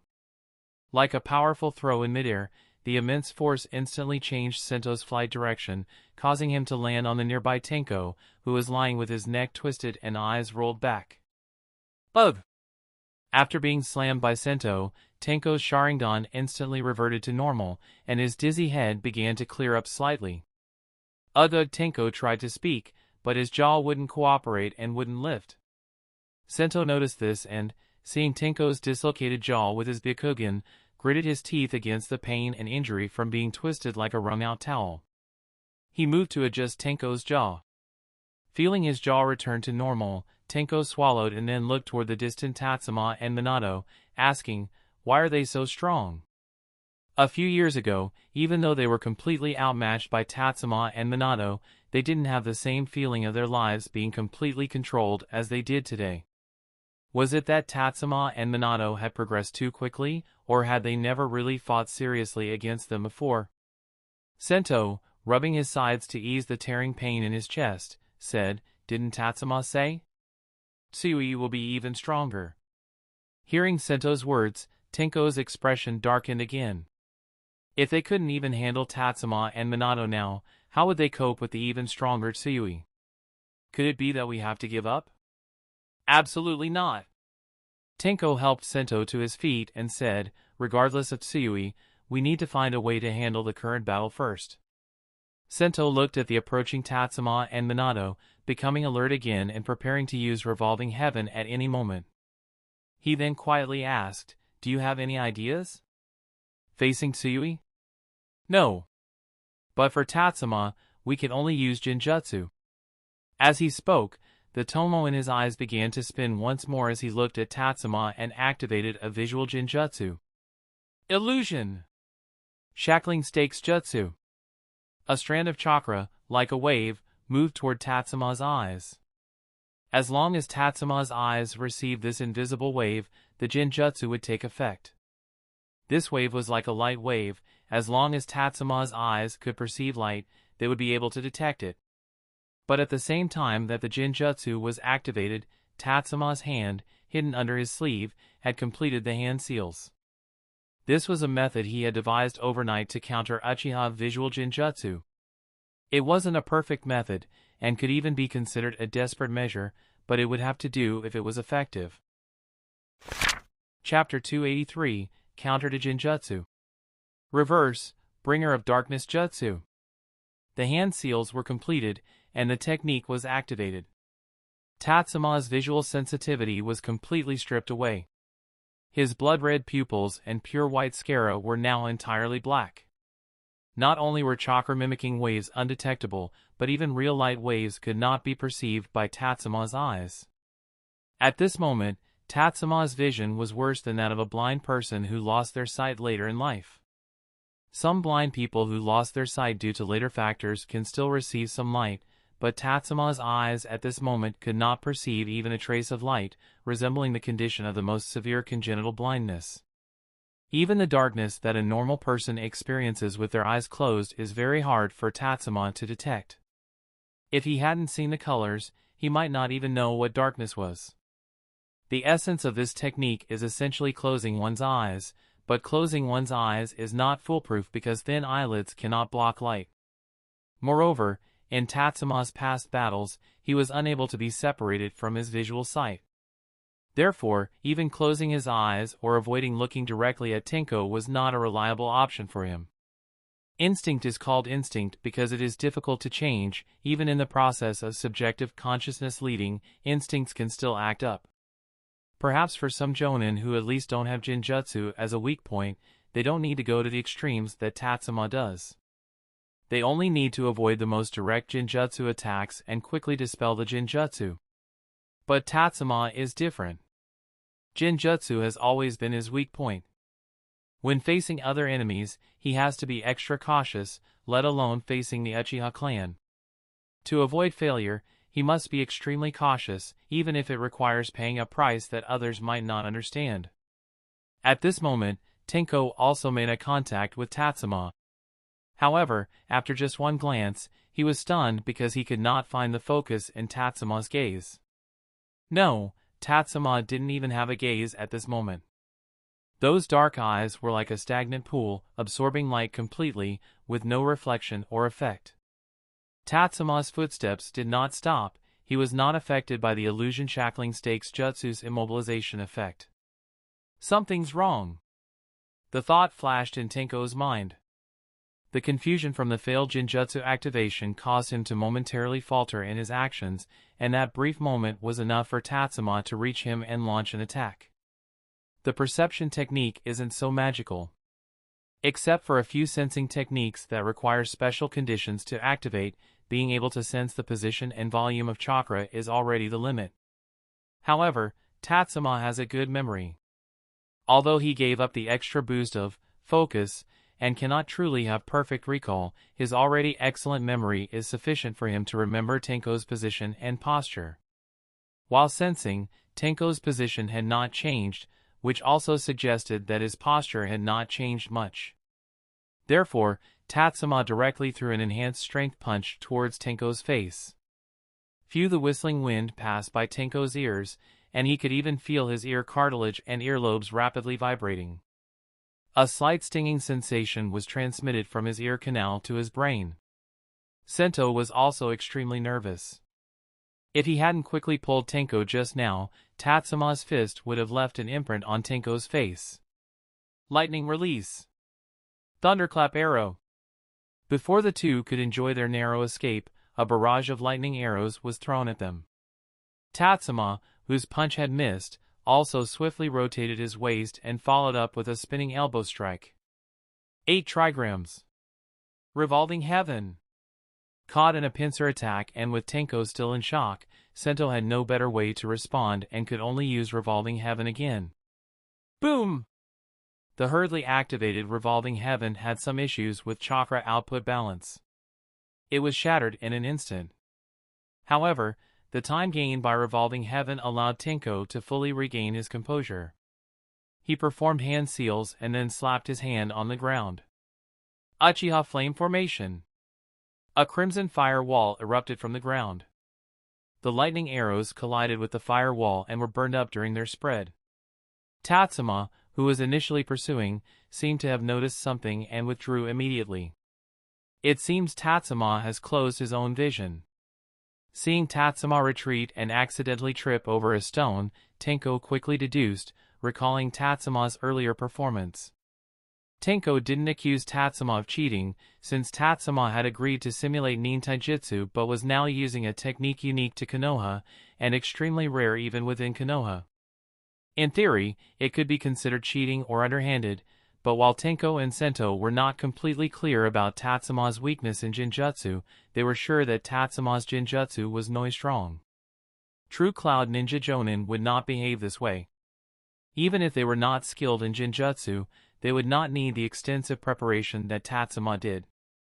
Tatsuma using Bringer of Darkness Jutsu only narrows the gap in Jinjutsu resistance between him and Cloud Ninja. If Tenko aimed to defeat Tatsuma, he would definitely target Tatsuma's excessive use of techniques. However, his opponent is a candidate for Cloud Ninja leadership. Even Sento, upon hearing this, muttered, "Isn't this a bit unfair? Cloud Ninja aren't blind. Tatsuma giving up his vision must significantly reduce his strength, right?" Although he spoke softly, his words did not escape Tatsuma's ears. Tatsuma shook his head and said, "You seem to overestimate yourselves." The seemingly casual remark caused the two, who had previously felt they had a bit of an advantage, to return to a heated state. Sento, enraged, said, "Then don't blame me for bullying you while you are blind." With that, he used body flicker jutsu and moved towards Tatsuma. Tenko also wanted to follow, but Minato unleashed another thunderclap arrow, blocking his path. Previously, Tatsuma targeted Tenko, while Minato was responsible for attacking Sento. Now the roles have switched. 8 trigrams. 64 palms. Sento's strategy was clear. Although Tatsuma's vision was obstructed, Tatsuma's sensing ability was evidently strong. This was known because Tatsuma and Minato had both worked on infiltration missions alongside the Inuzuka and Aburame clans. As a clan with sensing abilities themselves, the Hyuga clan had plenty of contact with these two clans during mission operations, and naturally, they were aware that many from these clans highly regarded and praised Tatsuma's sensing ability. Therefore, large-scale ninjutsu or techniques requiring significant chakra are, for Tatsuma, effectively the same as direct visual observation. This is why Sento took action against Tatsuma before Tenko could. Among the 8 trigrams gentle fist techniques, there are actually only 2 that can be clearly sensed. One is revolving heaven, and the other is vacuum palm. Aside from these 2 techniques, other gentle fist techniques are difficult to detect with perception techniques. Especially with the 8 trigrams 64 palms, which focuses on striking points, each change in chakra occurs when it comes into contact with the opponent's pressure points. The amount used is minimal, just enough to block the opponent's vital points and meridians, making it hard for perception techniques to detect. He struck at Tatsuma's various pressure points with each palm. Tatsuma frowned. Although he couldn't see or sense the attacks, he managed to avoid some of them by relying on the sound of the wind and his knowledge of 8 trigrams gentle fist. Combined with enhanced strength and chakra bursts, he managed to block several of Sento's strikes. The chakra absorption prevented Sento's chakra from penetrating Tatsuma's body. Sento's expression was extremely serious. He hadn't expected that Tatsuma, who had blocked his vision, could still hold his ground in a taijutsu fight. Shadow of the Dancing Leaf. Instead of rigidly completing the 64 palms, Sento suddenly changed tactics. In stark contrast to the 8 trigrams gentle fist, he unleashed Konoha-style strong fist taijutsu with a powerful kick aimed directly at Tatsuma's chin. Hearing the wind, Tatsuma determined the attack's position and attempted to block with both hands. However, the completely opposite forces made it somewhat challenging for Tatsuma to adjust. With his block taking too long, Sento's foot had already landed again before Tatsuma could fully rise. Sento seized the opportunity to continue his attack. Konoha Whirlwind. With a spinning upper kick, Tatsuma quickly raised his elbow to block and attempted a forward throw. However, Sento's Konoha-style taijutsu was well trained, not only in techniques and strength but also in combat experience. The upper kick was withdrawn before it was fully executed. Switching to a central leg position, Sento's lower kick swept toward Tatsuma's head as he crouched forward. Konoha Gale. Tatsuma found it difficult to make precise judgments, but his richer combat experience still allowed him to react. His right hand, initially raised to his ear, swung downward to block. Bang! The two forces canceled each other out. Tatsuma used the momentum to rise and retreat, while Sento quickly followed up, channeling chakra in his right hand to strike at Tatsuma. 8 trigrams. Mountain Crusher. The technique took some time to execute. Tatsuma, having already reacted, swiped his hands to deflect Sento's strike. However, the difference in force made Tatsuma's movements slightly disjointed. Although he deflected Sento's attack, Tatsuma couldn't keep up with a counterattack. As they both quickly turned around, Tatsuma readied a spinning elbow while Sento prepared a shoulder and elbow strike. Boom! The clash of taijutsu actually cracked the ground, and both of them staggered back 2 steps. Tatsuma pursed his lips. Sento's ability to switch seamlessly between strong fist and gentle fist made it difficult for his opponents to predict and adapt. Even Tatsuma himself made several misjudgments and was slightly caught off balance by Sento. His enhanced strength couldn't fully explode as a result. Tatsuma shook his hands to relieve the soreness and tingling, assessed the condition of Sento and Tenko with his sensing ability, and knew it was almost time to end the fight. Of course, he had to leave them with a lasting impression before finishing. Sento was also struggling. Although his visual advantage and the challenging transition between 2 types of power allowed him to hold his own against Tatsuma and even manage the situation better than Tatsuma, Tatsuma's sheer strength and hardness made it tough. After enduring several of Tatsuma's elbow strikes, Sento could already see tiny cracks in the bones at the impact points through his Byakugan. As Sento was trying to find a way out of this awkward predicament, he heard Tatsuma say, "I'm warmed up enough now. Next, take your time to experience it." With that, Tatsuma performed hand seals and activated a special seal. In an instant, Tatsuma's chakra merged with the turbulent air currents caused by the battle. Although he still couldn't see Sento's movements, the changes in the wind direction, combined with his talents, were enough for Tatsuma to deduce Sento's actions. Not far away, Tenko, half-burned, was catching his breath behind a large tree. Hearing Tatsuma's voice, Minato remarked, "It seems I also need to resolve this quickly." The next moment, Body Flicker Jutsu was activated. With extremely high speed, 2 streaks of golden and silver light appeared in the forest, accompanied by screams. Ah! Chapter 284, A Hyuga That Can Open the Inner Gates. Hiss hiss hick on the messy grass, Tenko and Sento kept tugging at their tattered clothes, trying to cover their bodies. They kept sniffling as if trying to stop their sobs, and when they tried too hard, they'd even hiccup. Not far away, Tatsuma and Minato walked over, each holding a water bottle. Tatsuma walked up to the 2 of them, tossed a water bottle over, and said coldly, "Wash yourselves." Minato also set down a water bottle. Tenko and Sento, in perfect sync, pressed their upper arms against their sides and grabbed the spot where their shirts met their pants, as if afraid their clothes might fall off. The last hand awkwardly moved to reach the large water bottle. After fidgeting for a while, they finally got hold of it. Opening the water bottle, they washed away the bloodstains on their body. When the partially dried or scabbed blood was rinsed off, there were no injuries underneath. After cleaning the blood off, their clothes were almost soaked through. Tatsuma looked down at them and asked, "Don't you have spare clothes?" "We brought some." "Then why don't you change?" Tatsuma tilted his head slightly in confusion as he looked at them. Tenko extended a finger and flicked it toward the distance, saying, "Move further away." "Can't you change your clothes with someone watching?" "I thought it was already outrageous that you Uchiha wouldn't urinate in public." How do you know? Cough. Hurry up." Seeing Tenko's signs of embarrassment and anger, Tatsuma stopped teasing and turned to walk away. It's understandable for boys of their age to be shy about others seeing their bodies. Since the body is constantly developing and changing to the point of being hard to understand, it's quite normal to be afraid of others finding out. However, that white-eyed kid next to you, Tenko, can see you clearly even when you're back to back. After a while, Tenko finally said, "All right." Tatsuma and Minato turned around. By then, Tenko and Sento had already changed into the same clothes they had been told to bring. Tenko was adjusting his collar and belt, while Sento was combing his hair. Other Hyuga clan members usually styled their hair in black, long, straight backs or center parts, but Sento had a melon-shaped head. The messy melon-shaped head actually looked less ridiculous and quite fitting for Sento, giving off a sense of both conservativeness and rebellion.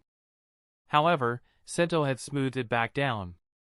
Especially since his hair quality was excellent, each strand had a healthy luster, and from a distance, it looked like half a preserved egg. Are there any more injuries?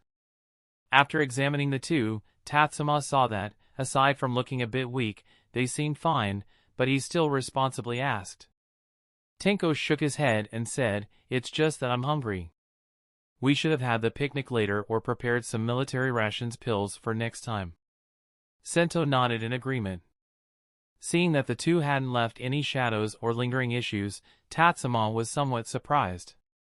After all, he had to summon Shoku to quickly treat their injuries. This was his first collaboration with Shoku. Shoku had also recommended that he go to Shikatsu Forest for further training, but Tatsuma had repeatedly declined before Shoku reluctantly went back. Despite it being their first collaboration, Shoku was clearly a well-mannered slug with excellent qualities from Shikatsu Forest. She was very cooperative and gentle, causing no additional harm to Tenko and Sento. However, even with Tatsuma and Shoku working together, Tenko and Sento couldn't be considered fully healed. After all, injuries to bones and muscles take a long time to fully recover. At least for now, they were not fit for combat or intense training. Minato looked up at the sky and said, "It's been almost 2 hours. We should head back.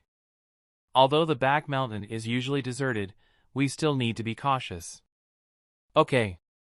Sento nodded and then obediently closed his eyes.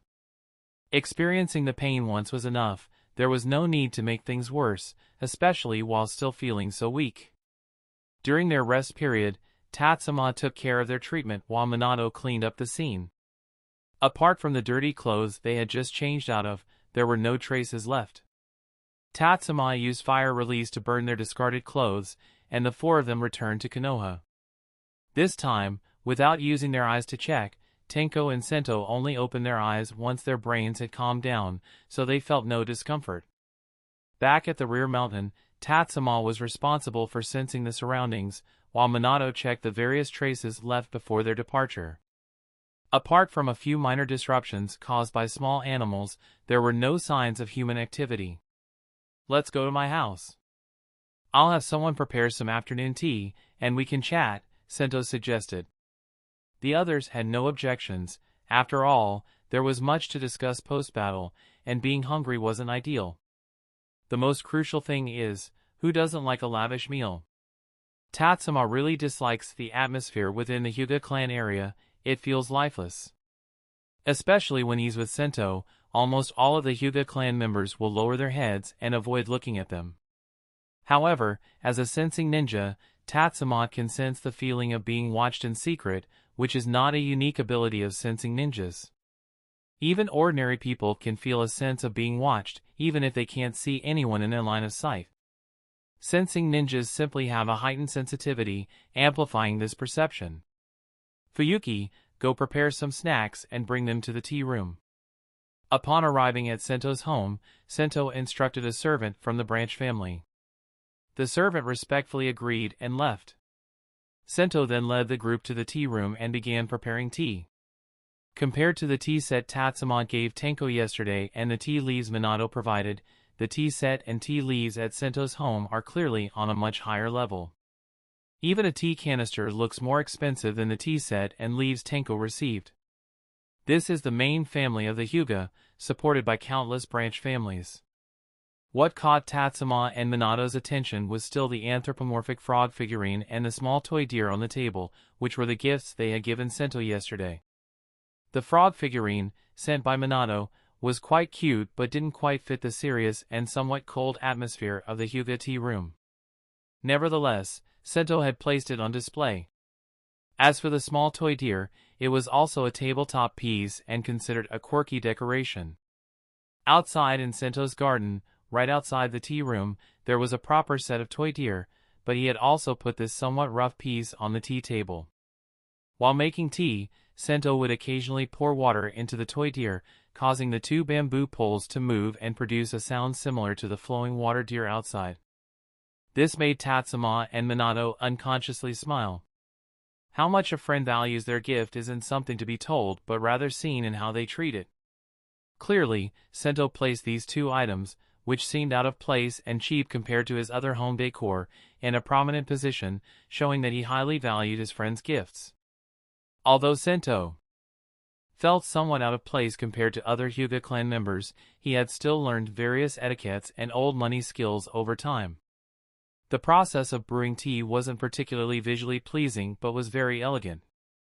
Although it was so tedious that Tenko could hardly sit still, he still maintained the demeanor expected of someone from a prominent family.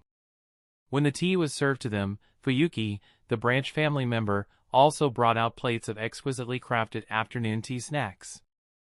These items were clearly defined by their delicacy, taste, and expense, but they left one feeling unsatisfied, even lacking the satisfying crunch of potato chips or fries.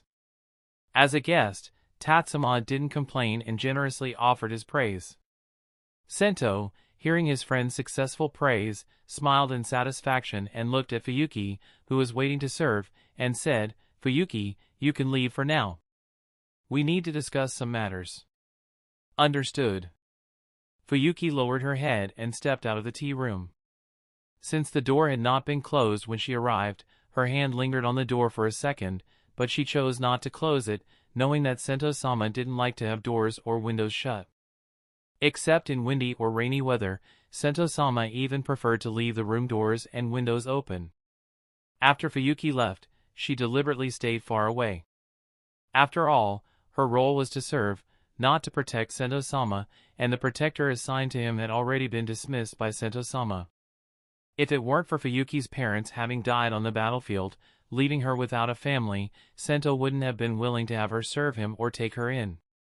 Once they had eaten most of the snacks and started drinking tea to cleanse their palates, Sento finally asked, "Tatsuma, according to your estimate, will Tsui really be stronger than both you and Minato?" Before today's simulated battle, Sento was inclined to believe Tatsuma's statement. After all, he thought that even if Tatsuma and Minato were stronger than him, it wouldn't be the kind of drastic contrast one would expect between an adult and a baby. Sento knew his talent was quite good. Over the years, with Tatsuma and Minato as goals to chase, Tenko as a sparring partner, and guidance in taijutsu, his strength had surpassed most of his peers. Recently, after finally becoming proficient in revolving heaven, the clan was preparing to give him another round of training and assessment. Once he passed the assessment, he would be recommended by the family and included in the village's jonin selection list. Tatsuma and Minato, on the other hand, do not need to go through the selection process to be promoted to jonin. As long as their past battle achievements and mission completions are documented and included in their personal records, they can be directly promoted. But Sento, being a typical ninja from the Hyuga clan, which is conservative and traditional, does not have impressive battle records and has not been assigned to a team for missions. Therefore, he needs to go through a selection process to be promoted to jonin. However, he is about to receive this opportunity, which means that at least within the Hyuga clan, those decayed individuals already believe he has the capability. As for the training, it is mostly theoretical. Since Sento has not personally experienced frontline ninja life, he lacks knowledge of many unspoken rules, tricks, and intelligence, and needs to supplement his learning. The assessment is similar. Due to a lack of practical experience, he needs to go through a series of tests within the clan first. Sento also knows that Tenko's situation is quite similar to his own. Tenko's reputation within the Uchiha clan is not very good, with many people saying he only earned his chunin rank through battlefield achievements and by benefiting from the police force's influence. But as one of the few people who know Tenko's secret, Sento is aware that Tenko's mastery of ninjutsu and jinjutsu, his chakra amount, and even his Uchiha clan Sharingan have already surpassed most Uchiha. In other words, if Tenko were willing to fully reveal his strength, he would be qualified to participate in the Jonin selection. However, the two of them were completely outclassed by Tatsuma and Minato. In this situation, Tatsuma claims that their enemy, a guy named Tsuyui, will be even stronger. This was hard for them to accept. After all, Tatsuma and Minato had already made them unsure of how to catch up, let alone someone stronger than them. Tenko also agreed, saying, "Yeah, Tatsuma, you fought with the third Reikage. Are you perhaps overestimating Tsuyui's strength?" Tatsuma shook his head and said, "Fighting with the third Reikage? That's completely nonsense, just false rumors from the hidden cloud village. The only ones truly capable of fighting are people at the level of Sakumo-sama and the third Hokage. Even my and Minato-sensei, the Konoha Sannin, might not have that capability. If Minato and I used all our methods, in today's ninja world, we might be considered mid-level Jonin at best. But compared to the elite Jonin, we are still not qualified. Since Tsuyui is a candidate for the Hokage, we should at least consider him among these few elite ranks. I can give you some reference points, such as our sensei, though that's from 4 or 5 years ago, and also your clan head, Shinkayui-san, Yumino Ikaku-san, Kunugi Makim-san, and others. These are truly the elite among Jonin, and our opponent is on par with this level. Do you think I'm really overestimating it?" After hearing this, Sento and Tenko fell silent, especially Tenko. He had thought that discovering Tsuyui brought him a step closer to revenge, but Tatsuma's analysis made it feel further away. After a while, Sento looked at Tenko and said, "I don't know what you're thinking or if you have any means, but I won't give up. I also have ways to improve further, but they're not suitable for you." Hearing this, not only Tenko but even Minato and Tatsuma were curious. Sento didn't hide anything, considering Tenko was willing to share the secret of his Sharingan and Tatsuma and Minato were willing to keep so many things hidden from the village for them. If he continued to hide things, it would be somewhat dismissive of these bonds. He took a deep breath and said, "Brother Due has a forbidden taijutsu technique that he shared with Nawaki and me. At the time, he told us to think it over carefully. I have already thought it through."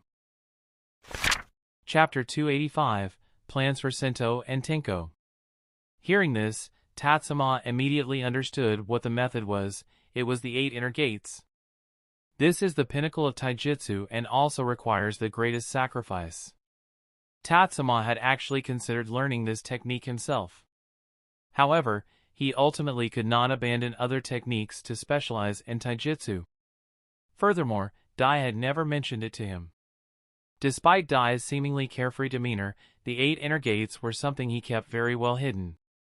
It wasn't that he was unwilling to teach, but rather that this technique is not something just anyone can learn. Teaching it lightly would only harm the person learning it. Being able to get Dai to reveal this secret and express his willingness to teach them shows that Sento and Nawaki have already earned Dai's recognition, which is quite an achievement. However, this is a forbidden technique. Tatsuma furrowed his brow and asked, "The process of teaching a forbidden technique isn't that simple. If you learn it, the village will inevitably find out. Have you considered this situation?" "Don't worry." Sento suddenly flashed a bright smile and said, "I've already thought it through. It doesn't matter if others find out.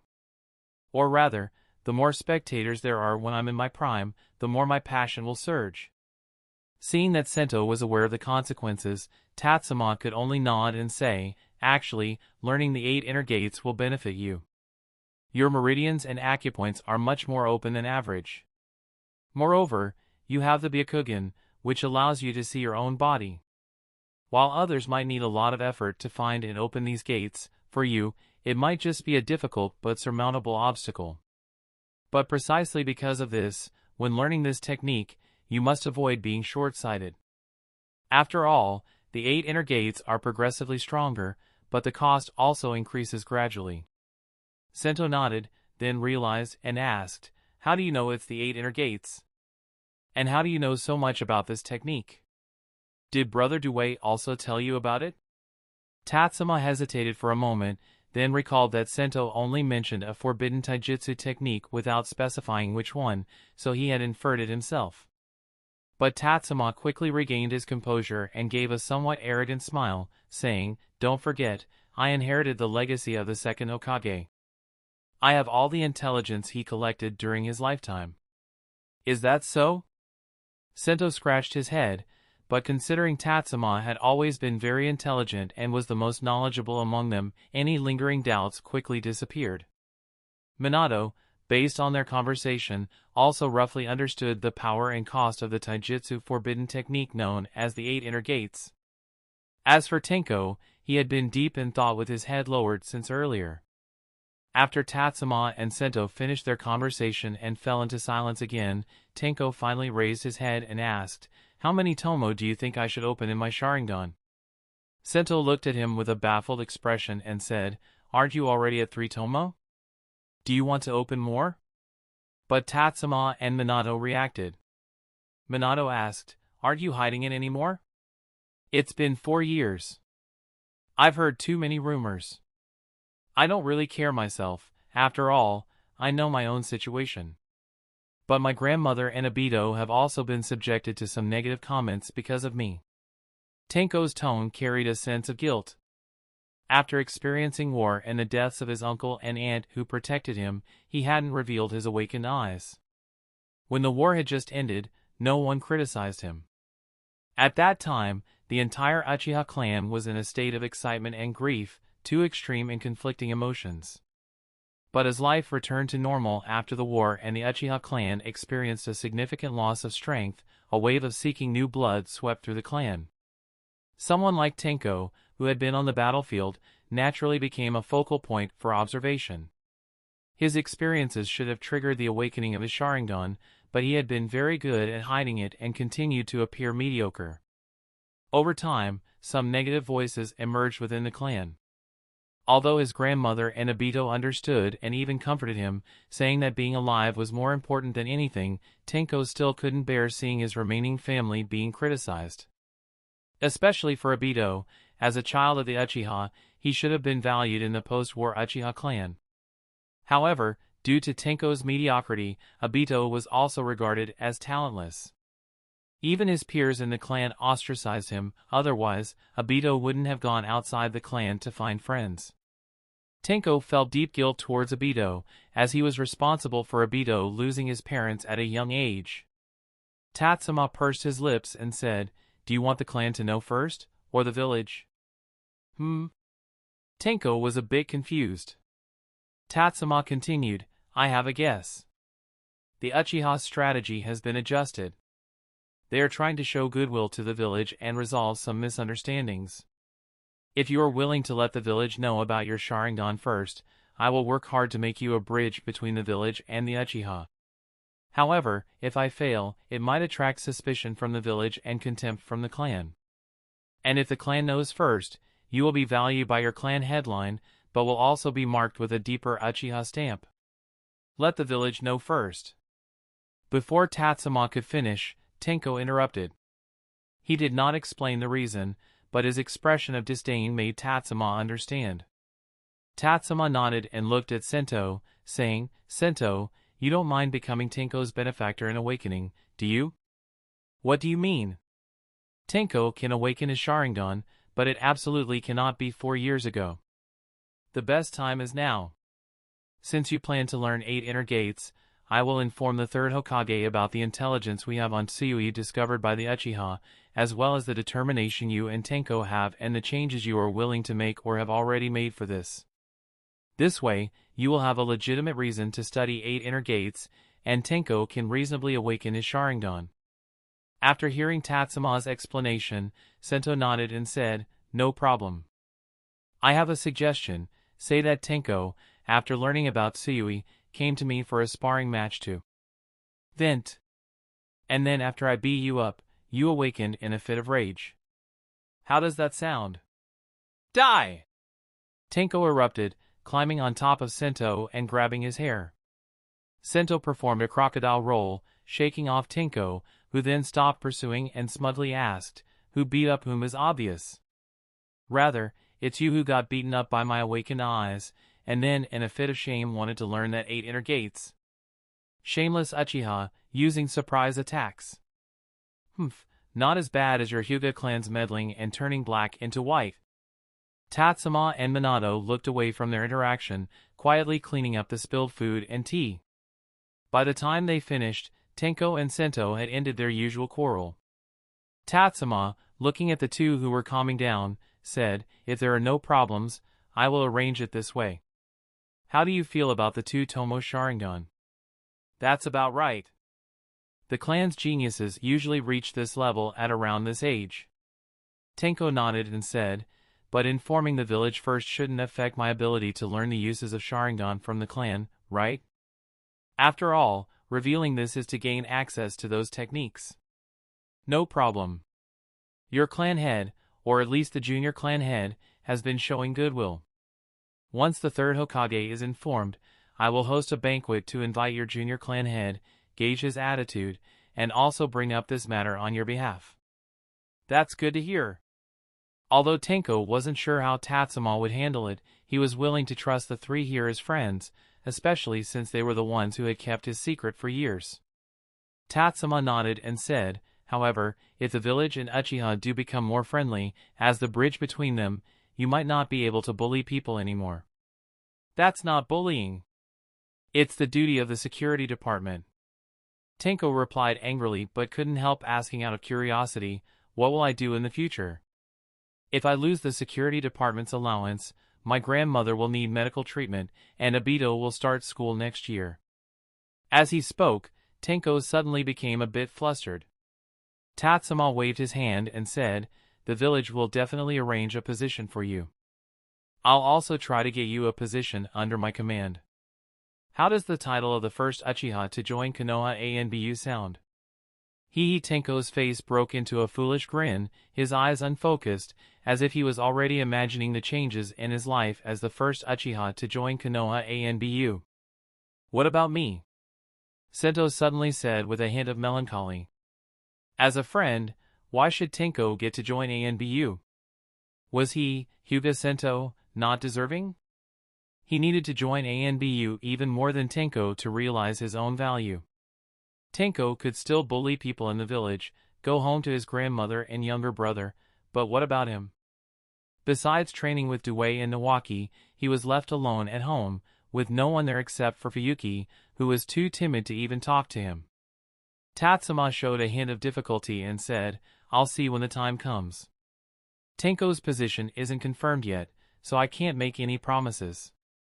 If there are vacancies in ANBU, I will prioritize recommending you and Tenko." Upon hearing this, Sento withdrew his melancholy gaze. Tatsuma hadn't expected that Sento would be interested in joining ANBU, considering that even if Sento spent the rest of his life lounging at home, the Hyuga branch family would still take good care of him. After finishing the serious discussion, Tatsuma and Minato didn't rush to leave. Instead, they chatted about casual topics among friends and stayed until evening, leaving only after enjoying dinner at Sento's home. Fuyuki had it rough, as she had probably never worked so hard in her life. The Hyuga family's meals were quite elaborate, and dealing with a big eater was certainly challenging. Back in Senju clan's territory, Tatsuma found Nawaki and discussed whether he had decided to learn 8 inner gates. Nawaki's response surprised and frustrated Tatsuma. Nawaki was very eager to learn but was afraid that doing so might overshadow Tatsuma, so he had been suppressing his own desire. Later that night, Tatsuma put on a demonstration of how to thoroughly defeat Nawaki's arguments, making him understand clearly that even if he learned 8 inner gates, he wouldn't overshadow Tatsuma. The next day, Tatsuma went to the Hokage building to brief Sarutobi Hiruzen on recent events, including Uchiha's friendly gestures and the results of the Uchiha investigation. He updated Hiruzen on Tenko's changes after learning about Tsuyui, Sento's decisions, and even shared some details about the battles, implying that the work had been done thoroughly. Tatsuma also mentioned some recent discussions he had with Sakumo during the analysis class, providing Hiruzen with a breakdown of the pros, cons, and feasibility. After listening to Tatsuma for half the morning, Hiruzen silently lit his pipe, took a deep breath, and slowly exhaled. Amidst the swirling smoke, Hiruzen spoke with a hint of frustration, saying, "Tatsuma, I gave you a vacation after your mission, didn't I? Why is it that you seem busier than I am?" Hiruzen reflected on his recent activities, mourning his father Sarutobi Sasuke, meeting with old friend Danzo, visiting the cemetery to honor Konoha's fallen heroes, and attending the Lantern Festival. It seems like he hasn't done any real work at all. Compared to Tatsuma, Sarutobi Hiruzen suddenly felt that he was quite incompetent. Chapter 286, Negotiating with Hiruzen. Hiruzen looked at the pile of documents in front of him, which were all trivial matters, and couldn't help but fall into deep thought. In the Hokage building, there were over 30 ninja responsible for administrative duties, including strategists like Shukato Nara who had repeatedly proven their capabilities. Yet, why did it always feel like, despite these dozens of people working tirelessly for years, the changes brought to the village were not as significant as the results Tatsuma managed to achieve during his recent short vacation? The points Tatsuma had just raised had made Hiruzen break out in a cold sweat. Kushina had been kidnapped just over half a year ago, and the lingering fear had not yet dissipated. Suddenly, it was reported that the Hidden Cloud Village was still targeting the main family of the Hyuga clan, and this information was actually uncovered by the Uchiha. In response to the Hidden Cloud Village's abduction of Kushina, the village had taken considerable measures, significantly damaging the reputation of the Cloud Jonin leader who orchestrated the plot. It was initially thought that this would make the Hidden Cloud Village more restrained, but now it was discovered that the Hidden Cloud Village had Tsuyui lurking in the background. With the Cloud Jonin leader's setback, Tsuyui, as a potential successor, now had an excuse to take action. If there were changes among the elders in the Hidden Cloud Village in the future, and Tsuyui were to take the position of Jonin leader, the next surprise attack on Konoha might target the main family of the Hyuga clan. With such hawkish elements around, all of Konoha's Kekkei Genkai and secret Jutsu clans would be in constant unrest. The Hidden Cloud Village's history of abducting ninjas from other villages was not an isolated incident, and if Konoha's Kekkei Genkai and secret Jutsu were to leak out, Hiruzen knew the critical importance of this issue. And this was just one of the important matters mentioned by Tatsuma. Another crucial issue was the Uchiha's desire to reconcile with the village, or more specifically, to improve relations with the Hokage's faction. Addressing extreme hawks like Tsuyui from other villages was considered an external threat, while the Uchiha's willingness to align with the Hokage faction was an internal matter. The friction between the Uchiha and the Hokage's faction had a long history. It started from the time Madara missed the position of the first Hokage when the village was founded, to Madara's departure and the subsequent internal strife within the Uchiha clan, which led to the village's severe exclusion of them. During the second Hokage Senju Tobarama's administration, Uchiha Setsuna's rebellion, though suppressed by Senju Tobarama without causing a major upheaval, had ignited considerable discontent among the Uchiha. The radical faction within the Uchiha began from this period, and the current Uchiha clan head was also a member of this radical faction. Over the years, Hiruzen had attempted to win them over through appeasement, but all efforts had ended in failure. However, now that he had given up and planned to wait for the next Uchiha clan head to take office before trying to build relations again, Tatsuma had brought him good news. As for Uchiha Tenko awakening his Sharingan and Hyuga Sento and Nawaki wanting to learn the forbidden technique 8 inner gates, these issues seemed minor compared to the first two matters. Regarding the internal strife in the Land of Water, Yamanaka Okane had already briefed him. The delay in decision-making was because the analysis team was still evaluating the pros and cons of different plans. Tatsuma raised these issues not because he believed Hiruzen was unaware but because the more distractions there were, the easier it was for the other party to overlook the hidden agendas or the true focus. Hiruzen pondered for a while and then waved toward the darkness. A lazy, disinterested young man emerged from the shadows and, with a barely respectful tone, asked, "Hokage-sama, what is your command?" "Be a listener." After the succinct instruction, Hiruzen turned his attention back to Tatsuma. He had nothing against Nara Shikaku but found Shikaku's personality difficult to engage with. While Shikaku was indeed competent, he was better suited as a source of answers rather than as a conversational partner. Tatsuma, on the other hand, was different. He was intelligent, articulate, and sometimes managed to provide answers to Hiruzen without directly revealing the solution, making Hiruzen seem wise. How do you view the Uchiha situation? Hearing this, Tatsuma did not shy away from the topic since it was something he had brought up. Avoiding it now would seem overly affected, so he shared his thoughts based on his reflections from last night. I suspect that the Uchiha clan will complete their transfer of power sooner rather than later. I haven't interacted with Uchiha Taku, so I'm unsure of his attitude and methods. However, I have had some interaction with Uchiha Fugaku. Although it was brief, it was enough to notice some of his traits. Compared to the stereotypical image of Uchiha, he lacks a certain demeanor or quality. What quality? Hiruzen asked with curiosity. He was familiar with Uchiha Taku but not with Uchiha Fugaku, making this a good opportunity for mutual insight. Tatsuma did not keep him guessing and continued, Uchiha Fugaku has a fierce appearance, especially with his harsh eyes that can easily intimidate others. Yet, his eyes lack sharpness, missing the predatory intensity. I once heard a story about an excellent painter who, when painting a dragon, always left the final touches until the end. Without that final touch, the dragon had form but no spirit.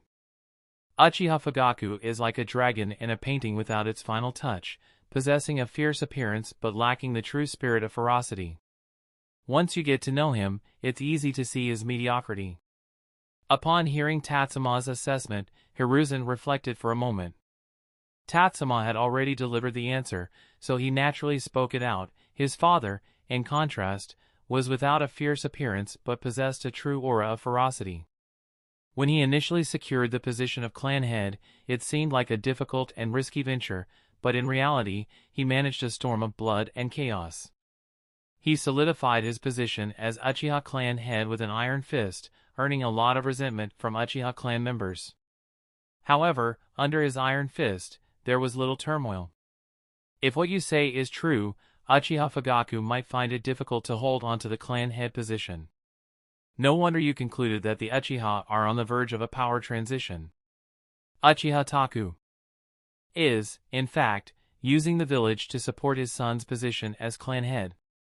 But then again, what father would willingly send their child into a real wolf pack? Shikaku, who was listening to their conversation, displayed a look of confusion. He had heard from his father that his father had secured the clan head position with just one sentence, "For matters related to the village, I will handle them." Then other candidates happily went off to tend to their own affairs, unwilling to stay in the village for fear of being pulled into the advisory council. Clan head was a position with many responsibilities and often ended up being a thankless job, so why would it be worth competing for? Shikaku didn't understand. He was even scouting for peers to see if he could shift the responsibility onto them later. Hiruzen glanced at the distracted Shikaku and, seeing no point in having him share his thoughts, continued to ask, Tatsuma, do you think the village will benefit from this situation? Stabilizing the Uchiha is actually the greatest benefit for the village. Tatsuma looked at Hiruzen and said, the Uchiha are indeed the most rebellious among the village's clans, but it cannot be denied that they are extremely important to the village. During the Second Shinobi World War, with the village engaged on multiple fronts, if the Uchiha hadn't withstood the pressure from the north, our western and northwestern fronts would have been in chaos. Even in peacetime, the Uchiha play an irreplaceable role in maintaining village security. After all, apart from the Uchiha, no other clan has the strength and determination to fully take on the security responsibilities. If the Uchiha clan becomes internally unstable, it sends a signal of diminishing military strength to external parties and causes internal unrest, halting or even reversing the progress of order and legal systems within the village. If a radical faction hostile to the village rises to power within the Uchiha, the village would have to invest even more effort, manpower, and time to address the situation, potentially causing negative effects on other ninja clans as well. Tatsuma's analysis made Hiruzen nod continuously, but he did not verbally agree or offer any opinion on how to handle the matter. After a pause, Tatsuma realized that he had not yet persuaded Hiruzen, so he thought for a moment and said, of course, the village cannot intervene in the internal affairs of other clans without reason. With this topic introduced, Hiruzen's eyes brightened slightly. Tatsuma was quite insightful. If Hiruzen had brought up this topic, it would have seemed excessive. But having a young man who cares deeply about the village and has no direct ties to village administration bring it up is more fitting. Noting Hiruzen's reaction, Tatsuma knew that Hiruzen was setting a trap for him, but he was willing to fall into it and continued, although the village and the Uchiha currently maintain a lukewarm relationship, ultimately, the Uchiha are still part of Konoha. Over the years, the village has overly indulged the internal self-differentiation within the Uchiha. As a result, there have even been voices within the Uchiha opposing the village. The village can naturally help the Uchiha with a peaceful transfer of power without charge, but I personally believe that the development of ninja clans should be orderly and steady. Freedom of expression should also be constrained by principles. The village's assistance in elevating the new Uchiha clan head should be reciprocated by the new clan head, improving the compatibility between the Uchiha and the village. Any statements detrimental to the village's unity and friendliness should be rectified, and at the same time, the Uchiha and the village should establish a deeper cooperative relationship. The village can also appropriately allow some sensitive positions to be approached by the Uchiha, such as ANBU, so that the Uchiha can further understand the village's inclusive spirit. What do you think, Hokage-sama? Hiruzen nodded, but his brow remained furrowed. He pressed down the nearly extinguished tobacco in his pipe, took a couple more puffs, and then said, "Direct intervention by the village in ninja clan affairs is, in principle, not allowed." His speech was slow, and after each statement, he paused to smoke.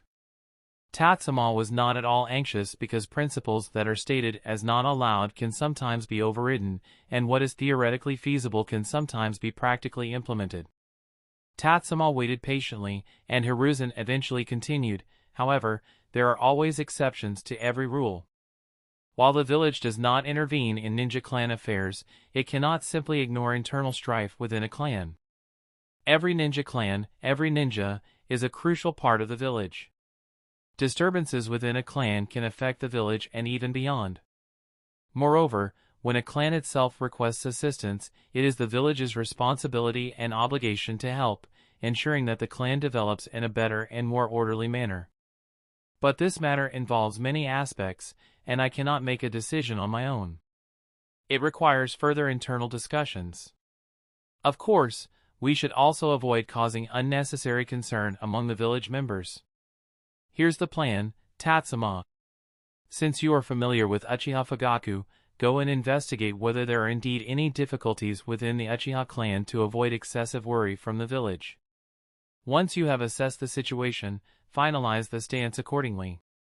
As for your suggestion about letting Uchiha join the ANBU, I understand your idea. After it's implemented, just have Sakumo handle the recommendation and approval process." "Yes, Hokage-sama." Tatsuma took the order but then showed a troubled expression and said, "Hokage-sama, do you have any concerns?" Hiruzen asked kindly. Tatsuma nodded and frankly said, "I'm short on funds. Then the village will reimburse you for the related expenses. It's hard to work without resources." Hiruzen gave Tatsuma a strange look. After a moment, he took out his wallet, pulled out a large stack of cash, and said, "Spend wisely and don't forget the ninja's 3 rules." He paused and then added, "Also, don't let the bond between master and disciple be tainted by money. Thank you for the advice." Chapter 287, Orochimaru's Frustration. Hiruzen's straightforward agreement to let Tenko join ANBU did not surprise Tatsuma. After all, while ANBU might seem closest to the Hokage, it can be the furthest from the core. Of course, if Tatsuma were 24 instead of 14 this year, Hiruzen might have been concerned about whether Tatsuma had intentions of forming factions for personal gain. But at his current age, what kind of conspiracy could a teenager manage? At most, it would be a desire to get closer to friends. What surprised Tatsuma was Hiruzen's heartfelt advice in the end. Considering Tsunade's past behavior, it was true that Hiruzen had wrongly accused Tsunade this time, but Tsunade was not entirely blameless either. As Tatsuma walked out of the Hokage building, he even wondered if Hiruzen had ever said something similar to Orochimaru or Jiraiya, like don't let the bond of comradeship be tainted by money. If so, then Orochimaru must have taken it to heart. No wonder Orochimaru repeatedly warned him back then, this is what's called inheritance. After leaving the Hokage building, Tatsuma didn't immediately head to the Uchiha clan's district to invite Uchiha Fugaku. That would have been too foolish. It would be like someone who just received an award for police community cooperation going straight to the Yakuza after leaving the police station. Wouldn't the Yakuza be on high alert? Moreover, Tatsuma checked his pocket and realized that the money Hiruzen gave him was enough to host several banquets. Given his current demeanor, he definitely needed to return any excess money to Hiruzen, or his image would be ruined. However, Tatsuma wasn't too eager to save money for Hiruzen, so it was best to spend more of Hiruzen's money in a legitimate way. After all, Hiruzen had mentioned that the bond between master and disciple shouldn't be tainted by money, and with Tsunade as a buffer between him and Hiruzen, it wasn't considered tainted. Returning home with the money, Tatsuma found Nawaki. Nawaki was easy to locate. If he wasn't training in the yard, he was at the third training ground. Despite the injuries Nawaki had sustained the day before, he chose to do his recovery training at home. Although Tatsuma had handled the aftermath well and treated all of Nawaki's injuries, even after healing, injuries required time to fully adapt and recover. Nawaki, do you have any plans for tonight? Yes. Nawaki's answer once again surprised Tatsuma. He hadn't expected the strong and burly Nawaki to have plans late at night. Nawaki continued, I plan to do 2,500 weighted squats, 2,500 weighted push-ups, and then some agility training to recover my body as soon as possible. Is this what you meant by having plans tonight? Tatsuma looked at Nawaki, feeling like their thought processes were on different wavelengths. Nawaki responded naturally, what else? My body isn't up for combat training right now. I meant social arrangements. None. Well, now you do. Go find Tenko, Brother Due, and your sensei. We're having a dinner party tonight, Tatsuma said with a flourish. Nawaki's expression fell, and he said, I just questioned you yesterday. You're not going to make me pay for this, are you? I haven't been on a mission for a while, so I really don't have any money. Do you think of me as your older sister? I'll cover the bill. That's your sensei. Wait, you're paying? Once Nawaki realized, he gave Tatsuma a heartfelt bear hug full of sweat and excitement and said, I'm going to find them right now. Afterward, he dashed off, and Tatsuma didn't even have time to remind him to change out of his green tight suit, considering Nawaki was about to go see Orochimaru. If Orochimaru saw Nawaki, who had taken months to correct his fashion, revert back to his green-skinned attire. But thinking about Nawaki's recent hug, which made him change into a new outfit, Tatsuma decided to let it be. After changing into a different set of clothes, Tatsuma headed straight to Konoha Hospital. When he arrived, Tsunade had just finished a class and was on a break. Sensei. Tatsuma waved from outside the classroom. Tsunade walked over with some confusion and asked, What's wrong? Is there a problem with your health, or did Orochimaru find something new during the checkup? Concern is always heartwarming. Tatsuma shook his head and said, Nothing's wrong. It's just that there's a dinner party tonight. Do you want to join?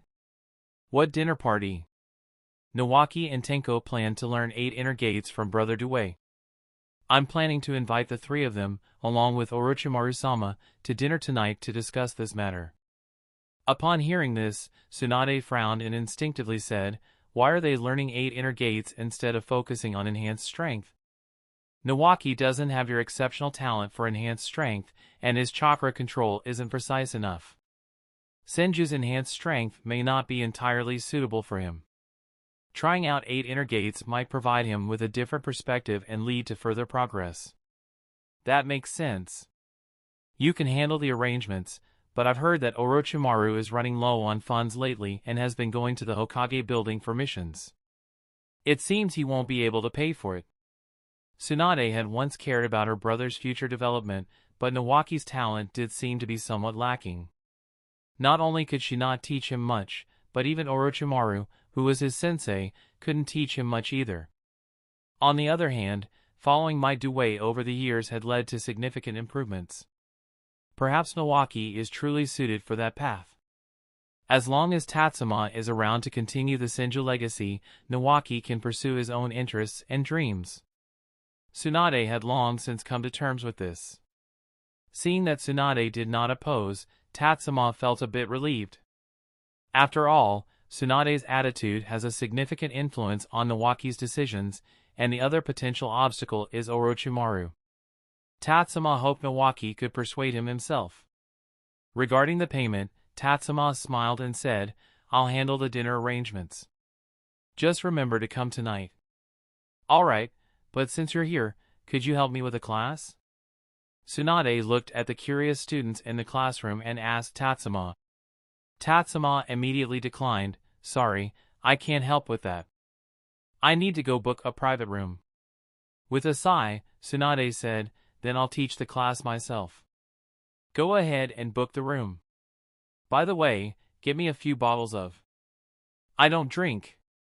Tatsuma interrupted Tsunade before she could negotiate and use Flying Thunder God to leave. After mastering Flying Thunder God, Tatsuma and Minato had developed the habit of leaving their techniques everywhere. In fact, as long as Tatsuma wanted, he could instantly reach any landmark in Konoha or the home of someone he was familiar with. However, when time wasn't pressing, both he and Minato avoided using Flying Thunder God for travel. It wasn't out of concern for chakra consumption, but rather because using it could somewhat impact the people around them. For example, suddenly appearing in a bustling area might cause a small-scale disturbance, so there's no need to rush and save a bit of time.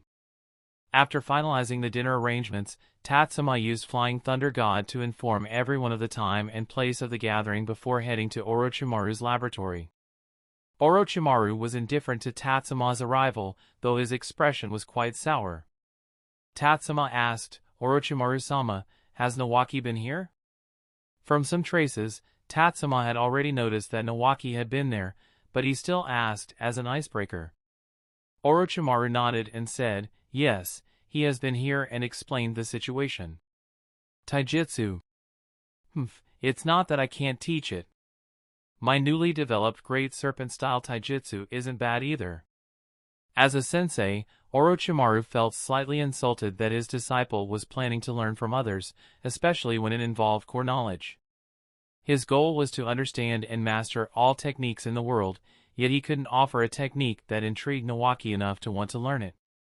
Seeing Orochimaru sulking, Tatsuma reassured him, "Orochimaru-sama, actually, Nawaki is quite similar to you, isn't he? Once he identifies a goal, he will devote everything to pursuing it. For you, it's the unknown science and unlearned techniques. For Nawaki, it's the pinnacle of taijutsu.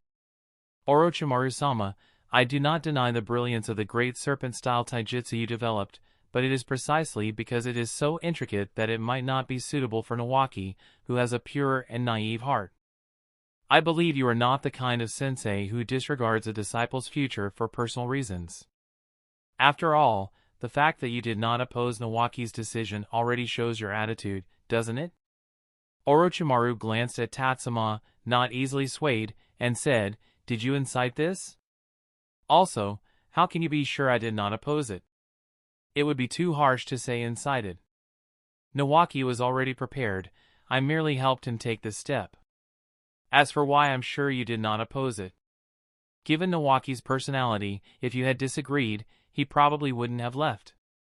Instead, he would have insisted until you agreed. Humph! He wants to learn the 8 inner gates, I can agree to that. But I hope, as you said, that you are not inciting him. I absolutely do not allow my disciple to be a pawn in someone else's scheme." Orochimaru spoke in a vague manner, but Tatsuma understood that Orochimaru was implying he had figured out the reason behind Tatsuma's encouragement for Nawaki to make this decision. Tatsuma knew that it would be hard to hide the truth. Even if Nawaki did not reveal it, Orochimaru's sharp mind would easily piece it together during tonight's gathering. However, Tatsuma had no intention of taking the blame and said, "Brother Duane never said that he would only teach the 8 inner gates if both agreed. It was indeed my idea to let Nawaki learn it as well, but it wasn't for my own plans. Upon hearing this, Orochimaru glanced at Tatsuma. He could easily tell that Tatsuma was not lying and understood that he should not be angry with Tatsuma. Yet, he still felt resentful. Why couldn't his disciple inherit his own legacy? Seeing that Orochimaru was sulking over a small bit of dissatisfaction, Tatsuma decided to stop comforting him and instead change the topic. By the way, Orochimaru-sama, have you taken any missions yet? Do you need any help from me? Orochimaru shook his head and said, in peacetime, there are too few missions that match my level. Either they take too long or the reward is too low. I'm still waiting. And Orochimaru suddenly showed a hint of indignation and said, Sensei actually wants me to lead a team. To instruct those clueless and ignorant kids. And he even warned me that I'm not allowed to sell the techniques I developed over the past 3 years, saying that they were developed as part of the village's would release experiments and are property of the village and the daimyo's house. It's simply academic bullying? Yes. Academic bullying. Chapter 288, Banquets. After shifting his bad mood onto Hiruzen, Orochimaru felt less resistance to Nawaki learning from Due. This was Tatsuma's intention. After all, resolving conflicts is incredibly difficult, but if it's just a matter of shifting them, the feasibility and success rate are quite promising. Tatsuma had seen too many such operations and naturally became adept at them. With Orochimaru's intelligence, he might be able to see through this, but sometimes, actions that make oneself appear foolish are acceptable as long as they align with one's own interests or desires. Orochimaru's intention is naturally for Nawaki to become a better disciple, but he finds it difficult to accept internally. Being guided by Tatsuma to redirect his emotions might make him appear somewhat foolish. However, it also helps him stop obsessing over the troubling matter of his disciple learning from someone else, which isn't a bad thing. Of course, Orochimaru also couldn't face Due with a smile. The entire banquet was extremely serious, and if it weren't for the necessary greetings and some explanations to Due, he would prefer not to talk to him at all. Due himself felt somewhat flattered. Due is not a person who values ceremonial matters, or rather, given his current social status, he doesn't have the luxury to pursue them. Thus, even when teaching a secret jutsu like the 8 inner gates, Due didn't consider any formal rituals of passing down the techniques. As long as the person he values is willing to learn, he is willing to teach. However, Nawaki's side showed an unexpected level of importance. Nawaki himself came, and as a family member, or rather, as a guardian, Tsunade came too. Nawaki's own sensei also arrived. As for Sento, Due was aware of his situation. The fact that the Hyuga clan did not obstruct him was already showing a lot of respect, so naturally, it was impossible for them to attend, especially since Sento had no family left. Of course, Sento had Tatsuma as a witness, so he wasn't entirely alone. Given the scale of the event, aside from the grand banquet, it was essentially no different from a formal apprenticeship ceremony. Considering Nawaki's and Sento's family backgrounds and comparing them to his own, an unprecedented sense of importance filled Due's heart. At the end of the banquet, even without drinking, Due completely shed his forced solemnity, tears streaming down his face as he held the hand of a visibly displeased Orochimaru and said, Orochimaru-sama, thank you for your trust. I will certainly teach Nawaki and Sento will. Orochimaru, who remained calm even when dissecting various animals, human bodies, or even diseased organs, felt a shiver run down his spine the moment he was held by this green-skinned figure. His hand, which was held, seemed to become weak and boneless in an instant. Orochimaru gently pulled his hand away from Due's grasp, tucked it behind his back, and then said, You should thank Nawaki himself and also Tatsuma-kun. If it weren't for their recommendation, I wouldn't have allowed you to teach Nawaki. However, you must teach Nawaki properly. If one day I decide to evaluate him and his progress does not meet my expectations, I will immediately terminate his studies. I will definitely study hard. I will put all my passion and youthful energy into it. Sensei, you can be assured. Nawaki, standing nearby, clenched his fist and then gave a thumbs up, toothy teeth. He made the promise to his sensei before Due could. Due nodded continuously, indicating that he would also teach well. Sento, listening to their conversation, suddenly felt a strong urge to make a pledge himself. However, the Hyuga etiquette prevented him from expressing himself in front of so many people. Without the presence of strangers like Orochimaru and Tsunade, he might have shown the same enthusiasm as Nawaki, but with unfamiliar faces around, he had to maintain his composure. Tsunade, having finished her meal, ignored their conversation and instead used the other end of her chopsticks to poke Tatsuma. She then pointed to the page on the menu with the alcoholic beverages. Her eyes were not just hinting but clearly indicating. Tatsuma pursed his lips. The money Hiruzen had given him was intended to be spent in 3 installments.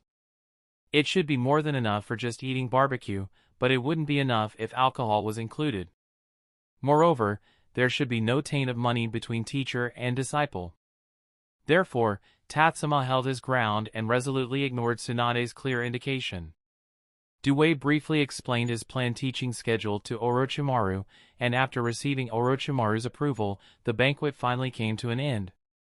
Aside from Tsunade, who was a bit unhappy about not having any alcohol, the other attendees, including Orochimaru, were quite satisfied. Although there wasn't much conversation, Orochimaru was already able to discern that Due was undoubtedly a ninja with extremely high taijutsu skills. Watching Due leave, Orochimaru's expression turned to one of mockery.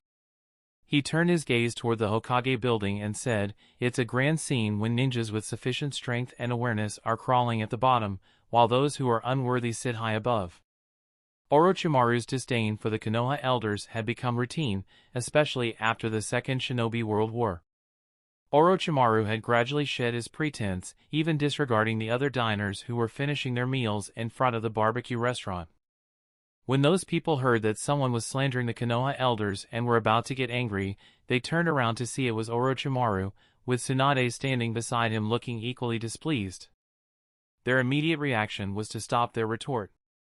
In recent years, the village had been actively promoting Tsunade's reputation. Seeing her also show displeasure seemed to align with Orochimaru, making them wonder if something had indeed happened in the village that they were unaware of, leading to dissatisfaction from 2 of the Sannin. Tsunade was well known, but very few were familiar with her.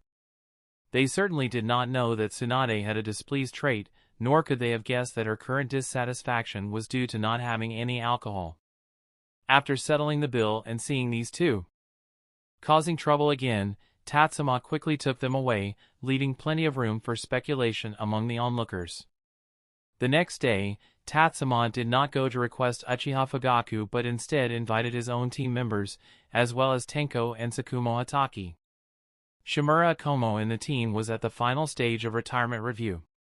Upon hearing that Tatsuma had found a replacement, he immediately agreed to stop his fieldwork and cede his position to Tenko. Tsukumo Hatake initially had some reservation seeing it was an Uchiha, but upon hearing it was Obito's cousin, he immediately agreed to the recommendation and said he would arrange for the review and assessment as soon as possible. Minato, who had long been aware of Tatsuma's arrangements, naturally had no objections. He only instructed Shimura Akomo to teach Tenko more about trace handling and had no further comments. "Shircho, why don't you retire too? Your presence has significantly raised the average age of the team. You're the culprit behind the aging of A and BU." At the end of the banquet, Akomo, who had been assigned to the same team as Shircho shortly after they both joined A and BU, suddenly felt a bit reluctant to part with him after 10 years of working together. Shircho adjusted his sunglasses and said, "It's worth considering, but I wonder if you, leader, have already chosen my successor." Shicho's response surprised Tatsuma, as he had never expressed any thoughts of retirement before. Tatsuma paused for a moment and asked, "Are you really planning to retire?" Tatsuma felt a bit reluctant, as Shircho had a high level of skill in handling corpses and was very reliable. He was like an experienced player who could always contribute to the team as soon as he was on the field. Moreover, Shicho's functionality was so strong that it was indeed hard to replace him. Although Sento had expressed a desire to join ANBU, doing so would necessitate changes in the team's composition. It would no longer be an all-rounder team but might become more like a reconnaissance team or a counter-reconnaissance execution team. Sakumo Hatake also cast a questioning look at Shurcho, who nodded and said, "The clan has a new project to study new parasitic insects, and they consulted me for my opinion. I haven't agreed yet, but I'm quite interested."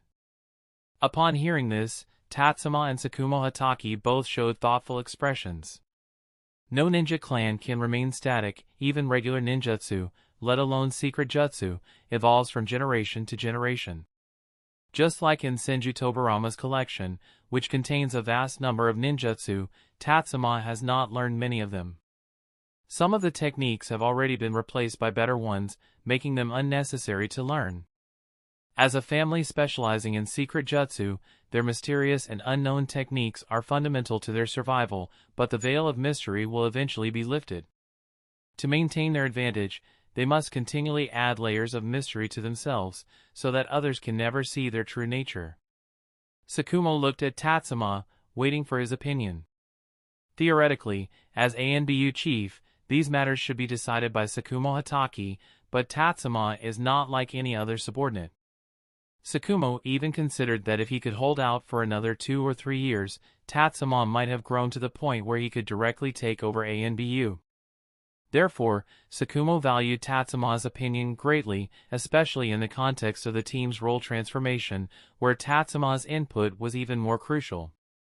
Looking at Shurcho, who seemed to lack strong opinions, Tatsuma said, "Let's go through the review process first. I currently don't have a suitable candidate in mind. Can you hold on a bit longer?" Although Sento would definitely be willing to step in at any time, Tatsuma still needed to assess whether he was suitable for ANBU and the team.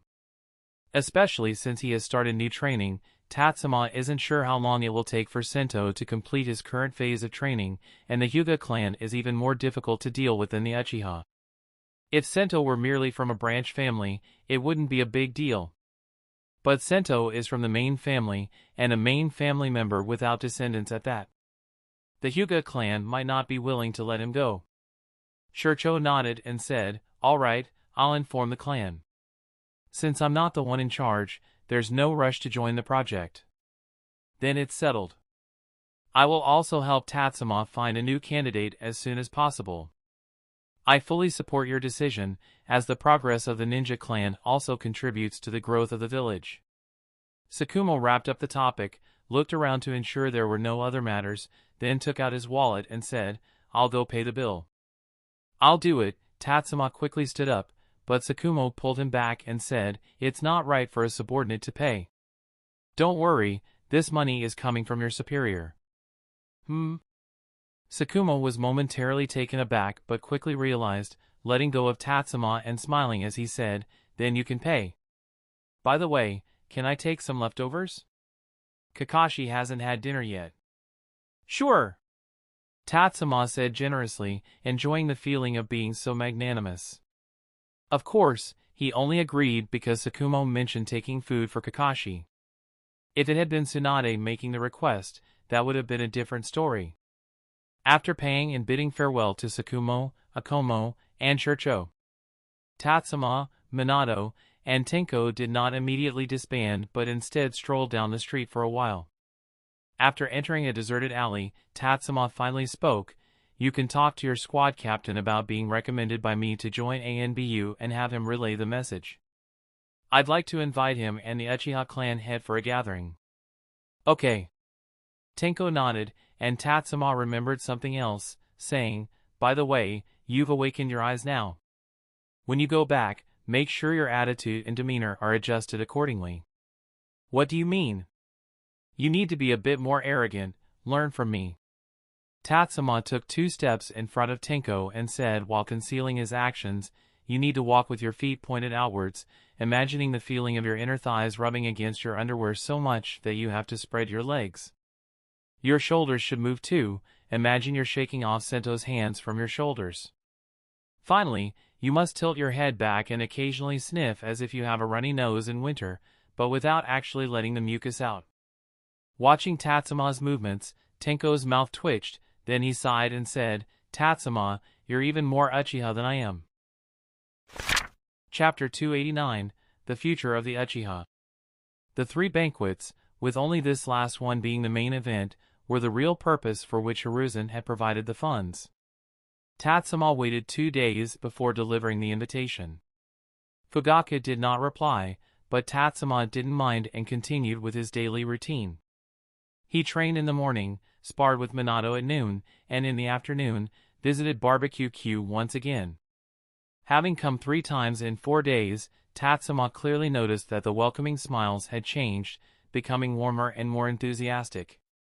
It wasn't just because Tatsuma had come many times, but because each time he brought people of significant status.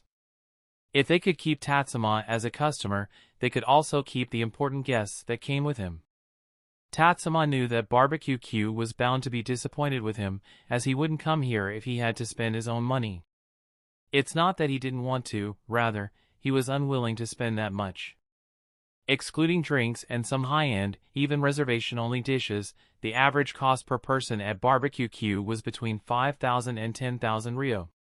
Given that Tatsuma earned tens of thousands of ryo from a single mission, it seemed like he could easily afford it. But Tatsuma had a large family to support, and all of their expenses fell on his shoulders. Although the Senju clan's territory now only had 2 households, the area was so large that water, electricity, and maintenance costs were significant and required a large sum of money each cycle. Moreover, as the last representative of the Senju clan, Tatsuma had to pay for village activities, as well as for the weddings, funerals, and other ceremonies of acquaintances.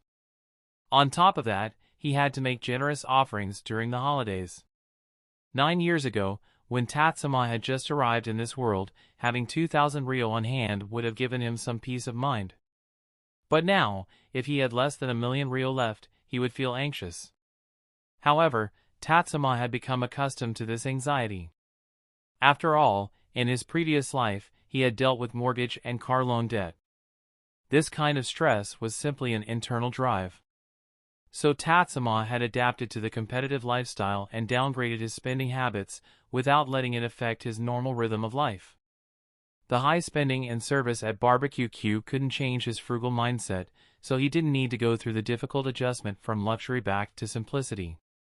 Arriving early at Barbecue Q, Tatsuma confirmed his reservation again before waiting in a private room. Just 10 minutes before the scheduled time, there was some commotion outside the door. "Tatsuma, long time no see." The door opened, and Fugaku and Yashiro appeared. Fugaku gave Tatsuma an awkward smile, which didn't match his otherwise fierce expression. He knew very well what this banquet meant. After all, it had originally been discussed between his father and him. The only difference was that the host had changed from Uchiha to Tatsuma. As a result, Fugaku couldn't assume a superior attitude. He couldn't even maintain the typical Uchiha posture, because how could someone act haughty while asking for a favor? Tatsuma sized up Fugaku, whom he hadn't officially seen in years. Fugaku was becoming more and more like the person Tatsuma remembered. Although he had a fierce face, there was a clear aura of helplessness and powerlessness surrounding him. "Fugaku, Yashiro-san, please have a seat." Tatsuma guided the two to their seats and then instructed the server at the door to inform the kitchen to start serving the dishes. Of course, not all of them were ready to eat. There were some finished dishes, but most were cuts of meat waiting to be grilled, as this was a barbecue restaurant, and grilling it fresh was part of the experience. "Hello, would you like help with the grilling?" a chef in charge of tableside cooking asked. Tatsuma shook his head and replied, "No, I prefer to do it myself." "Could you please close the door on your way out?" "Sure." The chef didn't ask further questions, and after leaving the private room, he closed the door. Seeing this, the server at the door also stepped away. What Tatsuma had said was simply to close the door, but the underlying message was that he didn't want to be disturbed. The more attentive a restaurant was to its service, the more its staff understood such unspoken cues. In contrast, those restaurants where the staff constantly hovered around the guests, disregarding their wishes, could hardly be considered as offering high-quality service. "Here, try this. Just a little salt, and it's already delicious. Although both sides knew they had important matters to discuss, neither was in a hurry to start the conversation.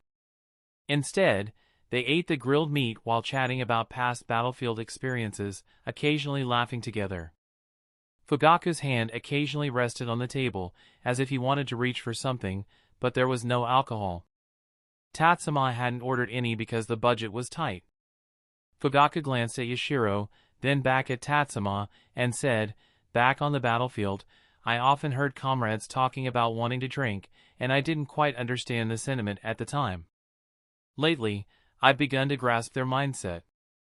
Alcohol truly is something intertwined with life, it's hard to separate from it." The hint was clear enough at this point. It wasn't that Fugaku really wanted to drink, but rather, some things are easier to say under the pretext of alcohol. Tatsuma flipped the meat on the grill, put down his serving chopsticks, and with a smile, said, "In a certain sense, alcohol is indeed closely tied to life, but there's also a saying, drinking leads to trouble." Hearing Tatsuma's words, Fugaku's expression darkened. He understood that Tatsuma, or rather the Hokage's side, intended to address the matter openly and directly, instead of relying on vague hints.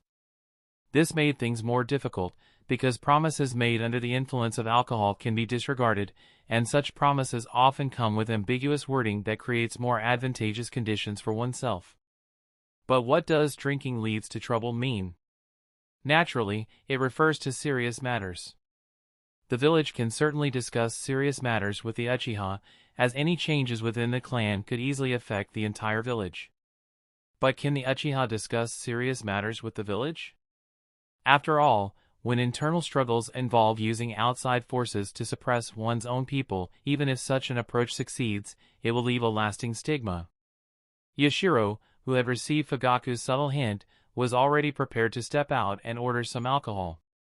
However, after Tatsuma mentioned drinking leads to trouble, he felt awkward. Although the clan head had signaled for him to order drinks, Tatsuma had politely declined. Following the custom of respecting the host, Yashiro couldn't insist on ordering alcohol now. Neither of them expected that after trying to build rapport, their efforts to make a request and seek a favor would be blocked. How could they bond without drinking? After all, they weren't exactly close friends. Tatsuma noticed their discomfort but had no intention of smoothing things over. Even if the two had misunderstood, Tatsuma and the interests he represented would still be the ones benefiting. Of course, Tatsuma wasn't going to let the conversation stall or fail entirely, as he didn't have the money to host another banquet. So, he opened his mouth and said, "Fugaku, you should already know that I visited the Uchiha clan's territory a few days ago. Of course, I actually wanted to attend Tenko's birthday banquet as well. After all, he's a genius of the clan. I even heard yesterday that ANBU is scouting him. Regarding that matter, we Uchiha fully support it." With a topic to discuss, Fugaku breathed a sigh of relief and quickly spoke up. However, after saying so much, he realized that Tatsuma had already taken control of the conversation, leaving him in a completely passive position. Tatsuma hadn't even said much, yet Fugaku had already spilled everything like beans pouring out of a bamboo tube. How embarrassing. Tatsuma's face showed a faint, subtle smile. Fugaku was just too easy to handle. They hadn't even touched on the main issue, and Fugaku had already agreed to one of the conditions. After a brief pause, Tatsuma shook his head and said, "That's not what I want to talk about. After all, Tenko joining ANBU benefits both the village and the Uchiha, and more importantly, it's Tenko's personal choice that matters." With just one sentence, Tatsuma made the condition seem like a given, directly taking away one of Fugaku's bargaining chips. Fugaku's face darkened further, but he couldn't argue against it, so he could only nod in agreement. "Yes, we only aim to support the development of our clan members." "But, Tatsuma-kun, what were you about to say?" Fugaku had no choice but to accept the loss, and finally, Tatsuma spoke. "What I wanted to say is that while I was within the Uchiha territory, I overheard some remarks, unfavorable to the unity of the village." Did Tatsuma actually hear these things? No, but it didn't matter. As long as such sentiments existed within the Uchiha, that was enough. As soon as the conversation shifted to serious matters, both Fugaku and Yashiro became solemn. The topic Tatsuma raised was extremely sensitive. After a moment of silence, Fugaku finally responded, "That's true, but the vast majority of the Uchiha are loyal to the village and committed to maintaining its unity. However, with such a large clan, there are still some remnants of the past. Of course, I'm not trying to make excuses. We bear undeniable responsibility for these issues, and going forward, the Uchiha will definitely conduct internal purges and reforms to safeguard the village's unity. Historical issues, I understand. But some aspects of history should remain confined to books or memories. Certain misguided ideologies and attitudes, or the individuals who embody them, need not continue to exist or persist."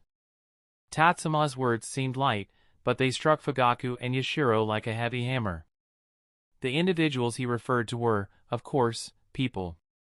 If people need not exist or persist, that implied wiping them out entirely. Even within the Uchiha clan, such an extreme measure had never been taken. After the incident with Uchiha Setsuna, neither the village nor the Uchiha pursued the families or descendants of those involved. But what Tatsuma was suggesting now? Fugaku's jaw clenched involuntarily, his breathing became heavy, and his already intimidating eyes turned even more fierce.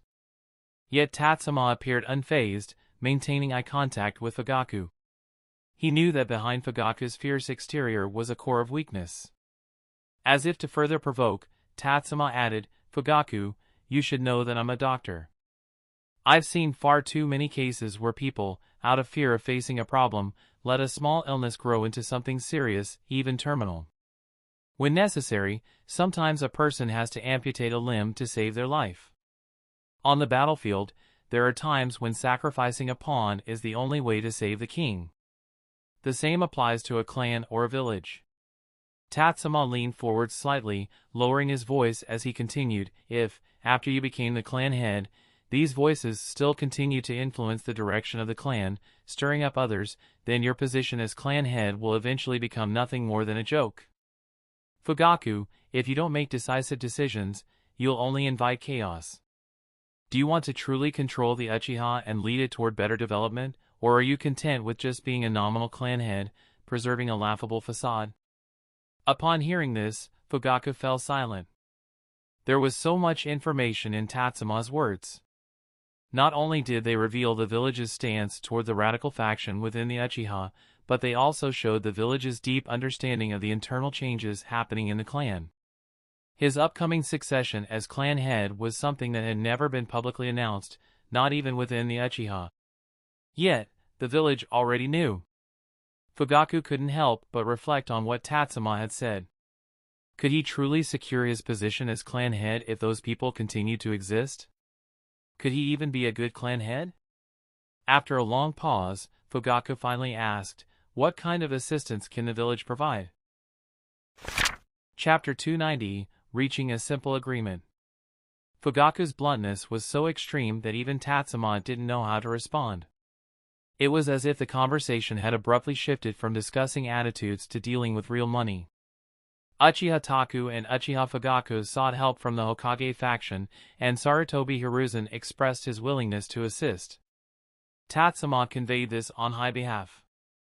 So, according to normal logic, Fugaku should provide a plan, the Hokage faction would then find a way to implement it, and the village's involvement should be kept discreet and off the public record.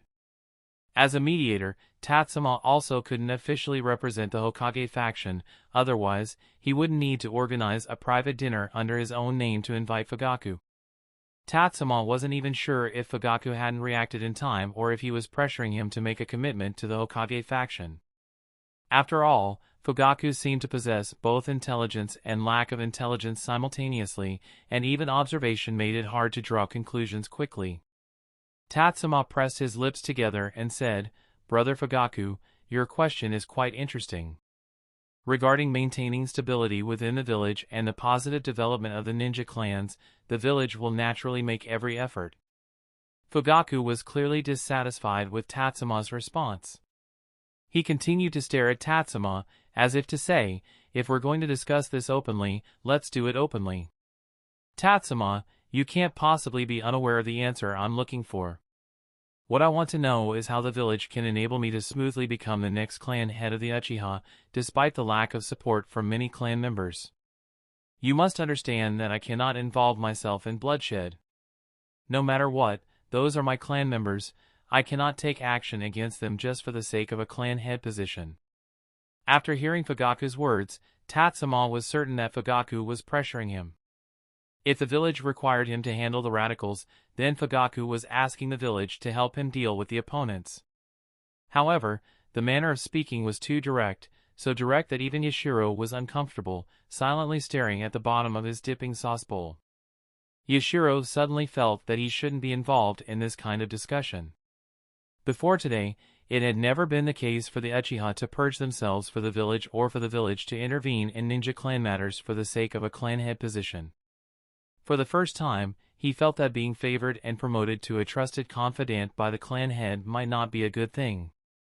If today's discussion were to be leaked, both the Uchiha and the village would likely hold him responsible first.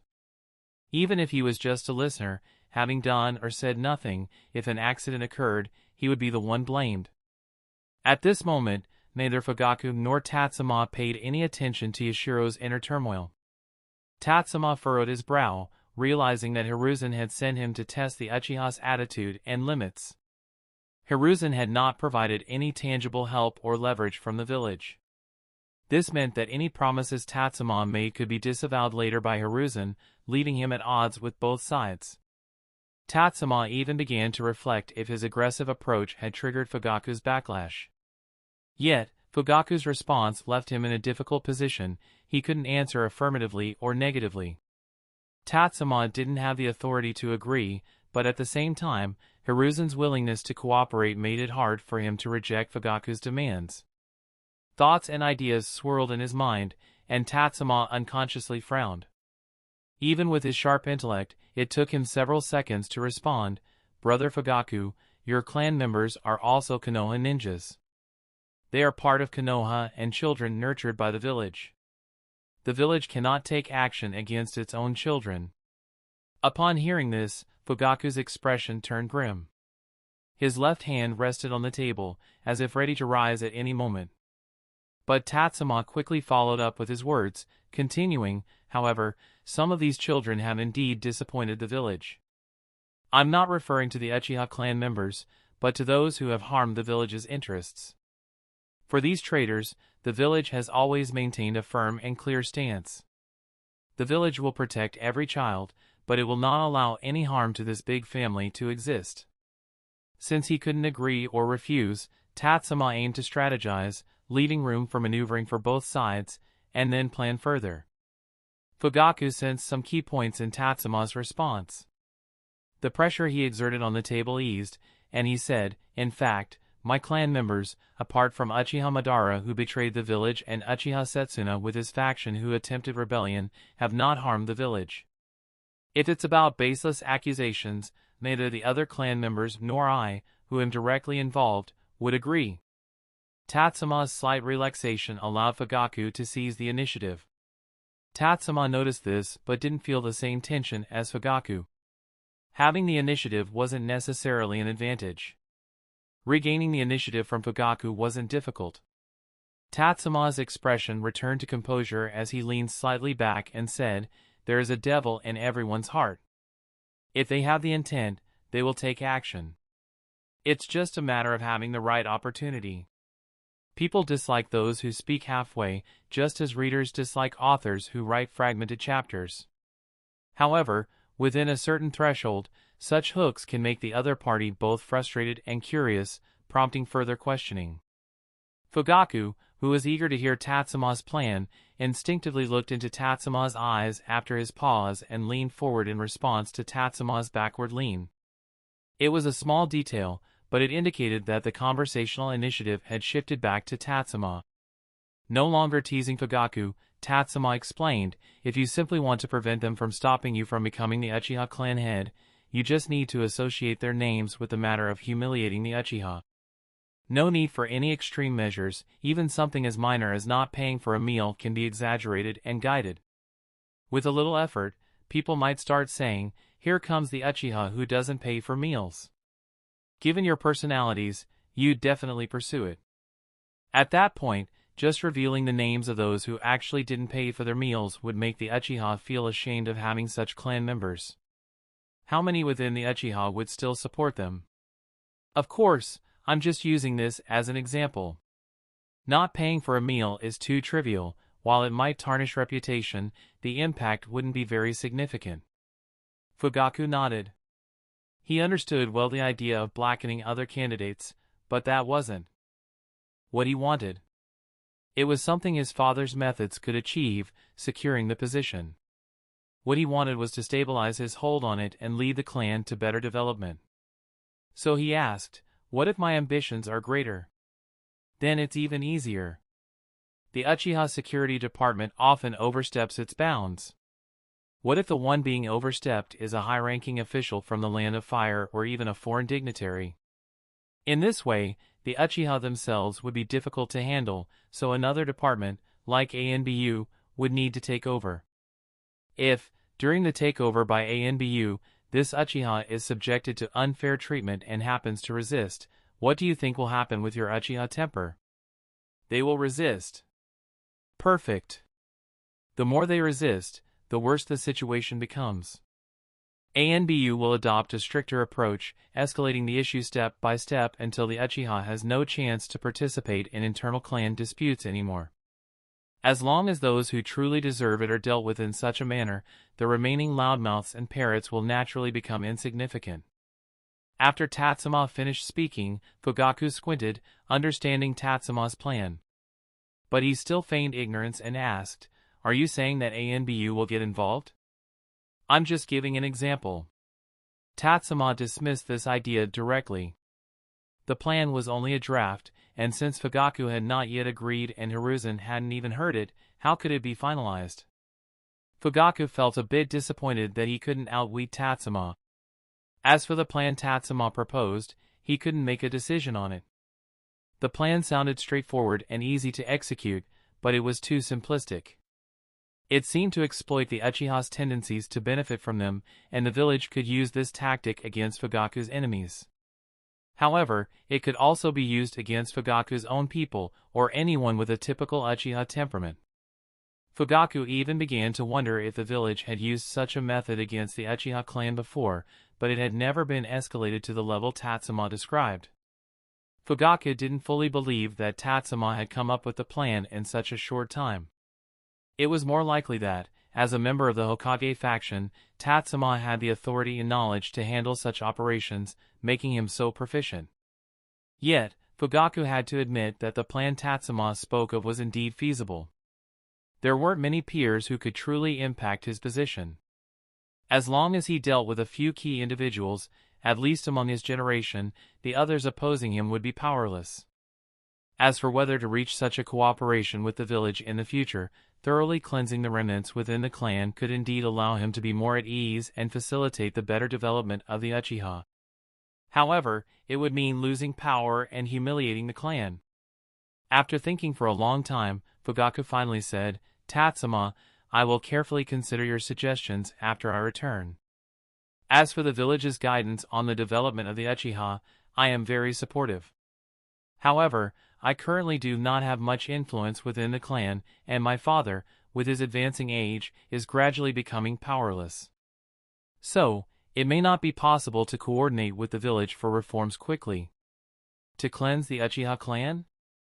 The prerequisite is for him to secure the position of Uchiha clan head, but he didn't promise to cooperate immediately after securing it."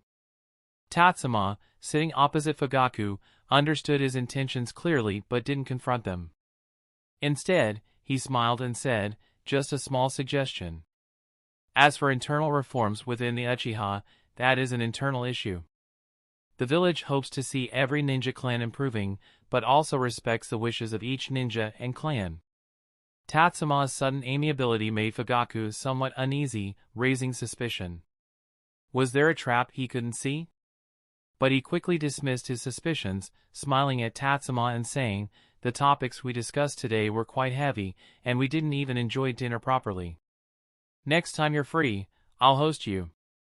Such meetings are never enough after just one session. Both sides have gathered enough conditions to discuss further, and the next meeting will involve more detailed negotiations. Tatsuma nodded. This time, he didn't refuse. His improved attitude was because he wasn't the one in a hurry. It was fine if Fugaku didn't agree now. Once the Hokage faction approaches other Uchiha members with a friendly attitude, it will be Uchiha Fugaku who will be anxious. As for the next invitation from the Uchiha, it's acceptable. Because the next guest won't be a well-meaning guest like Fugaku today, but a troublesome guest with a lion's share of demands. Chapter 291, Tenko joins Anbu. Well, you did a good job with this matter, and your suggestions to Uchiha were also quite good. Danzo happens to be very familiar with it. Ahem, he has studied and researched this area before. If it really becomes necessary, I will arrange it properly. The next day, inside the Hokage building, Hiruzen showed a satisfied smile after hearing Tatsuma's report. With the attitude and bottom line of Uchiha Fugaku explored, and multiple plans and backups provided, how could Hiruzen not be satisfied? Tatsuma secretly breathed a sigh of relief. He had done some things beyond his authority, and if Hiruzen were to be dissatisfied and take action against him, he would have no way to respond. Fortunately, Hiruzen did not mind Tatsuma's minor overstep. It was actually a test he had set for Tatsuma. Among the middle generation, Hiruzen could not find anyone truly capable of supporting Konoha's future. However, in the new generation, he discovered a gem in Tatsuma. When he confirmed that there was no one more suitable than Tatsuma from that generation, he viewed Tatsuma as a future Hokage to be nurtured. After all, the boy's vision and ambition were even higher than his own. Therefore, Hiruzen did not oppose Tatsuma's interactions with the ninja clan. If his two sons were not somewhat distant from Tatsuma's social circle, he would have wanted them to get closer. After all, if the position of Hokage is taken into account, Hokages emerging from the ninja clan need to be close to the common people, and this is how Hiruzen and the previous two Hokages have operated. The first Hokage, Senju Hashirama, is a case in point. He founded Konoha and provided countless war-weary civilians with a stable home. His natural disposition meant there was no one among the common people who did not support him. As for the second Hokage, Senju Tobarama, his personality was quite different from Senju Hashirama's. He found it difficult to be approachable or to convey goodwill to others. Thus, Senju Tobarama chose an indirect approach to benefit the country, creating facilities and measures like Konoha Academy, Konoha Hospital, and Konoha Orphanage. While Senju Hashirama provided safety for the common people, Senju Tobarama provided stability and advancement opportunities. This is why the two brothers are still fondly remembered by Konoha even after many years. As for Hiruzen himself, he acknowledges that he lacks the natural charm and influence of the first Hokage and the civil development achievements of the second Hokage. However, he is fortunate to have more time than both of them to slowly embed a people-friendly image into the hearts of Konoha's common people. This is what a Hokage from a ninja clan should do. Conversely, a Hokage from a commoner background must seek to win over the ninja clans. Being from a commoner background means lacking deep-rooted foundations and confidence, making it hard for one's words to be convincing. Therefore, a Hokage from a commoner background needs to seek external support to endorse themselves and increase the weight of their words. Tatsuma's background is that of a commoner, and he is an orphan among commoners. Thus, he needs to gain substantial support to qualify for the position of Hokage. In this regard, Senju provided Tatsuma with the greatest assistance. Whether it was Tsunade accepting Tatsuma as a disciple or Uzumaki Mito later arranging for Tatsuma to become the successor of Senju Tobarama and to become a symbol of the Senju akin to Tsunade, these factors provided Tatsuma with foundational support. However, the decline of the Senju clan is unstoppable, and since the Senju clan no longer exists, Tatsuma's achievements are still insufficient. He needs more support. Apart from the attention from his elders, Tatsuma's social interactions are also interesting. He has managed to handle the relationships between the Uchiha and the Hyuga well, even creating certain bonds between them. Additionally, his interactions with the Ino Shikacho trio began early on, even before Tatsuma demonstrated his potential. Although it seemed like he had never truly engaged with the academic and creative platform, it has continuously created social opportunities for him. Especially with this academic and creative platform. When Tatsuma first proposed the idea, it was initially joined only by ninja clans or descendants of ninjas. But over the years, the platform has undergone another transformation. One part has become a social venue for ninja clans and elite ninjas, while another part has evolved into a platform for the value realization of students from struggling families. Hiruzen had previously considered whether, if the economy were prosperous after the war, he should establish scholarships. However, the development of the academic and creative platform has directly replaced the need for scholarships. Students from the Ninja Academy who came from commoner backgrounds and originally lacked ninja skills inheritance have been able to learn the production of long-term market demand items such as military rations, pills, explosive tags, and sealing scrolls through the platform. Many commoner students have thus earned their living expenses and even started to contribute to their family's income.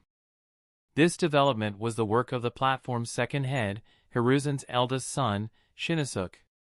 However, when people talk about the academic and creative platform, they most remember Tatsuma, the proposer or founder of the idea, while Shinosuke, who actually invested money, is often considered secondary. Hiruzen can already foresee that, perhaps after 10 or 15 years of the platform's growth, it will provide significant support for Tatsuma. All of this has happened right under Hiruzen's nose. Not only did he not stop it, but he also welcomed it.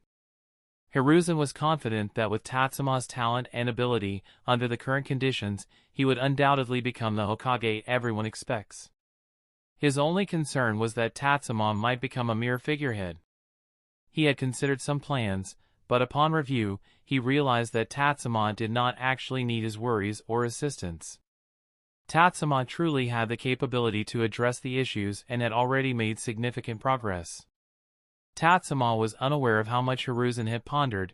He simply followed the appropriate procedure and asked, "Hokage-sama, when do you think we should agree to the next meeting?" "There's no rush on that. I recently saw Uchiha Taku, and he is in good health." This is also why I find it puzzling that he decided to hand over the clan head position to Fugaku so early. However, being prepared for any eventuality is his style. Perhaps the actual transfer of the clan head position will take some time. A year or a year and a half isn't short, but 3 or 5 years isn't long either. At least for the next 6 months, you don't need to respond to the Uchiha. If they extend an invitation, you can decline it by citing missions. By then, you can coordinate with that kid Tenko, especially once he is under your command. Hiruzen's final words effectively agreed to Tenko joining ANBU. This statement would at least reduce Tenko's probation period by 3 months. Tatsuma didn't say much or ask many questions. He took the small concession quietly and didn't feel the need to press further. "Yes, Hokage-sama." Seeing that Tatsuma did not overly assert himself because of his leading role in the current situation and did not question his opinions or suggestions, Hiruzen was even more satisfied. He nodded and asked, "By the way, how long do you plan to take for this vacation?" "I'm not rushing you to return to work, but if you have enough time, I could arrange for Tenko to join your team earlier. He could adapt to ANBU life sooner and begin his evaluation process. After all, having Tenko by your side is most beneficial for the village." Since Hiruzen had brought it up, Tatsuma naturally wouldn't awkwardly say something like, "I love working." He nodded and replied, "Actually, Yumano Ikaku-san has invited me to his son's first meal celebration. It's expected that it will be about another week before Tatsuma can resume ANBU missions. This should not delay the village's arrangements. Given this, you've only had 2 weeks off, and those who have surrounded you have had a longer break than that. Take another week off." Hiruzen waved his hand and granted Tatsuma an additional week of vacation. After all, Tatsuma had been tirelessly working for the village over the past week, and he couldn't let the village's future go unrewarded. Tatsuma nodded. With an extra week, he could give Tenko more specialized training. Besides the onboarding assessment, there were also the functions previously handled by Shimura Akomo that needed to be taught to Tenko. During this time, he could also focus on improving his Jinjutsu. Even if he couldn't make much progress in talent, understanding Uchiha's Jinjutsu was necessary. After all, he was preparing to deceive the Uchiha, and if a few of them discovered the truth and targeted him, having more intelligence would help him respond better. Compared to the past week, Tatsuma's next 2 weeks finally felt like a proper vacation.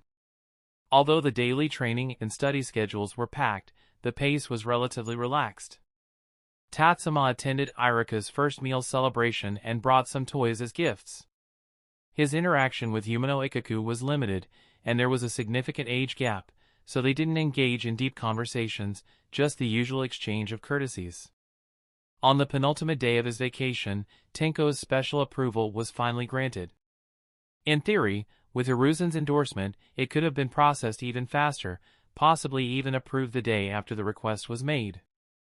However, some formalities were still necessary. Tenko's file contained many supplementary documents, including a recommendation letter from Uchiha Taku and various materials related to the special approval process. His onboarding assessment was conducted personally by Sakamoto Tatsuma. Despite Sakamoto Tatsuma's repeated leniency, Tenko managed to successfully defeat one of Sakamoto Tatsuma's shadow clones. In the assessment report, Sakamoto Tatsuma's evaluation of Tenko was, "This ninja has strong willpower, unwavering determination, and a spirit of relentless struggle to achieve goals." Approved. This was Tatsuma's first time learning that after the onboarding assessment, there could be such comments. He requested Sakamoto Tatsuma to let him see his own evaluation comments. Tatsuma's assessor was Shinkayuhi, and the comment he left was, "He defeated me. If I don't hire him, I would be embarrassed to stay in ANBU any longer." Haha, I reviewed the comments from all 3 squad captains. They don't give those template-like evaluations. However, the files with my comments are submitted to Hokage-sama for review, so they have to be proper. Seeing Tatsuma's mixed expression, Sakamoto Tatsuma explained further. After leaving the archive room, Tenko had also selected his mask and equipment. He chose almost everything available: a long ninjato, a short ninjato, brass knuckles, spiked knuckle gloves, and even 2 shurikens strapped to his waist. Even his forearm guards were chosen with serrated edges. His various small pockets were bulging with items. It looked less like he was joining a new job and more like he was moving house. As for the mask, Tenko chose a badger mask with flowing ribbons around the eyes. The code name for this mask is Badger. How do I look? Cool, right?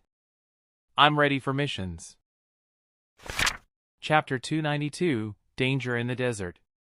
Shouldn't ANBU be all about dangerous missions? Like assassinating enemy daimyos or burning down enemy granaries, not delivering supplies like when I first became a ninja. As soon as Tenko left Konoha, he complained to Tatsuma, expressing his frustration. As the first ANBU member from the Uchiha clan, Tenko had been thrilled for a long time. He had held back for quite a while before deciding not to share this news with his grandmother and younger brother. It was also thanks to the past few years of concealing the Sharingan that he had become much more discreet. But when he eagerly received Tatsuma's mission notice and rushed to the assembly point, he discovered that their mission was actually to transport supplies. Such a task was no different from when he had just graduated from the academy and followed the main forces to the Land of Rivers battlefield to deliver supplies. Even a group of genin could handle it. What was the point of him being there? Transport supplies? How did you come to think that was the mission? Tatsuma's tone was teasing, but Tenko didn't seem to catch on and said, "It was written on the mission scroll. I was the last one to see it, and I even burned it after reading. Could I have gotten it wrong? Our mission this time is to attract no fewer than 20 rogue ninjas and cause a disturbance within the Land of Wind, ideally making things difficult for Hidden Cloud Village. It's not about transporting supplies." After Tatsuma finished speaking, Tenko was silent for a few seconds, and his movements while leaping through the trees became slightly unsteady, nearly causing him to fall. However, the stumble was inevitable, and it made him snap back to reality. He quickly returned to Tatsuma's side and said, "Impossible. Although my cipher decoding isn't very proficient yet, the content I decoded is worlds apart from what you described. How could I have read it so wrong? If you don't believe it, you can ask Owl and Caterpillar." Hearing this, a reluctant Tenko actually went to ask Minato and Churcho. After a while, Tenko finally believed it and stopped speaking. Hours later, when they stopped to rest, Tenko asked with a slightly trembling voice, "Is there some kind of insider deal for me to join ANBU? I can't even decode ANBU ciphers. How could I possibly pass the ANBU test?" "Leader, we can't be doing this. I don't want to become an example of ANBU's self-reformation." Haha X3 listening to Tenko's words and his fearful, aggrieved, and resentful tone, the other three burst into laughter. Although Tenko's passing the test did seem a bit like special treatment, his performance did indeed meet the minimum requirements for ANBU. While no ANBU ninja has ever just barely passed, as the line is the minimum requirement, each person invited by ANBU actually exceeds at least one or more requirements.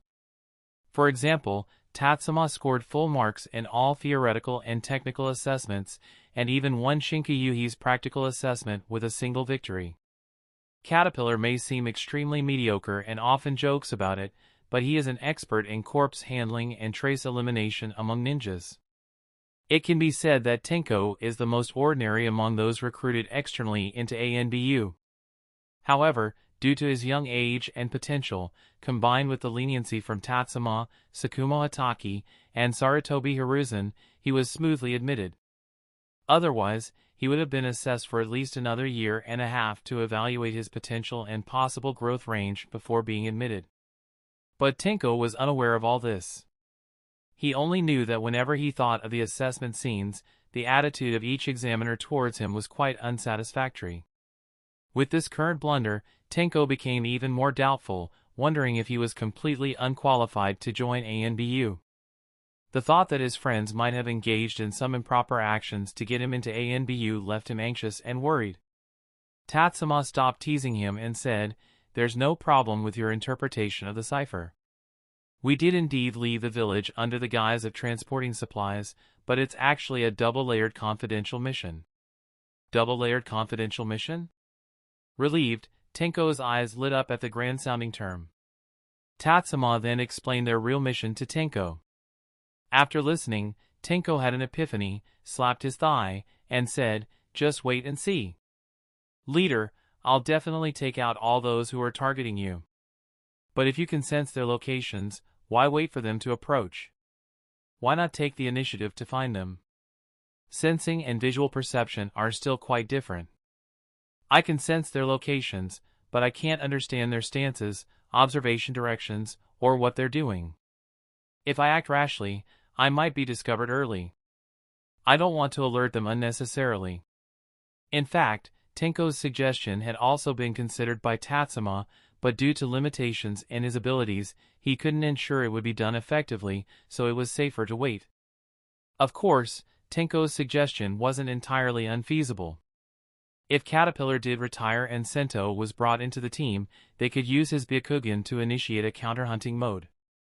This is essentially the counter-surveillance function of the execution squad that Tatsuma had previously considered.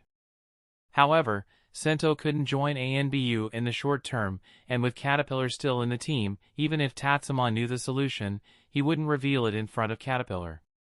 Tenko, being more straightforward and less complicated than Tatsuma, simply nodded and assumed his suggestion was a dead end. "Badger, is your stamina okay?" Tatsuma shifted the topic, saying, "For this operation, I plan to draw the battlefield into the Land of Wind. On one hand, this will reduce the losses for the Land of Fire, on the other hand, it relates to our official mission. Are we really delivering supplies? Isn't it a double-layered confidential mission? But my stamina is fine, I can run for 3 days and nights without any problem." Fearing Tatsuma might think he was making excuses to back out, Tenko slapped his chest to show that he was definitely up for it. Tatsuma explained, "We are indeed delivering supplies, and the location has been decided after multiple discussions. However, the recipients of these supplies are not our Konoha spies sent to the Land of Wind but rather ninjas from Hidden Sand Village." Huh? Are we inciting sand ninjas? Not exactly. Our movements have been deliberately leaked by the village, and those receiving this information won't be limited to just rogue ninjas from the Gold Exchange but also various ninja villages, including Hidden Sand Village. Once we enter the Land of Wind, sand ninjas will definitely come to stop us, either to kill us or to find out our purpose in the Land of Wind. In any case, they will come. As Tatsuma spoke, there seemed to be a faint, almost imperceptible laugh from beneath his mask. He added, "And the supplies we're carrying are explosive tags." Tenko, who had been somewhat confused, finally realized what the supplies were when he heard they were explosive tags. He clenched his left hand into a fist, fingers pointing upwards, and then abruptly opened his hand. Although he didn't say anything explicitly, his meaning was clear. Tatsuma nodded and said, "Exactly, a work of art in explosions." "Ha, you're so bad," Tenko said sarcastically. After speaking, he instantly stood up, balanced in place a couple of times, stretched his wrists and ankles, and then said, "So what are we waiting for? Let's get going." Since the team was already accommodating Tenko's pace and stamina, and seeing that he was eager to move, Tatsuma didn't insist on him resting. He nodded and said, "All right, let's move quickly." The four set off again towards the Land of Wind. Tatsuma hadn't traveled in this direction for several years and felt a bit nostalgic. During the journey, Tatsuma and Minato also left behind flying thunder god marks as they went. They did this every time they went out, especially after missions in Hidden Cloud Village, where they increased the frequency and reduced the distance between the marks. Because of Tatsuma's injury, one of the major reasons, aside from his underestimating the third rake's speed, was the lack of transfer stations, which made Tatsuma's sensing take longer. This loses the essence of Flying Thunder God's agility. The simplest way to address this is to have one or more teleportation points within a range where you can always sense them. This is the most suitable method. Expanding the conventional sensing range consumes too much chakra. Although Tatsuma's chakra reserves have increased significantly, it's still not something he can afford to squander. The cost-effectiveness of leading more Flying Thunder God marks is much better, especially since it's just a matter of convenience while traveling. After 2 days of travel, Tatsuma and his group finally crossed the Land of Rivers and arrived in the Land of Wind. Standing on the yellow sand, Tatsuma looked into the distance and said, "This is truly a wonderful place." Tenko swallowed, his legs feeling a bit weak. The thirst, sticky sweat, and glaring sunlight were making him very uncomfortable. Looking at the endless yellow sand, he said, "What's so good about this place? There isn't even a drop of water, let alone a place with air conditioning." The leader means that this place is very suitable as a graveyard for enemies. After all, the shifting yellow sand is like the sea, it can quickly wash away traces, which will significantly reduce your workload. Caterpillar said slowly, adjusting his sunglasses.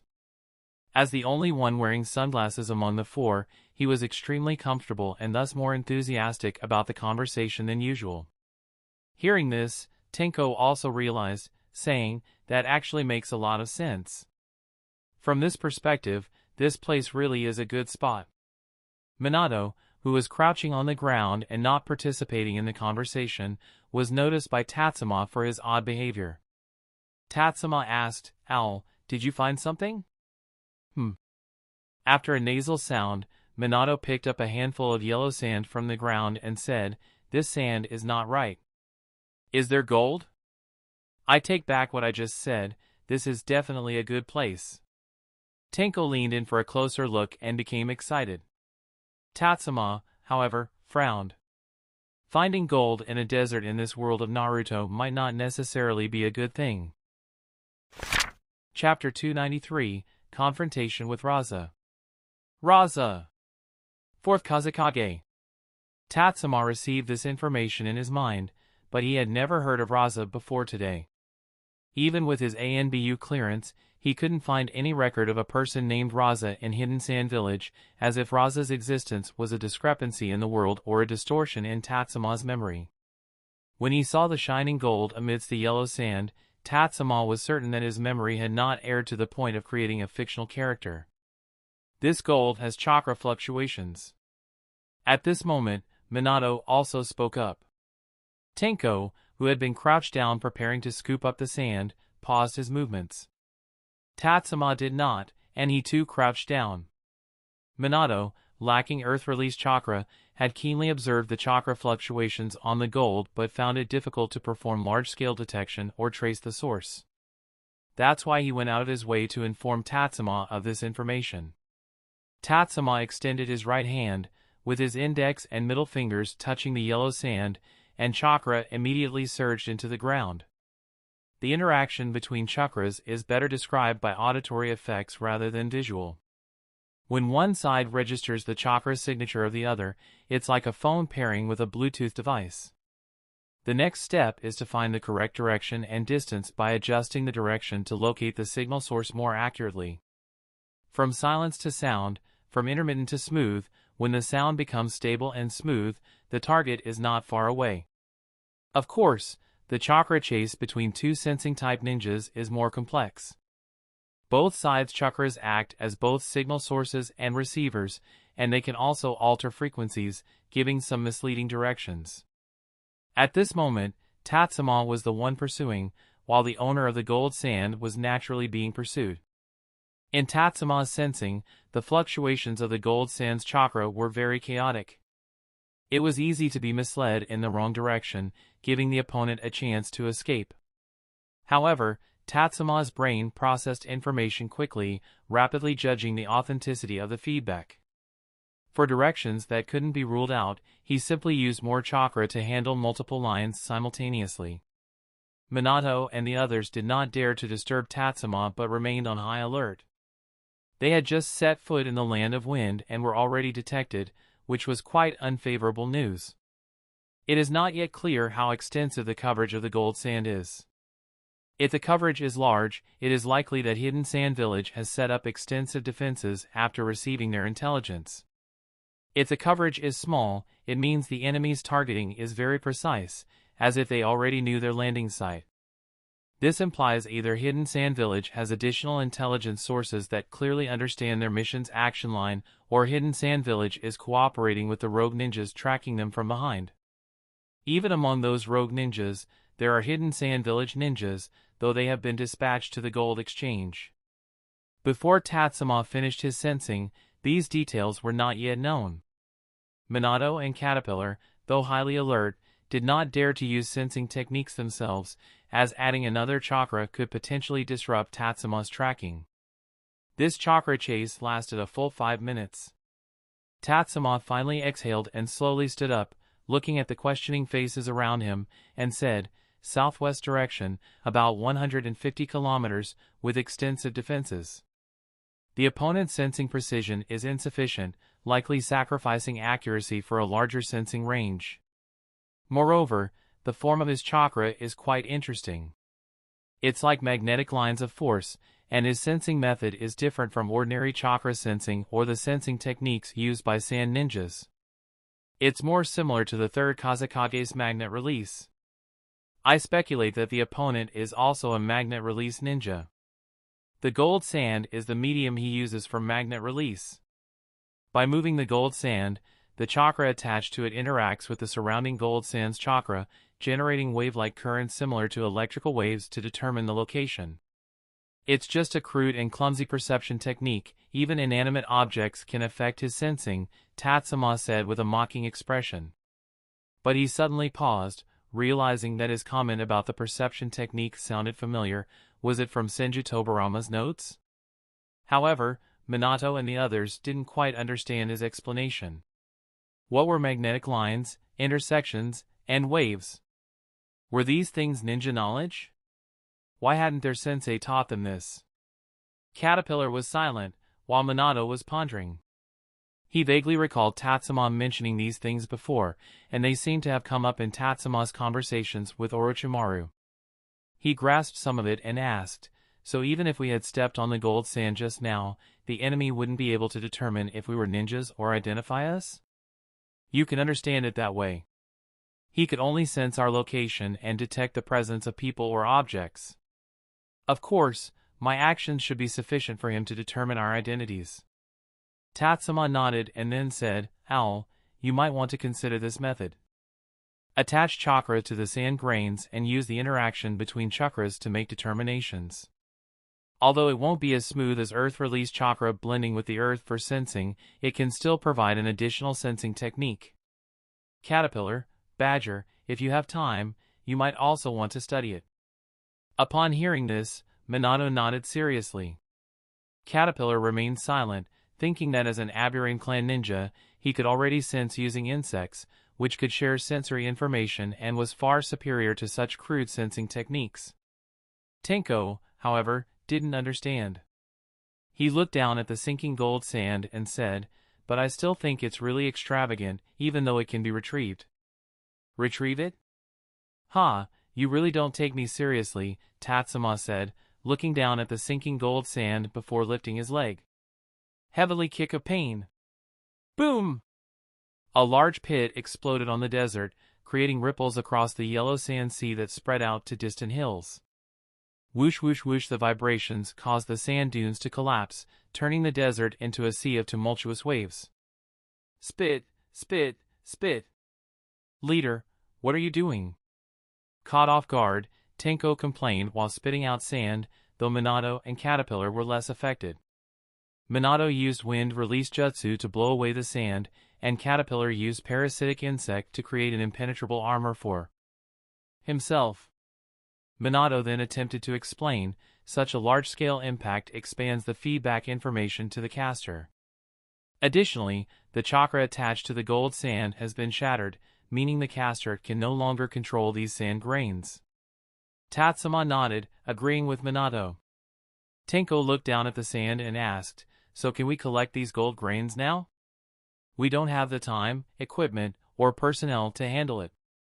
We can't take these gold grains with us, Tatsuma said with a wry smile. Tenko gazed longingly at the glittering gold specks in the desert, sighing in regret. In a small oasis about 150 miles southwest, a group of sand ninjas, dressed slightly differently from ordinary sand ninjas and wearing masks, gathered. Inside a building severely eroded by wind and sand, a ninja, similar in attire to the others but with a mask hanging from his waist and short reddish-brown hair, sat cross-legged and appeared to be newly adult. Thud! Suddenly, his head tilted, and then his entire body collapsed onto the floor. Bang! Tap tap tap! Within less than a second, the door was forcefully pushed open, and several ninjas rushed in. Among them, the smallest ninja quickly went to the fallen ninja's side, reaching out to check him while asking, Brother Raza, are you alright? Why did you suddenly collapse? Yashimaru. Raza breathed heavily but weakly, taking a while to steady his breath before saying in a weakened voice, Tell Sensei, Konoha's Sakamoto Tatsuma has infiltrated the Land of Wind. What? The surrounding people were shocked, but Yashimaru gritted his teeth and asked, Brother Raza, did that Sakamoto Tatsuma cause you to collapse? Don't be impulsive, I just need a moment to rest. Raza shook his head gently and said, By the way, tell Sensei that there is another important piece of information about Tatsuma that hasn't been disclosed. He has extremely strong sensing abilities. Alright, I'll contact Kazekage-sama. Brother Raza, please rest well. Yashimaru helped Raza to a spot against the wall, then gave a few instructions to the other ninjas before leaving. The remaining few did not leave but stayed behind to protect Raza. After a while, Yashimaru returned without his mask, hanging it at his waist, revealing a face that looked somewhat out of place in the sandy land of wind, even more refined than most women's faces. Raza, who had rested for a while, looked much better now, despite his lips being a bit pale and his dark circles seemingly worsened. Seeing Yashimaru, Raza asked, What did Sensei say? Yashimaru came to Raza's side and said, Kazekage-sama has instructed us to remain on standby. He will send additional personnel and advised us not to take any independent action, especially you, Brother Raza. Raza could believe this response, it was what Sensei had directly told Yoshimaru. However, after a moment, he still said, "We'll rest for a day." "Kazekage-sama didn't say when our reinforcements will arrive," Yoshimaru said. Raza shook his head and replied, "I'll be recovered by tomorrow. Sakamoto Tatsuma is too dangerous, I cannot stand by and watch him wreak havoc in the land of wind." "But his strength." Hearing this, Raza's expression darkened. He said, "No matter how talented he is, he's still just a kid under 15. After saying this, his expression suddenly stiffened, and he looked at Yoshimaru, who also had a stiffened face, and said, "Yoshimaru, I'm not talking about you, just." "I understand, Brother Raza. If you want to go after Sakamoto Tatsuma tomorrow, I'll follow you. Just don't forget that my sister is still waiting for you to return to the village." Hearing Yoshimaru mention his sister, Raza's expression softened a bit. He said, "I know. It's just, I was raised by the village, and it's thanks to Sensei that I've become who I am today. I will never allow someone like Sakamoto Tatsuma, who intends to destroy the Land of Wind and the Sand Ninja Village, to exist within the Land of Wind." Chapter 294, Get Ready for an Explosion. "Brother Raza, is that where they are, in the abandoned village up ahead?" In the desert, Yoshimaru, holding a telescope, looked at the withered oasis in the distance and the ruins left behind by people who had migrated, feeling a bit puzzled. The abandoned village was very small. It was an exaggeration to even call it a village, as it only had around 30 or 50 households. Even with the telescope narrowing the field of view, it was clear to see. However, despite Yoshimaru's professional training, he couldn't find any signs of people having visited there. It's important to know that although traces in the desert are quickly covered, people living in the desert still have many ways to determine traces. Raza, hearing Yoshimaru's concern, said, "They are over there. Don't forget, they are Konoha's ANBU, trained individuals. Their familiarity with the desert may be on par with most of Hidden Sand Village's ninjas." Yoshimaru wasn't trying to refute him, he was just a bit puzzled. He lowered the telescope and turned to ask, "Brother Raza, you mentioned that Sakamoto Tatsuma is a sensing-type ninja. If we get closer now, might we draw their attention? Or could it be that we've already been discovered?" "He is a chakra-sensing ninja. Lacking real medium assistance, he can only sense the fluctuations of other chakras through chakra itself to determine quantity and quality. However, as long as you apply fluctuations opposite to the chakra fluctuations within you, you can conceal your chakra. At least, chakra-sensing ninjas won't be able to detect it. I've already applied chakra fluctuations of the same amplitude but opposite direction for all of us. Thus, even Sakamoto Tatsuma, in his sensing, will perceive us as nothing more than a presence of air." Raza spoke confidently. "Every technique has its strengths and weaknesses. There is no perfect technique in this world. But truly powerful individuals capitalize on their strengths while mitigating their weaknesses, making the most of each technique's advantages and minimizing its shortcomings. The cancellation of fluctuations by opposing fluctuations is just one of the strengths of magnet release, and not even the only technique to obscure sensing. There are even more advanced techniques, but his sensei hasn't taught him those yet. However, he has heard from his sensei about techniques that can obscure sensory-type sensing, techniques so refined that even the Hyuga's Byakugan or Inuzuka's Nindog cannot see through or detect them. But he is still far from mastering those. After all, he only recently learned magnet release from his sensei in the past 2 years, and his version is somewhat different. He hasn't fully grasped even the basic applications of magnet release and the unique uses of his own variant, let alone more advanced or obscure techniques." At this moment, Yoshimaru looked at Raza with admiration, thinking that perhaps entrusting his sister to such a person would bring her true happiness. Raza didn't pay attention to Yoshimaru's admiration. In fact, Yoshimaru's adoration was too familiar to him, so much so that it didn't evoke any emotional response. Having lost his parents at a young age and being adopted by the village, Raza was singled out by his sensei early on and became one of the secretly trained individuals. He had known Yoshimaru's sister, Karura, since he was very young. Karura, like him, was part of the same batch of trainees, but while Karura was trained in sand ninja techniques, he was trained in magnet release.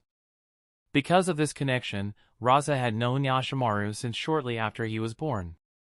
Later, due to the war and the death of Karura and Yashimaru's parents, Raza took care of the siblings, and it wouldn't be an exaggeration to say they were like family. From childhood to adulthood, Yashimaru had always admired him, especially after the death of his parents.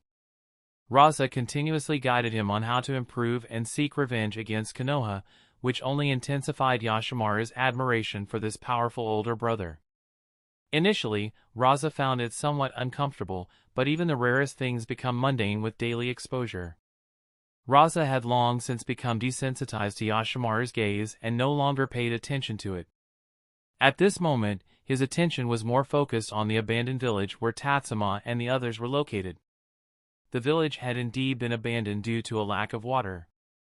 However, centered around this abandoned site were 4 other villages not too far away, 2 of which were frequently interacted with by Hidden Sand Village. Raza had been pondering the purpose of Tatsuma's visit to the Land of Wind, and now he had a vague suspicion. It seemed that Tatsuma's actions might be related to spies stationed in the Land of Wind, and choosing such a location might be intended for a rendezvous. Given Tatsuma's abilities, he was indeed well suited for this task. Both his sensing abilities and flying thunder god technique made him very convenient for espionage exchanges.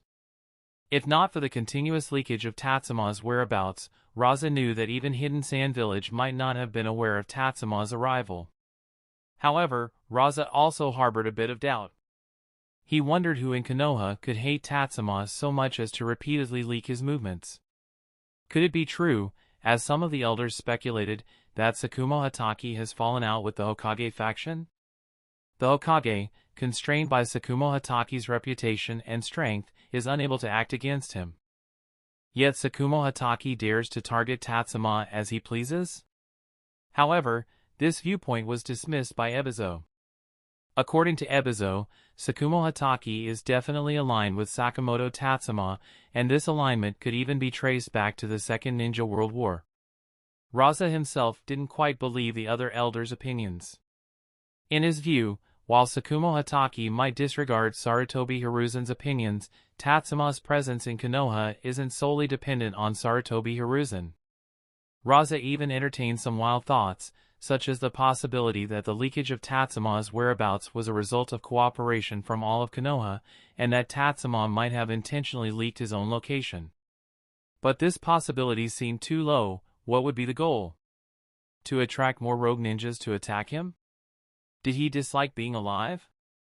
Pulling his thoughts back, Raza suddenly glanced around.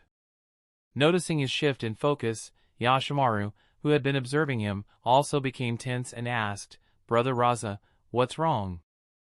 "There are quite a few more people around, likely those who were attracted by Sakamoto Tatsuma's bounty at the exchange. The number is too large." Raza's expression darkened slightly. He had another concern, whether Konoha's spies hidden in the Land of Wind might also be among these new arrivals. He recalled his wild speculation. If Tatsuma had indeed exposed his own whereabouts intentionally, then those attracted might include not only Hidden Sand Village ninjas but also rogue ninjas willing to risk their lives for money.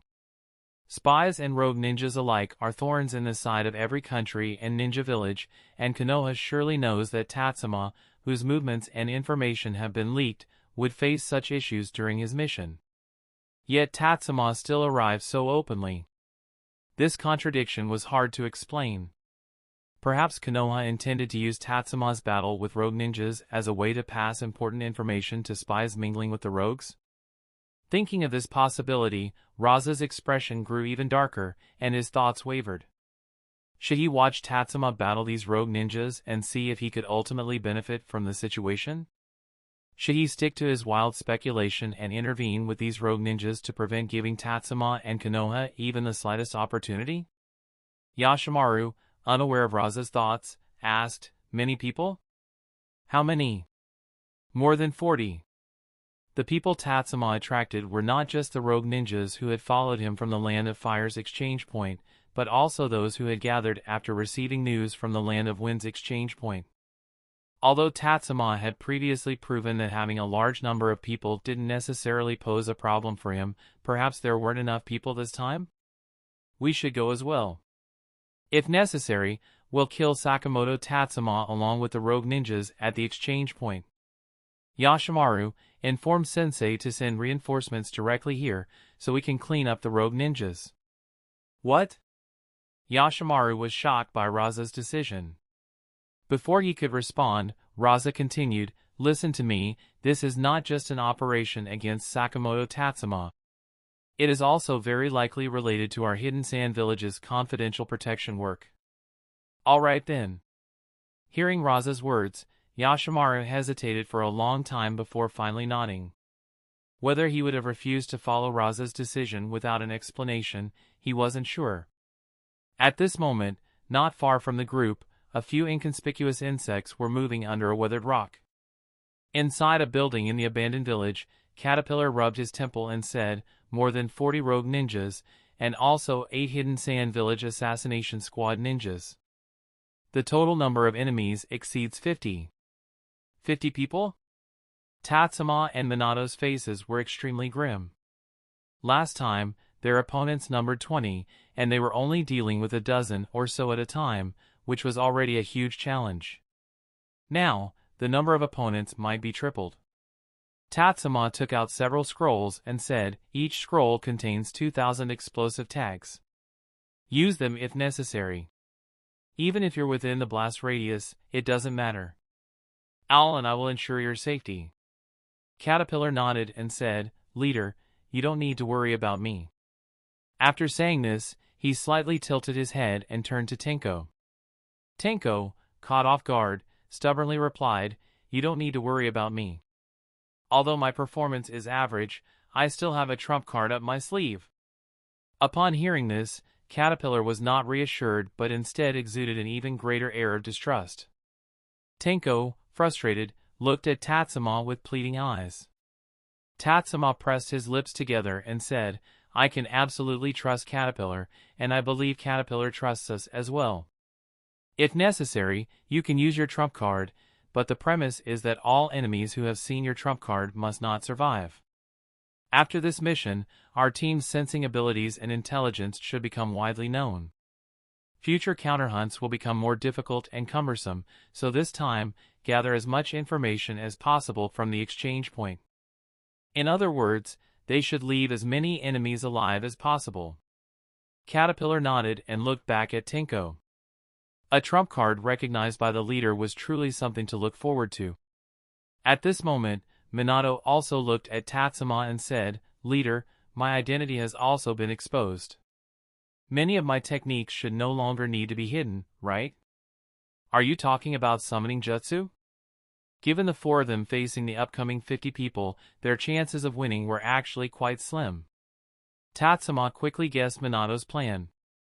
Minato nodded and said, "I've already managed to cooperate well with Bunta and the others, and they are willing to help me. All right, then I will also request Shoku's assistance to maximize everyone's safety." Tatsuma nodded, stood up, and said, "It seems they believe that in the desert terrain, there's no need for stealth anymore. Everyone, get ready for an explosion." Chapter 295, Do not be complacent about progress, as progress is a common skill. In the Land of Wind, where most are skilled in wind release techniques, earth release ninjutsu is not very prevalent due to the vast expanses of yellow sand and minimal obstructions. The reason is simple: although the desert is also a form of earth, there are not many earth release techniques suited to it. The yellow sand has poor malleability, and many ninjutsu that require shaping are not effective in the Land of Wind. For example, techniques like Earth-style wall and Earth Dragon are not suitable, and the loose yellow sand makes it difficult for earth release techniques that rely on the terrain, such as Earth Flow Wave, Earth Flow Divide, and Rupturing Earth Palm, to be effective. The scarcity of water resources also limits the effectiveness of earth release techniques to some extent. Techniques that require a higher moisture content in the earth to function are particularly hard to use in the Land of Wind, such as Earth Dragon Bullet and Swamp of the Underworld. Additionally, the Land of Wind is extremely rich in wind resources, and just researching wind release ninjutsu is enough to occupy a wind ninja's entire life, so naturally, few people focus on studying earth release jutsu suited to the desert environment.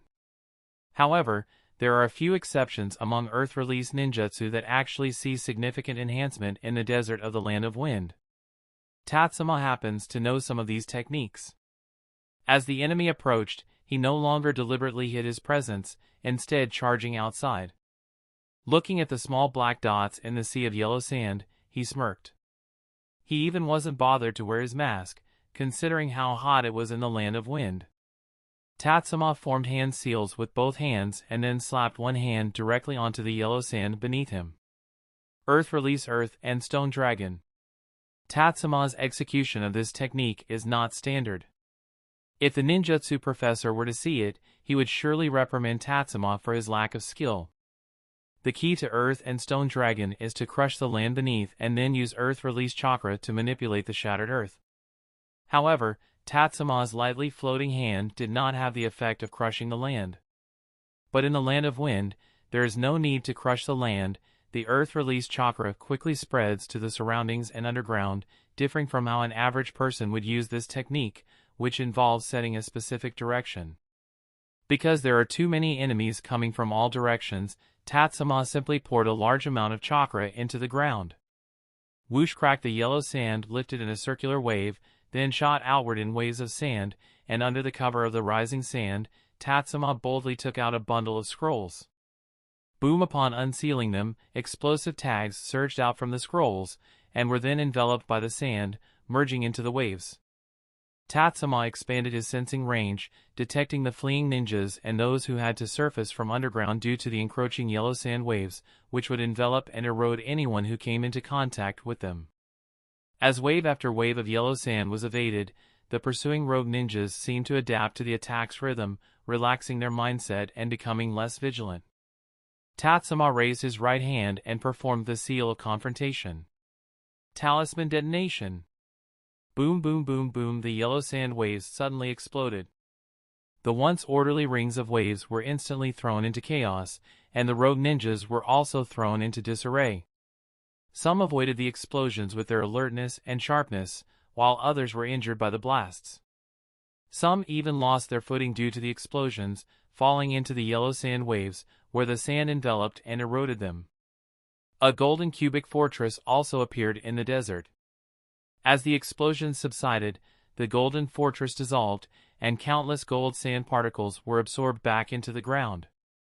Brother Raza, this Sakamoto Tatsuma is too. Yoshimaru's words trembled involuntarily. Although it was only Tatsuma alone casting techniques in battle, the scene resembled the ninja battle scenarios described by the Ninja Academy instructors. Raza's face was also extremely serious. He had previously thought that he had already overestimated Tatsuma's abilities enough. After all, no matter how much of a genius he was still just a kid, not even 15 years old. But now, looking at the figure standing in the center of the yellow sand, far from towering, he finally understood why, no matter how much he improved, his sensei was never satisfied or reassured.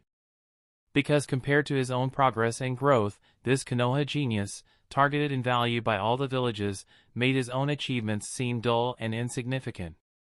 Perhaps due to the intense focus of his gaze, Tatsuma also noticed Raza's eyes. He turned his head to look, and although they were far apart, he clearly saw this young sand ninja with dark circles under his eyes. Although the rest of his face was covered by a mask, just from those panda-like eyes, Tatsuma recognized him, Raza. At this moment, after Tatsuma had launched his first wave of attacks, Minato, who had just walked out from the building, perhaps sensing Tatsuma's thoughts, said, "Leader, leave the others to me for now." "Okay." Tatsuma didn't hesitate to accept. After taking a glance at the calm caterpillar and the eager Tenko, he charged towards Raza. "Brother Raza!" Yoshimaru shouted nervously.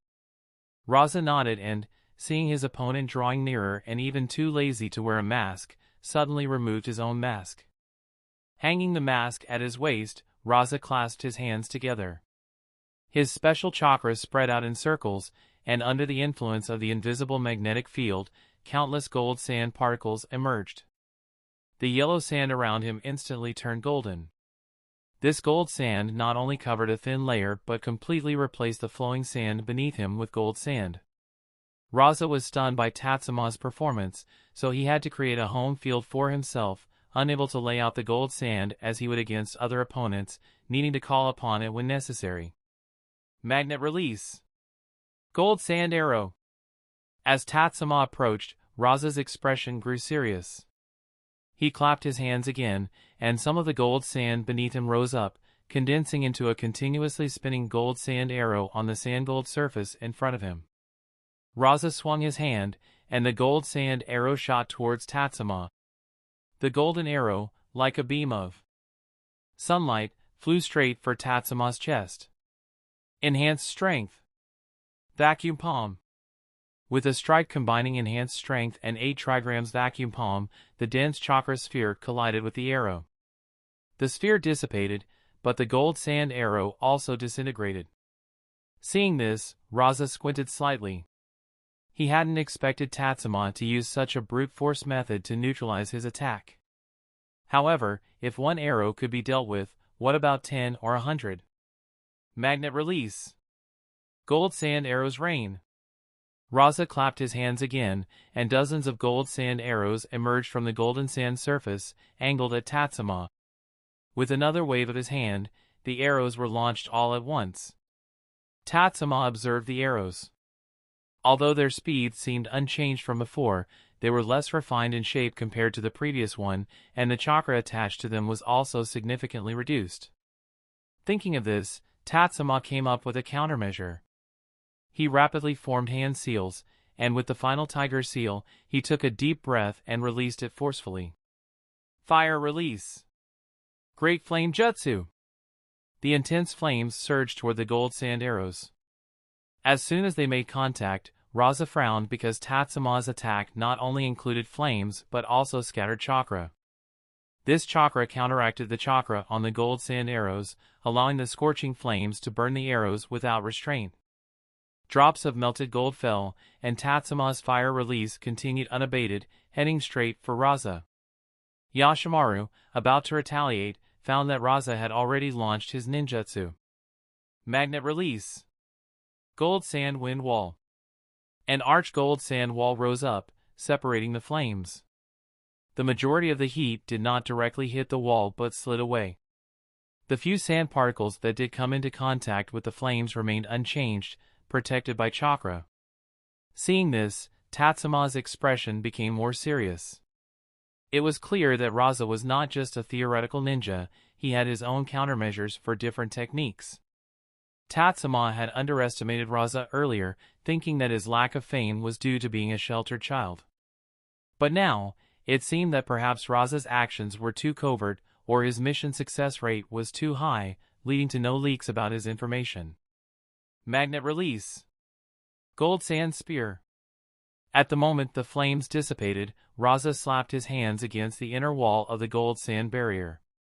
The wall instantly transformed into a long spear with a double helix drill shape, thrusting towards Tatsuma.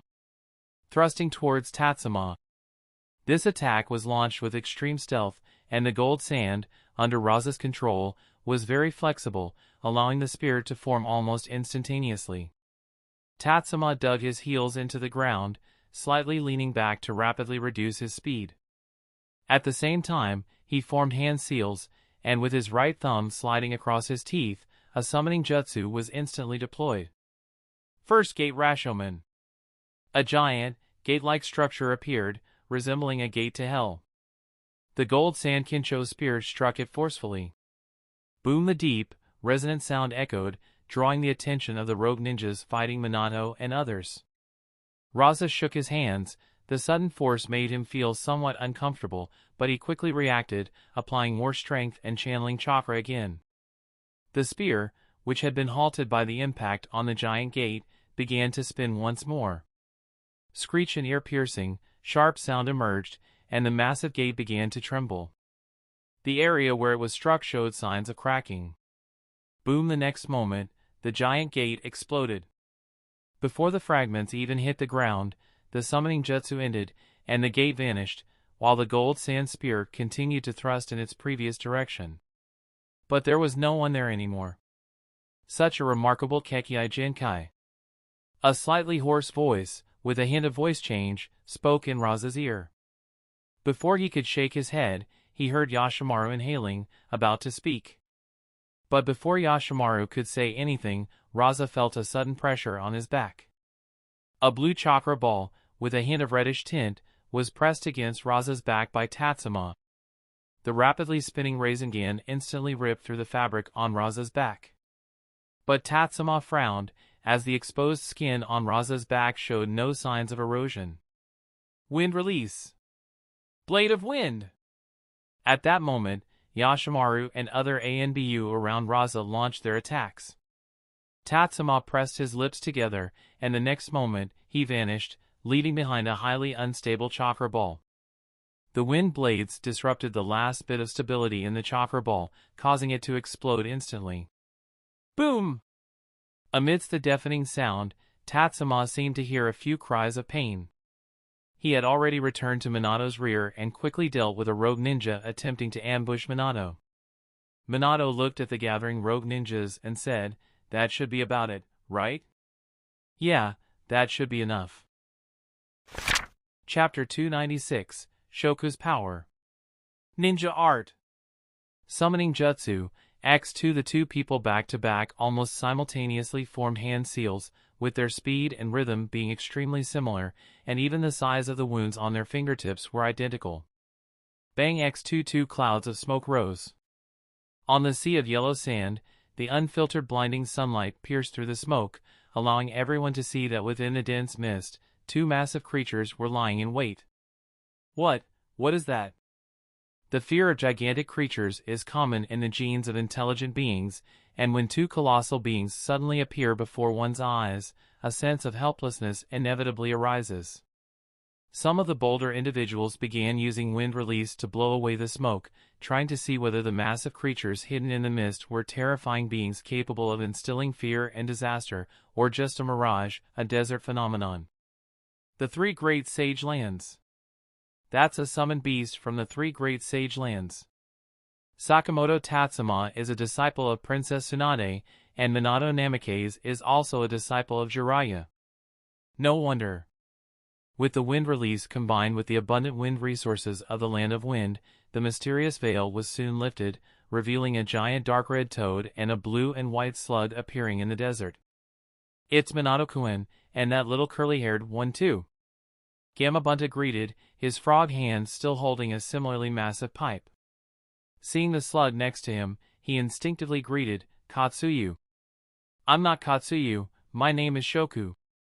Shoku's voice was gentle, causing Bunta to somewhat awkwardly stop smoking. However, the rogue ninjas surrounding Tatsuma remained vigilant, with no hint of being deceived by Shoku's gentle demeanor, and fear was still rising in their hearts. Bunta knocked the large amount of tobacco off, stomped on it to bury the partially burned tobacco in the yellow sand, and placed the pipe on his back before making a correction. All the slugs from Shikatsu Forest look the same. As long as you pay attention, you can still see the differences. Being attentive is also a very important quality, little Bunta. Little Bunta? Bunta was initially taken aback, then heard Shoku's address, and a human-like expression of surprise appeared on the toad's face. Shoku's antennae twitched as he said, "I am a split entity of the slug sage. Even if you count from the time of the split, I am no younger than the toad sages from Mount Maiboku." Upon hearing this, Bunta dared not speak further. Who was Toad Sage? He was the great Toad Sage, and it seemed quite normal for a slug from the same era to call him Little Bunta. The onlookers were still shocked by the size of the two summoned beasts and the impact of their background from the Third Sage Land, not interfering with the two's conversation. Bunta quickly steered the topic back and said, "Minato-kun, little curly hair, is it really necessary for me to come out to deal with these people? Tatsuma is my summoner, and judging by appearances is not something good children should do." Even though Tatsuma, the person involved, had no complaints, Shoku was the first to speak. An obvious look of embarrassment appeared on Bunta's toad face, and Tatsuma quickly gave Minato a knowing glance. Minato instantly understood and said, "Yes, Bunta-san, Shoku-san, we still need your assistance. Please help us." Bunta drew his tanto and said, "No problem." Shoku then tilted her head and said, "There are quite a few people. Do we really need to fight? How about I take you away instead?" Upon hearing Shoku's words, Bunta turned to look at her again, with an expression of disbelief. Was this something a summoned beast was supposed to say? The surrounding rogue ninjas also came to their senses, with some starting to size up Shoku, their greed visibly apparent. Even the corpse of a summoned beast from the three great sage lands should fetch quite a bit of money, right? The reputation of the three great sage lands was so grand and often presented together that many people forgot one fact: the slugs of Shikatsu Forest seemed to have no notable achievements or records of fighting. Now that they were coming to their senses, were the three great sage lands really that impressive? In the ninja world, what matters is strength and power. Being able to heal is worthless. However, seeing the changing expressions of the people around, Tatsuma nodded and said, "All right, Shoku, I'm counting on you." "Okay." Shoku's tone was somewhat hesitant, but she still said, "It's a shame to have to kill so many people." "Are you scared?" Bunta almost blurted out. He had thought that Shoku had suggested leaving because she was afraid, but now it seemed something was off. Magnet release. Gold sand cube. Before Shoku could explain, a cube made of condensed gold sand was violently launched towards Shoku, clearly targeting the slug first, based on rumors of its lack of combat prowess. At the same time, many rogue ninjas reacted, throwing various ninja tools or releasing ninjutsu towards Shoku, intending to defeat her in one go. Bunta's eyes widened, his tanto spinning in his hand as his body slightly crouched, clearly preparing to strike. Tatsuma, standing above Shoku, also frowned and twisted a small amount of residual blood in his hand before preparing to cast another technique. Acid slime. Before Bunta and Tatsuma could act, Shoku's mouthparts spat out a stream of acid, splashing onto the incoming gold sand cube. Sizzle. The originally tightly connected and unified cube reacted violently the moment the acid was applied. Gold is one of the most resistant substances to reactions, but it began to boil and could no longer maintain the structure of the gold sand, turning into pools of liquid that splashed onto the yellow sand. As it slid down, the flying ninja tools also fell into the liquid, and even after the gold sand dissolved, the remaining acid completely engulfed these tools. Moreover, after dissolving the gold sand and steel, the acid became extremely viscous. The ninjutsu that hit the acid couldn't penetrate it and only created ripples on the surface. The other rogue ninjas, who had been taking advantage of Raza's attack, gasped as they witnessed the scene. Seeing how even gold and steel were instantly corroded like this, they could hardly imagine what would happen if the acid dripped on them. Raza also furrowed his brow tightly. He had never encountered such a situation before. Due to the weight and stability of the gold sand, his technique was almost immune to countermeasures. Even his sensei's iron sand magnet release, which was inherently less effective than his own gold sand magnet release, could at most melt when facing fire release. However, Raza had made extensive improvements to reduce the damage from fire release to a minimum. But encountering Shoku's unreasonable acid, which dissolved his gold sand completely, so thoroughly that even he, the user, couldn't sense it, was truly unprecedented. Tatsuma squinted his eyes. Shoku's acid was much more powerful than he had imagined and reacted extremely quickly. Given their similar sizes, Tatsuma had tried to use Katsuyu as a reference for Shoku. He thought that estimating Shoku's acid strength to be similar to Katsuyu's was already an overestimation, but it now seemed that Shoku's combat abilities were still greatly underestimated. Perhaps Katsuyu represented the conventional image of what a summoned beast from Shikatsu Forest should be like, while Shoku might be an enhanced combat version. After all, Shoku and Katsuyu were not directly comparable. For instance, Shoku knew about training in Sage Mode, which Katsuyu did not. However, Katsuyu possessed knowledge that Shoku did not, such as the many medical ninjutsu used in conjunction with human medical ninjas. Although Shoku also mastered medical ninjutsu, she could only treat others independently. Collaborative treatment might still require Tatsuma, the summoner, to take time to teach her. At least for now, Shoku's proficiency in combat was more beneficial than harmful. Not needing any further assistance, Tatsuma twisted the blood in his hand and wiped it away. The wound, originally torn by the fangs, had healed, and his physical attributes had slightly increased. Bunta, feeling somewhat embarrassed, adjusted his stance. This slug seemed different from what he was used to. Although still gentle, it also had a tough side. Minato focused on the surroundings. He exchanged glances with Caterpillar at the back, who nodded slightly. Minato passed this information on to Tatsuma.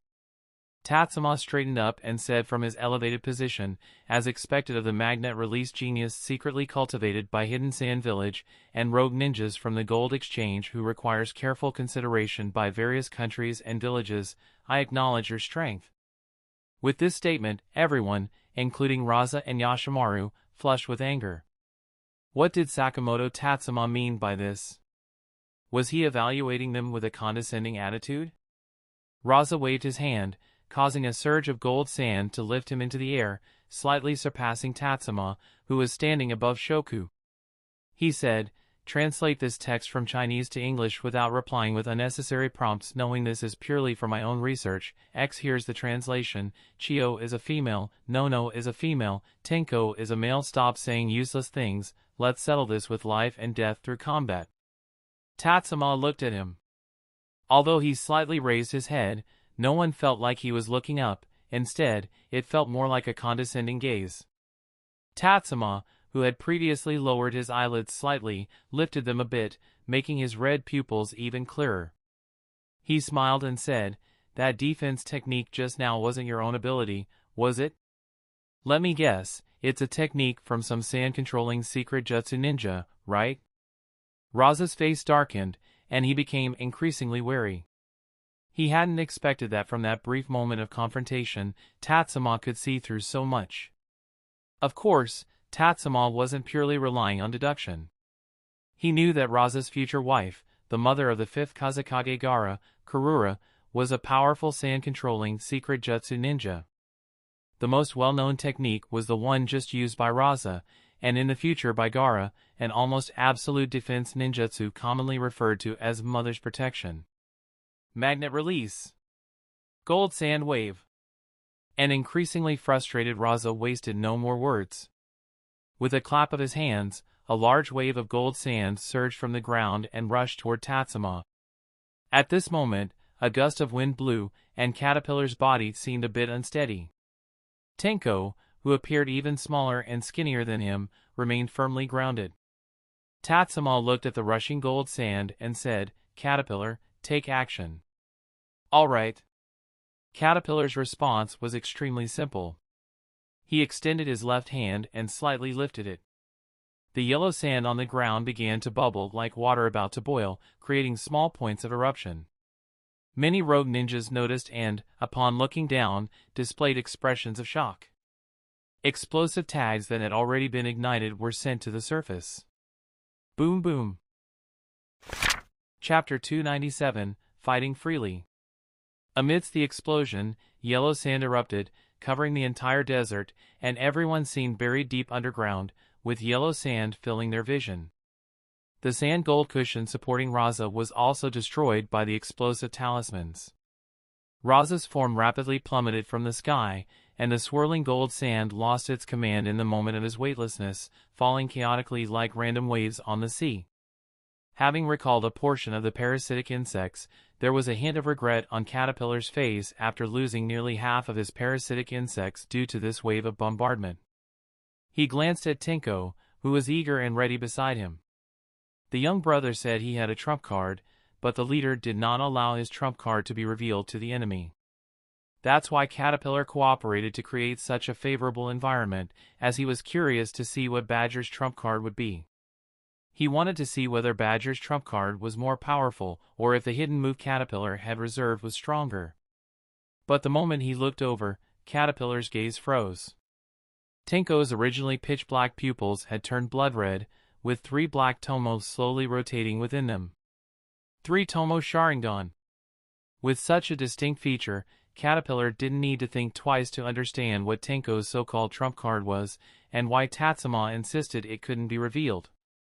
Both Tenko and Tatsuma had violated the ANBU regulations.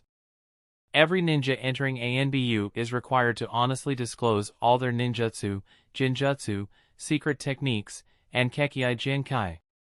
In Tenko's file, he was listed as having a 2-tomo Sharingan, meaning he had deceived ANBU, and Tatsuma, the leader, knew about it but didn't report it.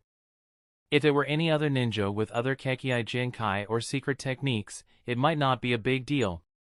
But for an Uchiha, even their normal actions arouse suspicion, let alone deliberately violating regulations. Caterpillar gritted his teeth and shifted his gaze. He couldn't have known, at least, he would only realize after the battle that Badger's Sharingan had evolved into a 3-tomo Sharingan.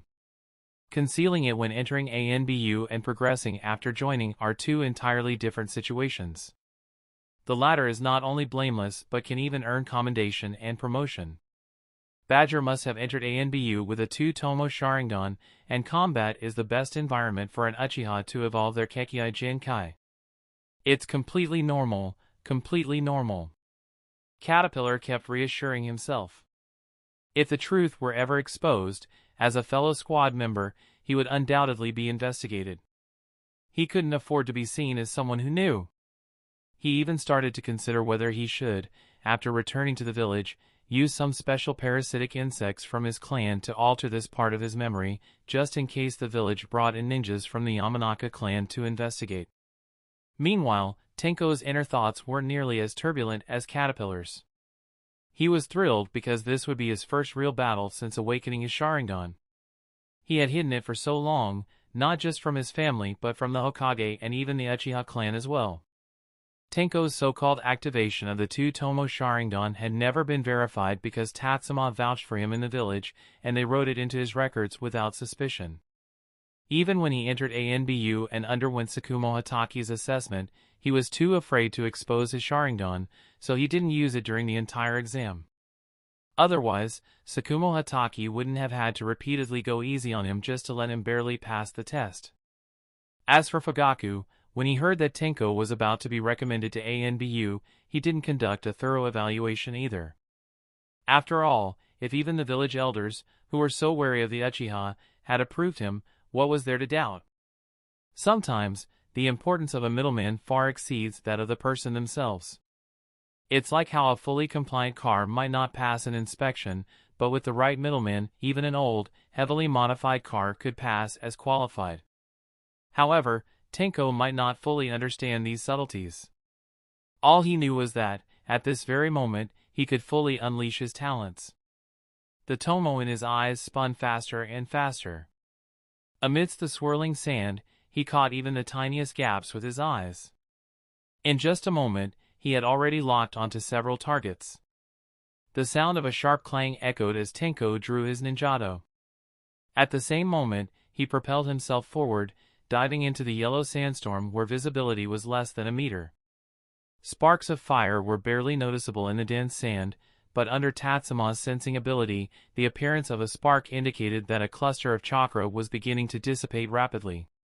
Without waiting further, Tatsuma threw a kunai, its silver light streaking through the desert, intertwining with Minato's golden flash, as they blinked in and out amidst the sandstorm. "Damn it! Damn it! Damn it!" Raza, who had fallen, spotted a silver flash and realized one of his teammates had already become a lifeless corpse. Furious, he shouted, "Blow the sand away now!" His voice was so loud that even in the howling winds and falling sand of the desert, it was piercing. Not only did his teammates react, but other rogue ninjas also began to take action. Various wind-release ninjutsu unfolded, and the yellow sand was quickly swept away. Some rogue ninjas on the periphery even managed to escape the sandstorm's cover. Swish before he could catch his breath, a ninjato slashed towards his head from behind. Tenko turned around, his crimson eyes glaring at the attacker. The rogue ninja's body froze, and the blade that was supposed to fall was halted midway. Tenko twisted his body and drove his ninjato into the rogue ninja's chest. Immediately, he lifted his left hand to cover his eyes, feeling an extreme dryness and accompanying sharp pain. He closed his eyes to relieve the discomfort.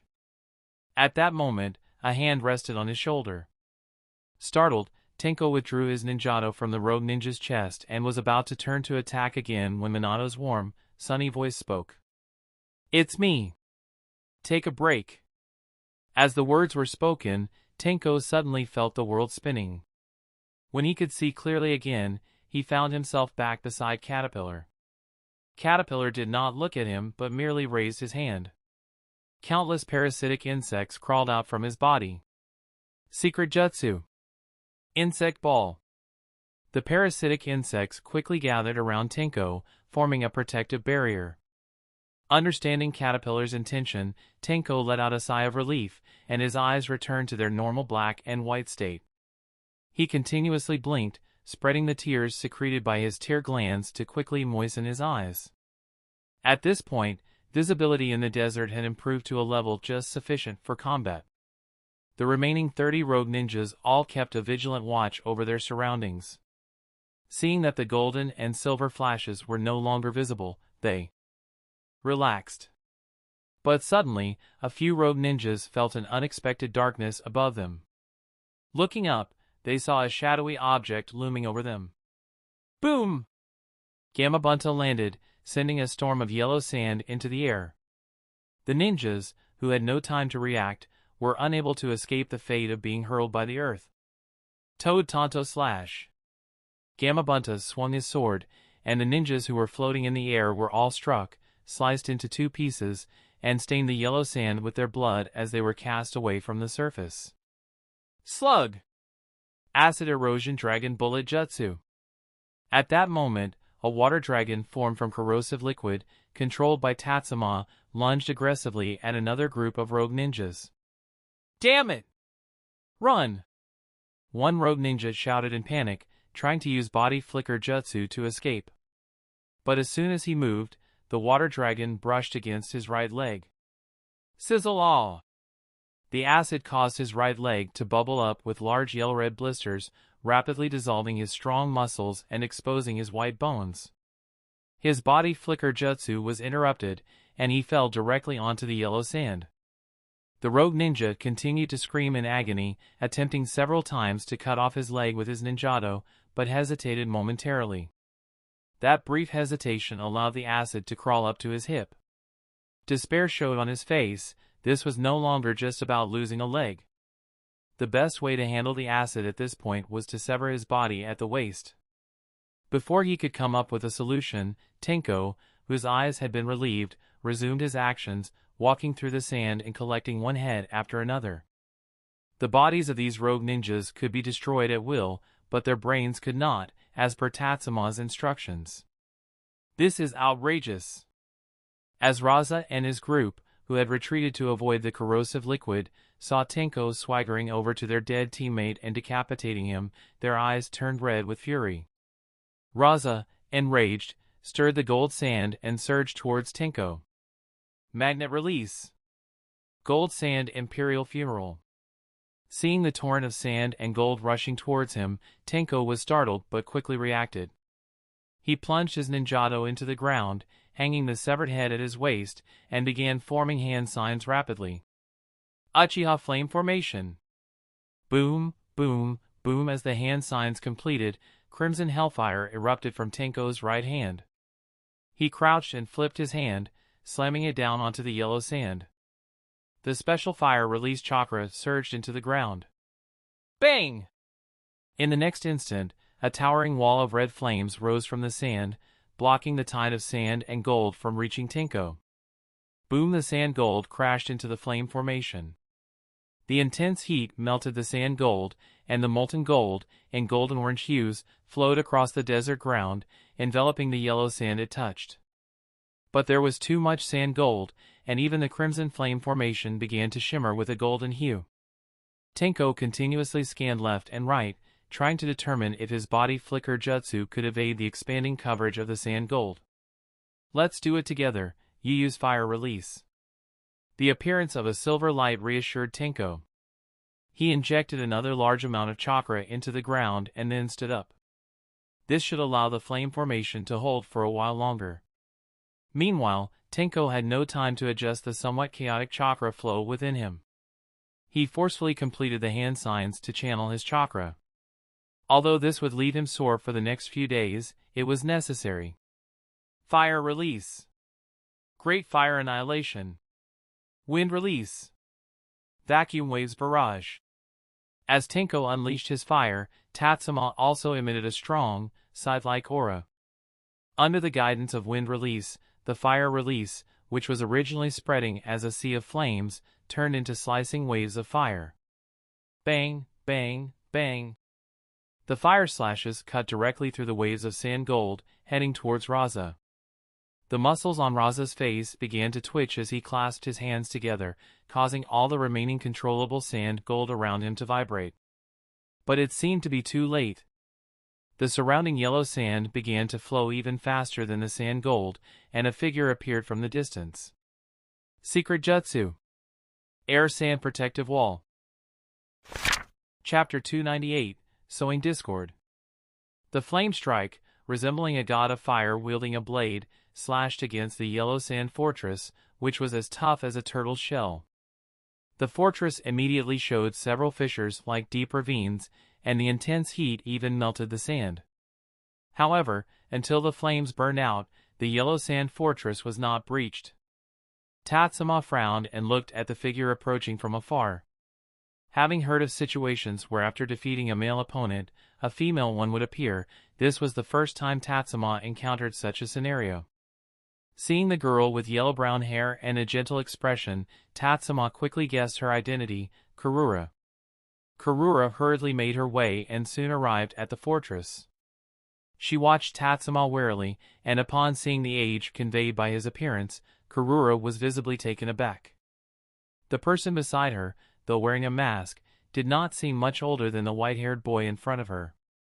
When she had just seen the combination of fire release and wind release jutsu, Karura thought it was a collaboration between the Hokage and the legendary darkness of Konoha. But now, seeing that it was just two younger boys, she was surprised. "Why are you here?" The yellow sand fortress was disintegrated from the inside out by the sand gold. Raza emerged with a stern face. Although Karura had saved him, Raza's tone made it seem as if Karura had made a mistake. I just... The sand on you told me you were in danger, so I... Karura hurriedly explained. Raza's face remained grim, but he took 2 steps to block Karura, slightly turning his head and said through clenched teeth, "Do you know how dangerous it is here? What if you got hurt coming here alone?" Karura lowered her head and remained silent under the scolding. As Yashimaru, who had just emerged from the fortress, saw his older sister, his eyes lit up. However, upon seeing Raza's expression, he didn't dare to greet his sister. Clap, clap, clap, Tatsuma clapped his hands and said, "Raza, Karura, you really live up to being the model couple of the Hidden Sand Village." Raza was taken aback and glared at Tatsuma.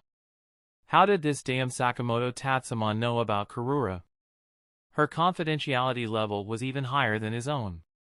Wait, what did he just say? Model couple? At the same moment, both Raza and Karura realized and felt their ears turn red. Where did you learn about our identities? Raza, with more field experience, quickly composed himself and questioned Tatsuma. Tatsuma shrugged and said, "Your confidentiality level is indeed very high, and outsiders can't obtain your information. But, people from your own village can." As he spoke, Tatsuma showed a smug smile. He knew their information not through any intelligence means, but because he had once had a god's eye view. But Tatsuma would never miss an opportunity to sow discord among his enemies. Raza wouldn't miss it either, his face darkened with anger as he demanded, "Who is it? Could prolonged contact with gold lead to symptoms of heavy metal poisoning? How could I tell you who it is? Just think of the resources required to cultivate a ninja from an enemy village and elevate them to the status of an elder." Upon hearing this, Raza's expression grew even darker as he began to count the identities of the hidden Sand Village elders in his mind. He decided that once he returned, he must inform his sensei and thoroughly investigate the entire group of elders. Tatsuma was just speaking off the cuff, but Tenko genuinely looked at Tatsuma with curiosity, as if he would ask if the situation were more appropriate. Given Tenko's nature, he might really ask. At this moment, Tatsuma glanced over at Minato and noticed he was teamed up with Caterpillar, with Bunta and Shoku assisting, engaged with other rogue ninjas. Tatsuma pursed his lips and said, "Badger, go help Minato and the others." "Then here?" Seeing Raza, who was glaring at them like a demon, Tenko still felt uneasy. Tatsuma said, "It's fine. We need to resolve things over there so we can achieve victory. If things remained at a stalemate, the rogue ninjas wouldn't be defeated, and handling Raza would also be difficult." This wasn't what Tatsuma wanted. Upon hearing this, Tenko nodded, no longer wasting words. He drew his ninjato from the ground and headed towards Minato, with the head of the hidden Sand Village ANBU still swaying at his waist. Seeing the disrespectful treatment of his teammate's corpse ignited Raza's anger once more. With a bit of rest, his chakra and condition had improved, so he gathered his chakra again. His hands joined together, and the sand gold once more coalesced. The sand spear, shaped like a double helix drill, reappeared. Magnet release. Gold sand spear. The spear was thrust towards Tenko's direction. Tatsuma performed a body flicker to block its path. Raza frowned as he looked at the summoning jutsu seal Tatsuma was forming, a disdainful smile appearing on his face. The strange door that had just been pierced was now going to be summoned again by Tatsuma? Even if he could, so what? Raza knew that the chakra he was outputting this time was far beyond what he had used before, but he had also allocated a bit more chakra. He was prepared to crush it all in one blow, without delay. Triple Rashomon. While Raza understood how to output more chakra, so could Tatsuma. Feeling his chakra being massively drawn out by the summoning jutsu, Tatsuma bit down on the military rations pill already in his mouth and swallowed it. Boom, smoke erupted, and the spear controlled by Raza pierced into the smoke. The impact, which Raza had just experienced once, was now feedback through the long gold sand spear. This time, Raza, who was already well prepared, responded with much more ease. He exerted his strength, and his chakra exploded rapidly. The first layer of Rashomon was instantly shattered. Just as Raza felt a sense of accomplishment, a much more intense impact than before hit him again. Boom, the gold sand spear disintegrated, and at that moment, the smoke cleared, revealing a ground littered with debris and a slightly damaged gate, with another gate as pristine as new. Raza was stunned. He hadn't expected that the special summoning beast with such powerful defensive capabilities not only could be summoned repeatedly but also involved more than one gate. Judging by the weight of the second gate, it seemed that each gate was progressively stronger in terms of defense. Even if he had managed to breach the second gate by luck, there would be no chance against the third gate. As Raza tried to recall information about the gate, a segment from a book he had read in the library suddenly came to mind. It was a record of the Warring States period. The legendary 5 Gates of Hell, and the user at that time was Senju Hashirama. The name Senju Hashirama appeared in his mind. Even though Raza had never dealt with Senju Hashirama personally, he couldn't help but shiver inwardly. Senju Hashirama was a godlike figure. If not for his ambition to merely establish a ninja village, the landscape of the ninja world might have been vastly different. Even though the person standing before him was not the legendary first Hokage Senju Hashirama, who founded the ninja village era, Raza still felt a decrease in his momentum when faced with Senju Hashirama's techniques. Even though this technique was not well known in Senju Hashirama's wartime achievements and its representativeness, power, and impact were far less significant compared to the unique release of the ninja world, the name still carried weight. However, why was this kid so stingy, summoning only one gate at a time, and even then just 3 gates? Why not summon all 5 gates? If Raza's thoughts were known, Tatsuma would definitely cry. Did he want to be stingy? It's not that he wanted to, it was more like a skilled cook struggling without ingredients. His chakra consumption for summoning the same summoned beast was already lower than others, but summoning the complete quintuple Rashomon was another story. Even in his current state, Tatsuma would need to find a day when he was in optimal condition, not having stayed up late or risen early, to barely exhaust enough chakra to summon it. The defensive capability of Rashomon indeed increases progressively with each layer, but the chakra required for summoning also grows progressively. The amount of chakra needed for summoning a single Rashomon compared to the quintuple Rashomon differs by dozens to hundreds of times. Standing on Rashomon, Tatsuma was unaware of Raza's thoughts. He only noticed that Raza was distracted and quickly formed hand seals to seize the opportunity. Ninja art. Shadow clone jutsu. Boom, a cloud of smoke appeared beside him, and a shadow clone materialized next to him. Tatsuma, feeling his chakra, which had just partially recovered, was again drained by half, clicked his tongue. The chakra was like a fat, well-fed cat. It looked robust but would shrink to half its size with a little water. Especially when high amounts of chakra were needed for a few techniques, it drained rapidly. For a brief moment, Tatsuma considered deliberately injuring himself to increase the number of divine tree cells, as they seemed to be beneficial and harmless at the current stage. But this thought only lasted a moment. With his strategist talent, such distractions did not affect his ongoing actions. Fire release. Fire dragon flame bullet. Wind release. Vacuum waves barrage. Both the main body and the shadow clone executed the technique simultaneously, with a coordination effect that was even more refined than Tatsuma and Tenko's combination, resulting in double chakra output. Boom, the already ferocious fire dragon, infused with wind release, became even more rampant and its size expanded several times. Under Tatsuma's control, it lunged fiercely towards Raza and his group. Secret Jutsu. Desert Hand.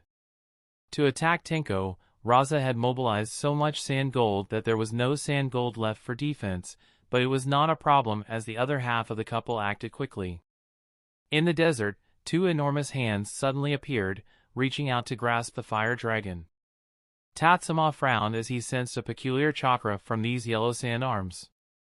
In the next moment, he understood the purpose of this chakra. The fire dragon, combined from fire release and wind release, was firmly grasped as if it were a living creature. Kurura's body trembled slightly, sweat beads appeared on her forehead and nose, and the giant sand hands quivered but still managed to hold off the fire dragon with determination. The chakra was able to capture both fire and wind. Tatsuma frowned, instinctively sensing something was wrong. Upon closer inspection, he finally discovered the clue. The giant hands were not grabbing the flames but rather the fire and wind chakra attributes carried by the fire dragon. However, before he could rejoice at uncovering the secret, Kurura made her next move. The fire dragon was redirected by her, now lunging towards Tatsuma at an extreme angle. Such a drastic change in direction made it nearly impossible for Tatsuma to control it as he wished. Even if he managed to alter the fire dragon's path, it would consume too much unnecessary chakra. For Tatsuma at the moment, this was far from ideal. I need to use that technique. Tatsuma turned to his shadow clone, who nodded and immediately used the Flying Thunder God Jutsu to distance himself. Tatsuma then turned back to the fire dragon that had now reached him and began to form hand seals quickly. Boom, the fire dragon lunged towards Tatsuma, the caster. Chapter 299, Retreating with Enough Gains. Tatsuma? You. Minato looked at the suddenly appearing Tatsuma, but quickly hesitated. Tatsuma's reaction wouldn't be this slow. However, the person who arrived had indeed used the Flying Thunder God technique to appear beside him. He asked, Shadow Clone? Yes. Tatsuma's shadow clone nodded, then said, You lead the others to retreat.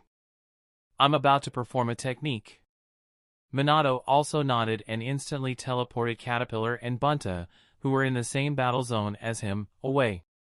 When the rogue ninjas saw Minato and the others disappear, they all rushed toward the remaining Tatsuma shadow clone. The shadow clone also began forming hand seals, and the sequence of seals was almost identical to the original. Flying Thunder God, Guiding Thunder. Both the original and the shadow clone completed the hand seals at the same time. In front of both of them, a massive technique net spread out, engulfing the head of the fire dragon. In Raza and the other's eyes, the fire dragon's head seemed to instantly disappear, leaving only its body behind.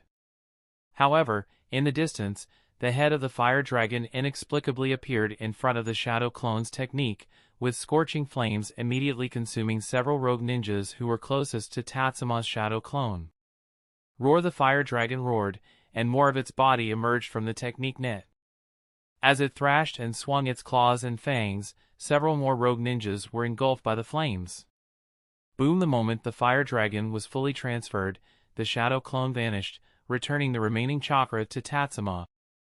Though the fire dragon didn't break the stalemate between Tatsuma and Raza, it did upset the balance in Minato's battle against the rogue ninjas, as the enemies facing Minato, Caterpillar, and Bunto were consumed by the fire dragon. Minato immediately joined the battle on Tenko and Shoku's side. Bunto and Caterpillar, after regaining their focus, quickly followed.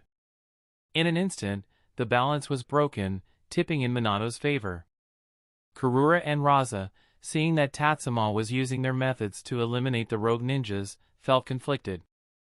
Was this like making wedding clothes for someone else? Yashimaru was shocked, but more so impressed by Tatsuma's tactics, so most of his attention remained on Tatsuma. At this moment, he pointed at Tatsuma and shouted, "He's out of chakra." Even though he was discovered, Tatsuma didn't stop. The military rations pill was still placed in his mouth, and he chewed and swallowed it. The hidden talent brought by Expand, which allows for rapid digestion, quickly converted the pill into stamina. Tatsuma was about to refine that stamina into chakra when Raza and Kurura's attacks arrived. Magnet Release. Gold Sand Arrows Rain. Secret Jutsu. Sand Shuriken. The dense barrage of attacks nearly enveloped Tatsuma. Some had even circled behind and beneath him. Even though he stood on top of the extremely durable triple Rashomon, it couldn't fully protect him. Tatsuma's mind raced as he quickly analyzed the situation. The simplest solution was to use Flying Thunder God to reach Minato and avoid the attacks. However, doing so would mix the battlefields he had painstakingly separated. Dodging? With such concentrated attacks, he would definitely be hit. If it weren't for the hidden risks from the divine tree cells, Tatsuma would have chosen this route, as he had great confidence in his medical ninjutsu. His other option was direct defense. Though he lacked ultimate defense techniques like Revolving Heaven or Shikaku's Shield, he still had some defensive methods, such as Ninja Art, Wild Lion's main jutsu. This technique, which Tatsuma hadn't used in battle for a long time, was unleashed once again. His wild, silver-white hair grew rapidly, wrapping tightly around him like cotton, providing him with solid protection. At the same time, a shuriken slipped from behind him. Thud thud thud thud, the gold sand arrows and sand shuriken were all absorbed into the thick mass of coiled hair. Tatsuma thought that his naturally curly hair, at least when using this technique, provided a significant defensive boost. Seeing that his attacks were all buffered, Raza frowned and prepared to launch another technique. But just then, he felt some unusual vibrations from the gold sand beneath his feet. "Watch out!" Raza shouted, but two arms had already emerged from the gold sand, grabbing Yashimaru's ankles and pulling him downward. The yellow sand and gold sand surged simultaneously, as if to directly crush Tatsuma beneath the surface. And indeed, under the combined grinding force of the gold and yellow sands, Tatsuma was torn apart before he could even pull Yashimaru into the ground. Boom! However, another puff of smoke appeared, followed by a flash of silver light. Everyone's attention had been on Yashimaru and the underground, causing their reactions to be a split second too slow. Rasengan. Tatsuma gripped his Lake Toya in his left hand, while in his right, he held a chakra sphere, appearing amidst the 8 enemies. He pressed the Rasengan against the chest of a hidden sand village ANBU, while decapitating another ANBU with his Lake Toya kunai. When Karura and Raza realized what was happening and prepared to counterattack, the blinding silver light flashed again. Tatsuma had already vanished, leaving behind a kunai in free fall. Their attempt to counter with yellow sand and gold sand failed, and in the chaotic moment, the falling kunais slipped into their blind spot. When Raza and Karura shifted their focus to locate Tatsuma, that irritating silver light reappeared. Once again, the familiar combination, a kunai slashing the throat, followed by a Rasengan to the chest. In just 2 seconds, the original team of 8 had been reduced to 4. Now only Raza, Karura, Yashimaru, and a startled ANBU remained. Tatsuma chose not to attack the 3 because he knew they still held some trump cards.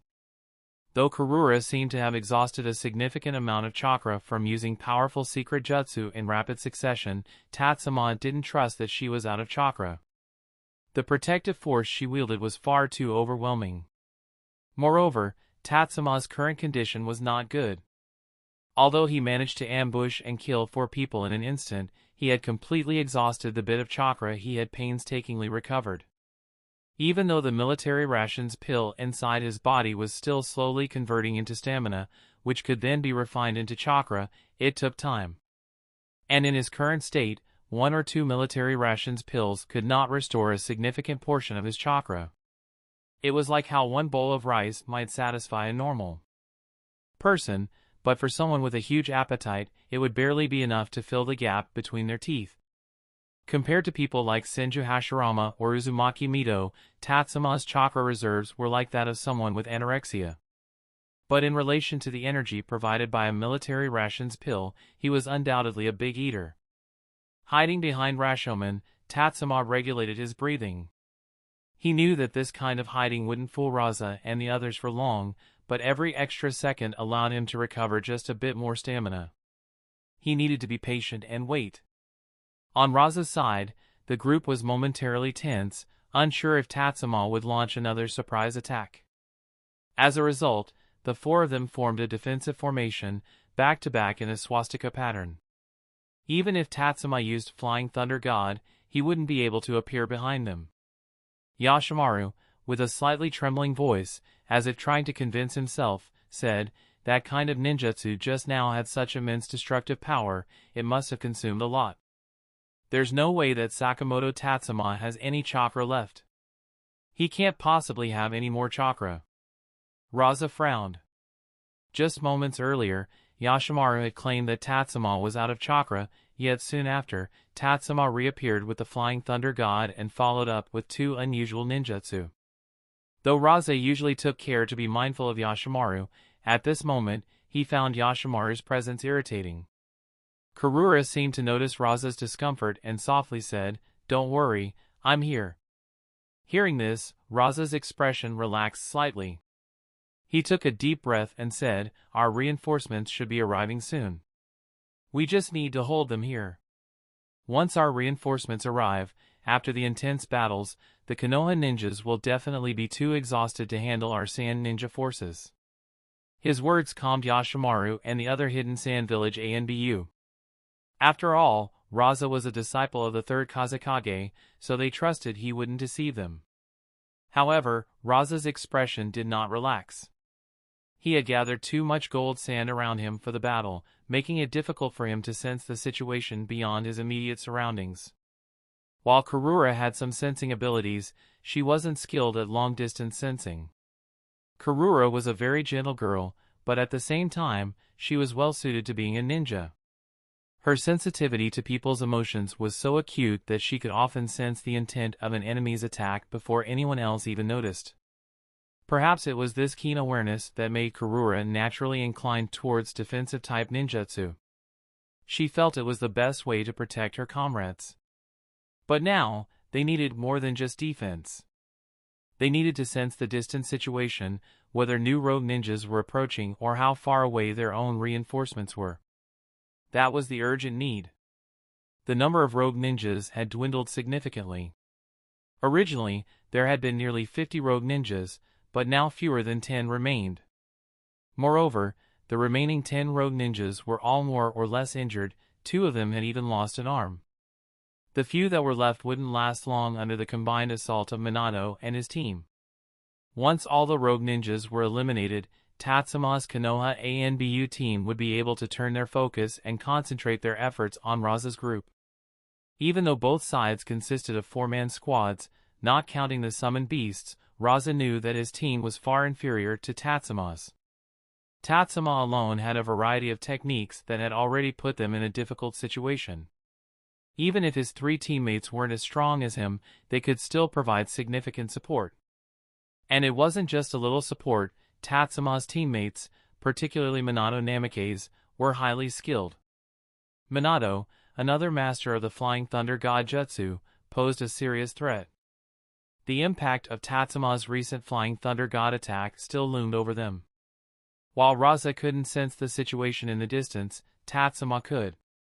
Raza's expression was grim. In Tatsuma's sensing, he detected 13 ninjas approaching. Almost all of them had chakra levels reaching Jonin, with 2 still not quite there, but possibly just due to exhaustion. This was definitely not something they could handle after their repeated battles. Tatsuma pressed his lips together and glanced over at Minato, who, using a somewhat disconnected Flying Thunder God, second step, killed the last rogue ninja. Tatsuma made a decision. Today's gains were already sufficient, even exceeding expectations. Not only had he killed over 40 rogue ninjas, but also 5 hidden Sand Village ANBU, and even captured one of their heads. With this in mind, Tatsuma signaled Minato and Caterpillar from a distance with a tactical gesture indicating a retreat. Minato and Caterpillar nodded in acknowledgement, while Tenko was unfortunately out of view at the moment. Even if Tenko had seen the signal, Tatsuma would likely have kept it from him, given Tenko's current instability. Minato communicated with Bunta and Shoku, his voice masked by the howling wind, while Caterpillar hurriedly collected one head after another. Of course, not every head was recovered. The ones Tenko fought using his 3 Tomo Sharingan were left behind, as who knows what they might have seen before their death. Those, he decided, would just be a feast for his bugs. With more than half of them lost today, they needed feeding to ensure quick reproduction. As Minato was preparing for the retreat, Tatsuma reached a kind of unspoken balance with Raza's group. Watching Minato and the others quickly finish their cleanup, Tatsuma pulled out 2 bundles of scrolls. Enjoy this gift. Chapter 300, Deadly Gift for the Land of Wind. Nature is fragile. Although every climate environment has its internal equilibrium, it is like a bubble that bursts with a single poke. Just like a desert, where there is an extreme lack of water, humans, animals, and plants all suffer from water scarcity. While a sudden flood might seem like a good thing, the long-standing drought has caused this land to lose its ability to store and prevent water. Excessive water does not improve this land, instead, it makes it a mess. Similarly, what appears to be a joyful gift can often harbor unbearable consequences. Tatsuma looked in Minato's direction. He had not shared this plan with anyone, not even with his most trusted Minato. Tatsuma is not someone who easily lets down his guard. Even if Minato is his most trusted friend. Seeing Minato's signal for a possible retreat, Tatsuma nodded and returned a signal for an immediate withdrawal, then ended the summoning with Shoku. Minato frowned, somewhat puzzled, but still ended the summoning with Bunta, then quickly moved to Tenko's side to take him away. Tatsuma, holding a scroll in one hand and pressing the ground with the other, was once again sensing the distance of the hidden Sand Village's reinforcements. Raza had also reacted and was starting to converge towards Tatsuma. But Tatsuma was still waiting for the precise moment when he could control a hidden Sand Village ninja, but one that would require a significant cost. If a dozen or so Jonin worked together, it should still be possible, right? At this moment, Caterpillar had also arrived beside Tatsuma, adjusting his sunglasses and saying, "Leader, there are 7 seconds left." 7 seconds is the distance Raza and Karura need to get close enough to launch an attack. Tatsuma nodded, knowing he could no longer hesitate. He swung his right hand, releasing 2 bundles of scrolls. The length of the scrolls, far exceeding that of ordinary sealing scrolls, was covered in dense sealing jutsu formulas, which could easily boggle the mind. Caterpillar glanced down and his face showed a look of confusion. He had thought that the scrolls in Tatsuma's hands were sealing explosive tags, given the excellent results from the recent bombardments of explosive tags. But looking at the length of the scrolls and the complexity of the techniques, if they were only used to seal explosive tags, the number of tags required would likely cover the entire land of wind. Not to mention whether Tatsuma is that crazy. Even if he were, the village couldn't provide that many explosive tags for him. Before Caterpillar could figure it out, Tatsuma had already begun hand seals. With the last seal completed, Tatsuma struck the 2 bundles of scrolls with his right hand. The sealing jutsu formulas were activated, starting to surge continuously. The scrolls, originally lying flat on the ground, began to ripple like waves. Caterpillar even felt that the air he was inhaling was no longer the dry air of the land of wind. It felt heavy and damp, more so than the land of rain, almost like drowning. "Let's go!" For some reason, Caterpillar suddenly felt that his leader's voice had become somewhat heavy, perhaps influenced by the howling yellow sand and sand gold in his ears.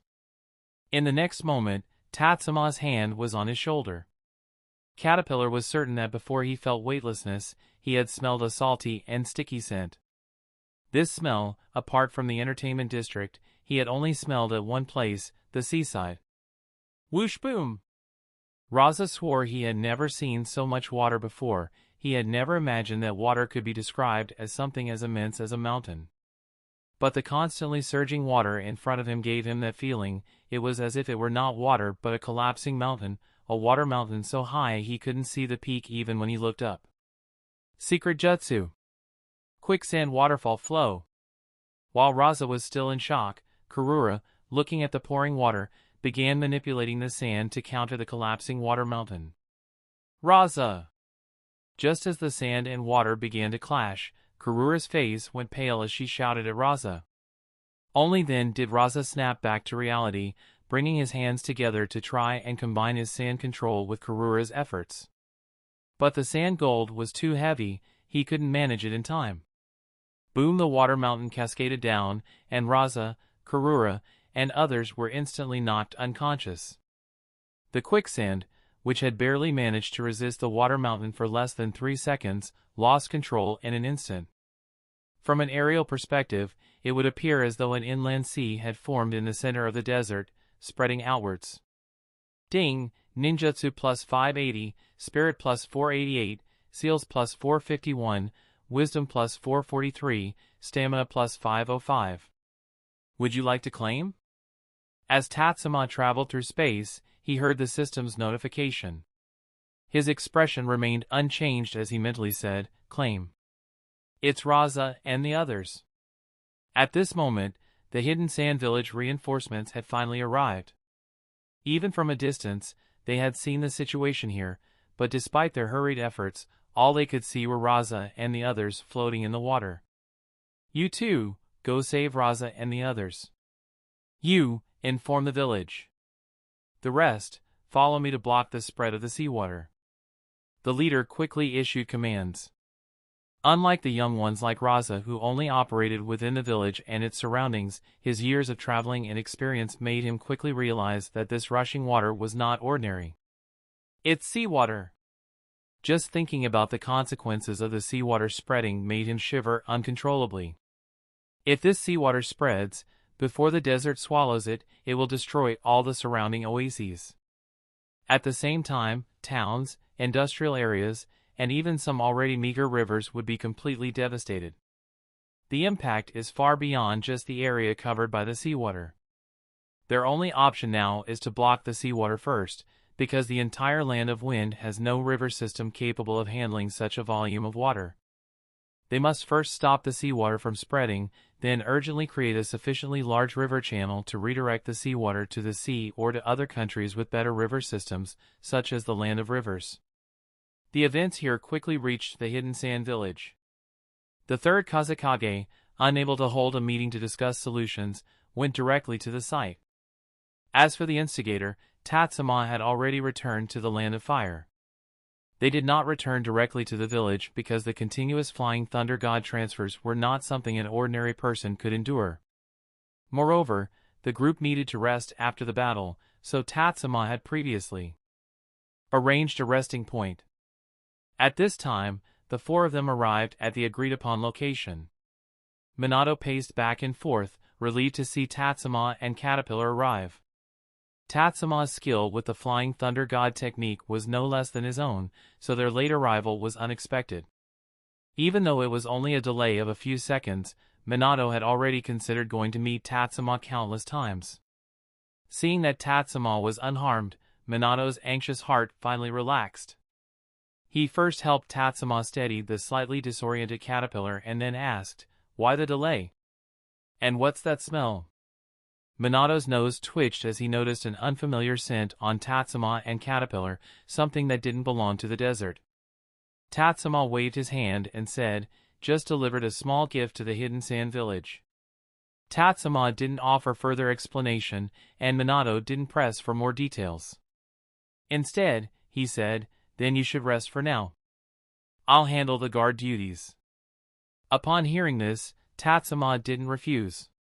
He had expended too much chakra, which equated to a significant depletion of his physical strength, and indeed needed to rest for a while. He took out a military rations pill, popped one into his mouth, and sat down to rest, not rushing to refine chakra as he did during the battle. The divine tree cells within Tatsuma's body rapidly proliferate when he is injured, and this is the time when they proliferate the fastest. This is followed by periods of physical weakness, including illness, injury aftermath, and general fatigue. For example, now, with excessive chakra consumption and near exhaustion of physical strength, his body's cellular immunity would also experience a noticeable decline. This creates an opportunity for the divine tree cells to more easily consume body cells. Even normal chakra refinement sees a decline in the body's cellular resistance to the divine tree cells. Although it's not as apparent as when injured, Tatsuma can deduce this from the growth of his talent ceiling. This is also an important reason why Tatsuma did not study the Ine seal after Uzumaki Mito's seal was exhausted.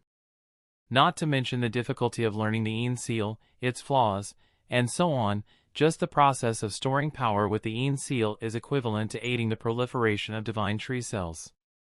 The chakra in the Ine seal doesn't come from nowhere, it can only be accumulated during non-combat times. This process requires additional daily refinement of chakra to replenish it. While consuming chakra during combat and storing chakra normally might seem similar, the latter appears to be more convenient. However, the Ine seal has its flaws. The flaw is that when the Ine seal is released, the chakra that flows out of the seal and into the body is excessive and overflowing. This excess chakra is an unnecessary expenditure.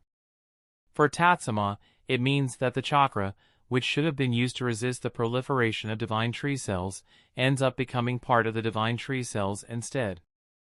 Until Tatsuma figures out a method to suppress the proliferation of divine tree cells or fully understands their effects, he will not attempt this method. As for finding a solution or determining the consequences later, at this point, Tatsuma's own chakra reserves are sufficient to reach a level where he no longer needs the Ine seal. Even if there are slight deficiencies, he can fully utilize the two talents provided by the Shiryakusha physique, namely, blood awakening, and growing through battle, to quickly realize his potential. Just thinking about the ever-proliferating divine tree cells in his body makes Tatsuma's heart, which had just settled from the battle, become restless again. His knowledge is not yet enough to support such research. During his collaboration with Orochimaru, he provided ideas and directions, while Orochimaru executed them. In other words, to completely uncover the secrets of the divine tree cells, he has to rely on Orochimaru. However, Orochimaru's research requires a significant amount of money. Tatsuma's mind keeps flashing with products from his past life that seemed capable of making a fortune, but each one is promptly dismissed. Phones, computers, the internet, and so on cannot be managed by just one person or a single team. These things require an entire ecosystem to achieve profitability, otherwise, the cost would far exceed Orochimaru's current research expenses. As for methods that don't rely on an ecosystem, they don't seem to make much money, and the initial investment is also something Tatsuma finds difficult to afford. Perhaps engaging in real estate isn't suitable for him, he might need to try selling technology and solutions instead. After all, Orochimaru had similar ideas. However, this approach has many challenges in implementation. After all, the village had reclaimed all ownership of the research results from the time Tatsuma and Orochimaru spent at the wood-release research facility. This action is not a big deal, as Tatsuma still has many technologies and solutions. What matters is the attitude of the village and the daimyo's office.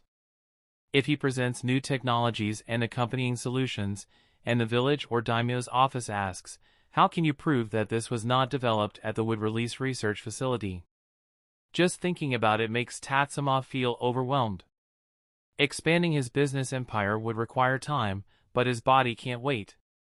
Moreover, some research can't be completed just with money, it also requires permissions and even special licenses. Tatsuma closed his eyes for a moment, hiding all his worries deep within. When he opened them, he said to Minato, "Let me take over. You should rest for a while." Chapter 301, Hokage's Rewards. Direct losses exceeding 1 billion ryo?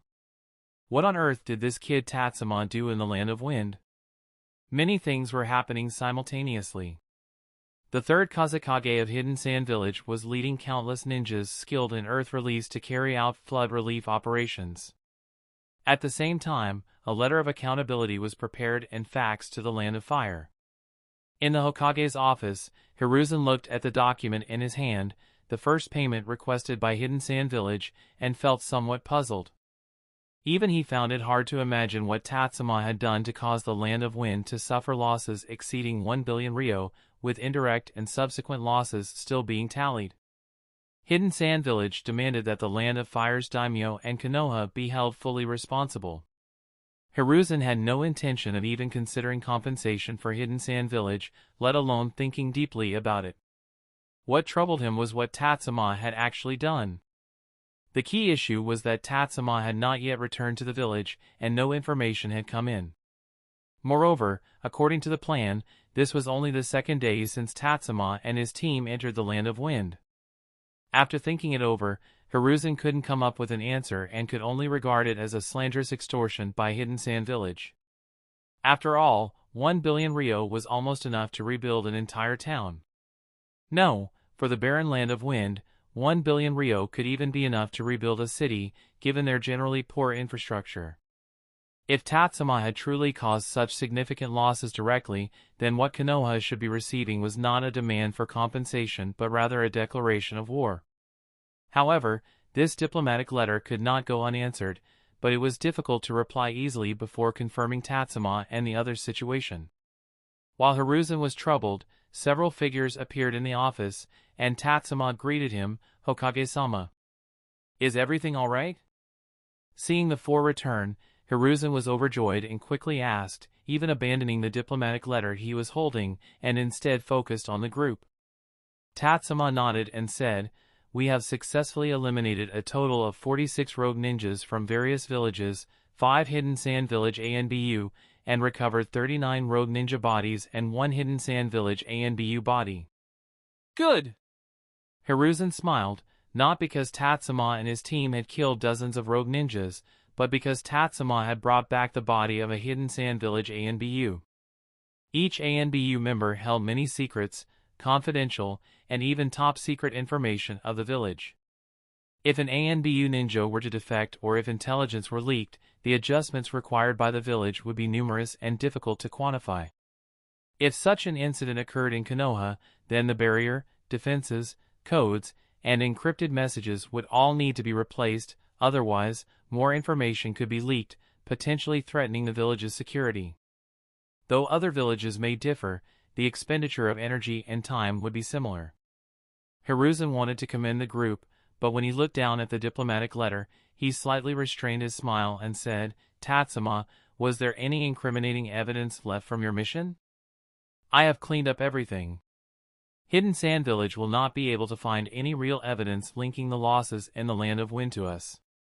Tatsuma had excellent eyesight, not as good as the Sharingan or Byakugan, but still among the best of ordinary ninjas. Thus, he could also see part of the information on the documents on Hiruzen's desk. Hiruzen nodded and noticed Tatsuma's gaze. However, he did not mind.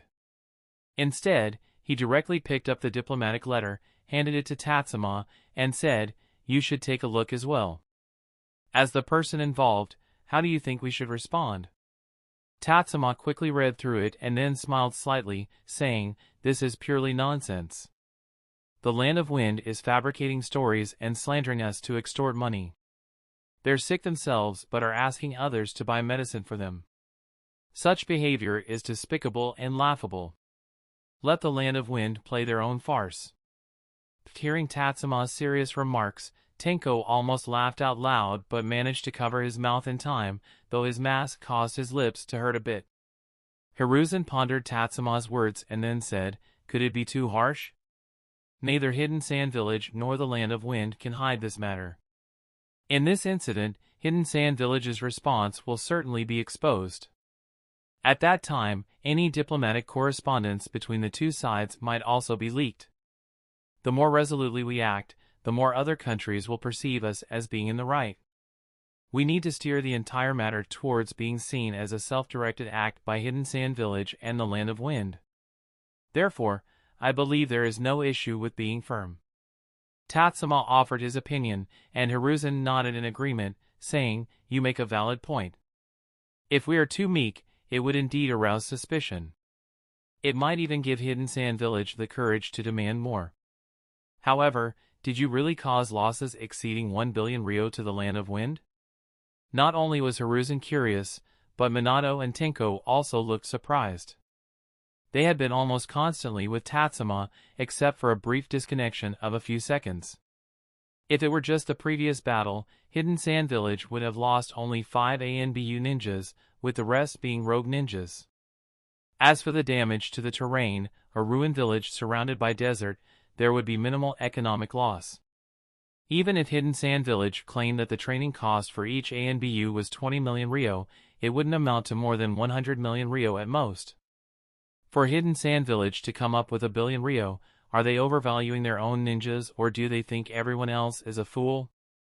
But while they think what they want, Tatsuma did not respond immediately, and even Caterpillar beside him unconsciously gulped. Although the exact events were unclear, from the strange occurrences observed when they left, Caterpillar had roughly guessed that Tatsuma's so-called gift to the Land of Wind was seawater. Based on the density of the sealing techniques used in those 2 bundles of scrolls, the affected area was certainly significant. The place where they fought was indeed a ruined village and a withered oasis, but there were several similar small oases and towns nearby. If the seawater had truly destroyed those oases, then 1 billion ryo in direct losses might indeed be possible. No wonder Tatsuma, who had become ruthless towards enemies, still hesitated before using the technique and appeared heavy-hearted afterward. As the thoughts turned in their minds, Tatsuma nodded. Having completed his preliminary calculations, he said, "The direct loss of 1 billion ryo is about right. The indirect and subsequent losses are estimated to be 3 to 5 times that amount. Of course, this is assuming the area affected is not restored. If Hidden Sand Village and the Land of Wind do not consider restoring the affected areas, they might not have to spend any additional money." Silence fell, a strange silence in the Hokage's office. In contrast to the silence, everyone's faces displayed various shades of shock. Even Shikaku in the shadows couldn't help but gape. "What exactly did you do?" Hiruzen didn't even realize that his voice trembled as he spoke. Billions in losses, if he were to cause such havoc, he might not even be able to inflict such terrifying losses on other major countries. The East-West Water Transfer Project. Tatsuma tried to brush it off, but under the increasingly curious gazes of everyone, he continued, "I dumped about 250 million cubic meters of seawater into the Land of Wind." Upon hearing this, Hiruzen's hand trembled violently. 250 million cubic meters, the largest lake within the Land of Fire holds less than 3 billion cubic meters of water, which is roughly equivalent to the entire Land of Fire's water consumption for a year. Yet Tatsuma had dumped nearly a month's worth of water consumption for the land of fire into the land of wind in one go, and it was seawater. An inland country submerged by a massive amount of seawater would see its flora and fauna within the affected area likely perish. The area would be completely irrecoverable in the short term, and if this seawater polluted the already limited freshwater resources in the land of wind. Do you understand the consequences of this?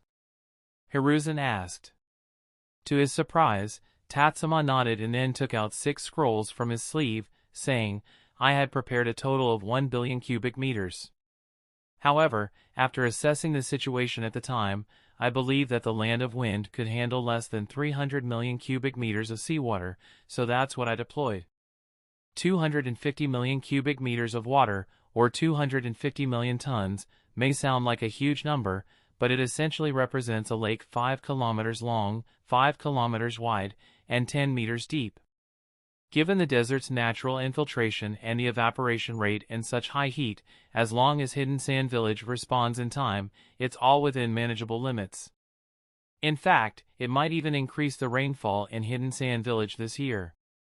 The desert terrain's water retention capability is almost non-existent, so the spread might be a bit larger, but considering the surrounding environment Tatsuma assessed, this amount of water is unlikely to cause significant damage to Hidden Sand Village and the Land of Wind. At most, for the next month, the elite ninjas of Hidden Sand Village would be unable to carry out missions and would need to be fully engaged in flood relief efforts. Tatsuma shared all these considerations with Hiruzen. After hearing this, Hiruzen's hands and voice stopped trembling. Indeed, Tatsuma was not the impulsive type who acted on a whim. Hiruzen breathed a sigh of relief and asked, Are you certain that no traces were left behind?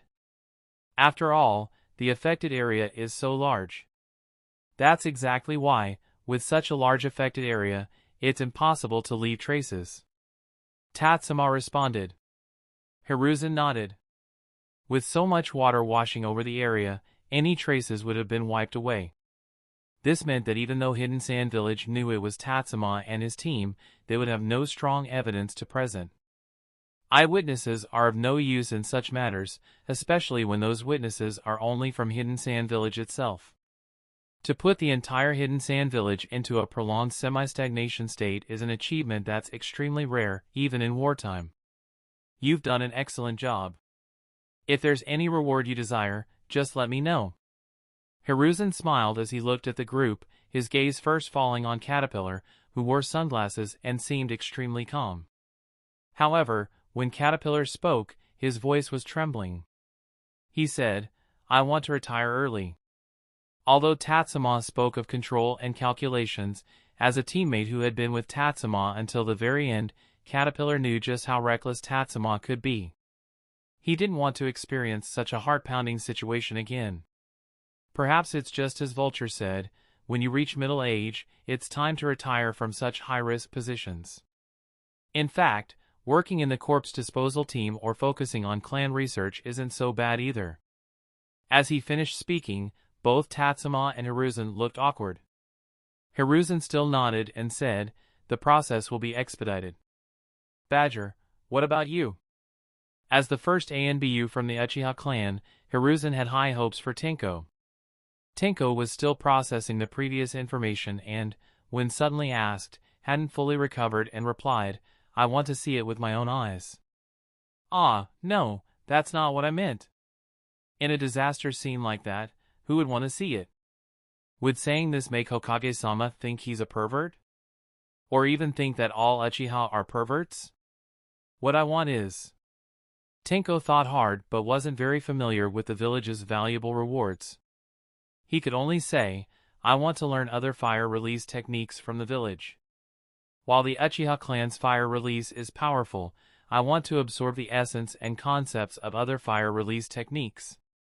This practical experience has made me see many of my own shortcomings and has shown me that working in isolation is not a viable path. Hearing this, Hiruzen nodded in satisfaction and looked at Tatsuma, saying, as the leader of the team, you should pay more attention to the growth of your subordinates.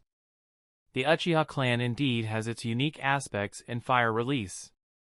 You two can learn from each other and make progress together, is that all right? Without hesitation, Tenko nodded directly. Tatsuma's eyes narrowed slightly, realizing that Hiruzen might be planning to have Uchiha's fire release techniques included in the village's resources.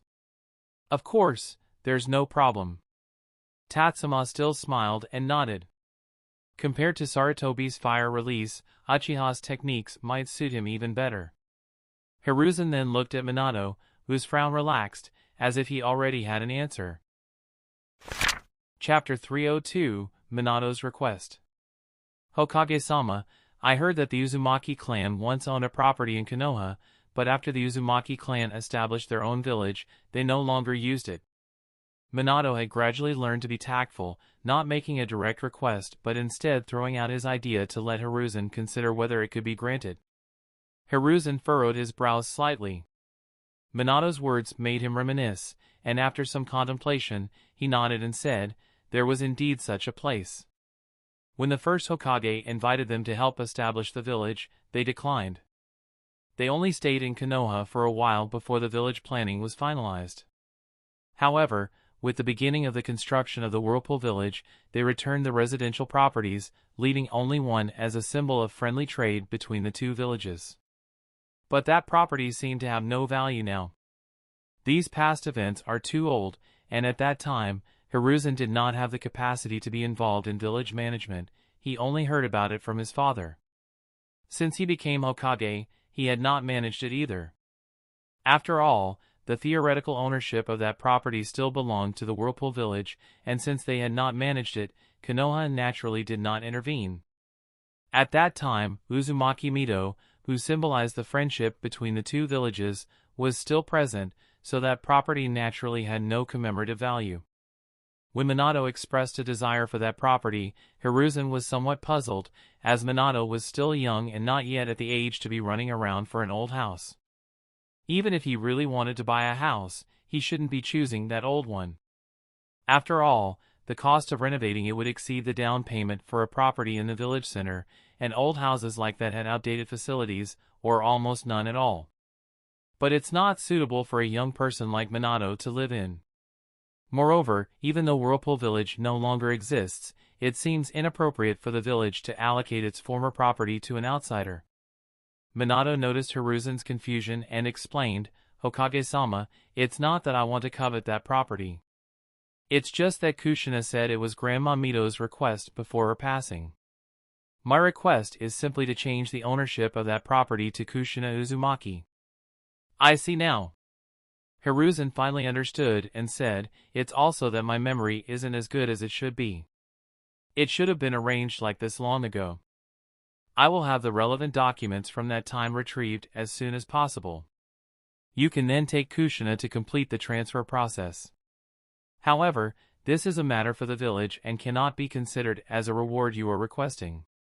Do you have anything else you want? Minato genuinely had no other requests, but it seemed inappropriate to refuse Hiruzen's offer outright. Before he could think of an answer, Tatsuma spoke up. Since the village was established several decades ago, the property from that time is likely in a state of disrepair. It might be better for the village to fund the renovation of the house without damaging the Uzumaki clan symbols and marks. Tatsuma knew Minato's character very well. If he didn't speak up, Minato might only symbolically request a non-advanced, non-rare ninjutsu. Upon hearing this, Hiruzen also said, the aging of the property is also the village's responsibility. It is right for us to assist with the renovation. Minato, what do you think of Tatsuma's proposal? It's quite a burden for the village. Although he said it very politely, Minato agreed to the proposal. Hiruzen nodded with a smile. Renovating the house and updating utilities would cost at most 200,000 to 300,000 ryo. Of course, if Minato were to organize it, the expenses might double. Hiruzen turned to Tatsuma and asked, Tatsuma, what about you? Is there anything you want? Tatsuma shook his head and said, I'm currently studying wind release. Before becoming proficient, I don't want to be distracted by other matters. Similar to Tsukumo Hatake and the Sannin, Tatsuma found himself in an awkward situation where there was nothing left to be awarded. As long as it wasn't a secret jutsu or forbidden technique, his sensei Tsunade or his old friend Orochimaru could get it for him. As for secret jutsus or forbidden techniques, secret jutsus are fundamental to the survival of various ninja clans, so Tatsuma wouldn't dabble in them. As for forbidden techniques, the last one he requested is still pending. He mentioned wind released deliberately to remind Hiruzen not to forget about it. Hiruzen squinted slightly, showing no clear emotion but maintaining a smile as he said, "With your talent, it won't be difficult for you to become proficient in a few ninjutsu. I will keep your reward reserved for you. Whenever you need it, just come to me, and I'll fulfill it." Seeing that Hiruzen didn't use another reason to dodge the issue, Tatsuma smiled. It seemed Hiruzen had given in or compromised, agreeing to let him learn the forbidden technique that was highly detrimental to himself. Next, he just needed to wait for a while. As long as it wasn't too urgent, Hiruzen should not withhold the reward any further. Proficiency in a particular ninjutsu has no fixed standard. The wind-release ninjutsu Tatsuma learned from Shimura Danzo are all large-scale ninjutsu.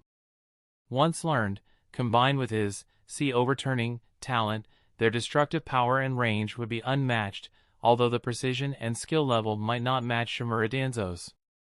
However, unless the assessment was extremely stringent, no one would say his wind-release ninjutsu was not yet at the proficient stage. If high standards were used for evaluation, not only would the skill of the technique itself be important, but the flexibility and adaptability in combat would also be crucial. This is the truly challenging aspect to master. Hiruzen's tone, however, clearly indicated that he would not impose high standards. In fact, Hiruzen did not intend to assess it but rather let Tatsuma judge for himself. Having received the answers he wanted, Tatsuma nodded, glanced at his teammates, and then said to Hiruzen, "Hokage-sama, we will take our leave now. There are some things that need to be coordinated with other departments. Presumably, you have a lot of work to handle, so we won't take up more of your time. If you have other arrangements, just have someone notify me." "All right, go and rest." Hiruzen nodded and waited for Tatsuma and the others to leave. Then, he looked into the darkness and said, "Shikaku." "Hokage-sama." Shikaku stepped out of the shadows. Although his tone was a bit lethargic, his manner was still somewhat respectful. Hiruzen, in a good mood, chose to overlook this minor shortcoming and said, "You heard what Tatsuma said, right?" "I did. Do you want me to pass this on to Shukato Nara and have him carry it out?" Seeing Shikaku address his father directly by name, Hiruzen couldn't help but chuckle. Every day after work, he would see this father and son duo grumbling at each other as they walked home, each finding the other unsatisfactory. Moreover, since Shikaku was currently an independent ANBU agent, addressing his father by name in an official capacity wasn't really a problem. Shaking his head, Hiruzen chose to ignore the father-son interaction and said, "That's not urgent, it's just a response. There's no difference whether it's done earlier or later.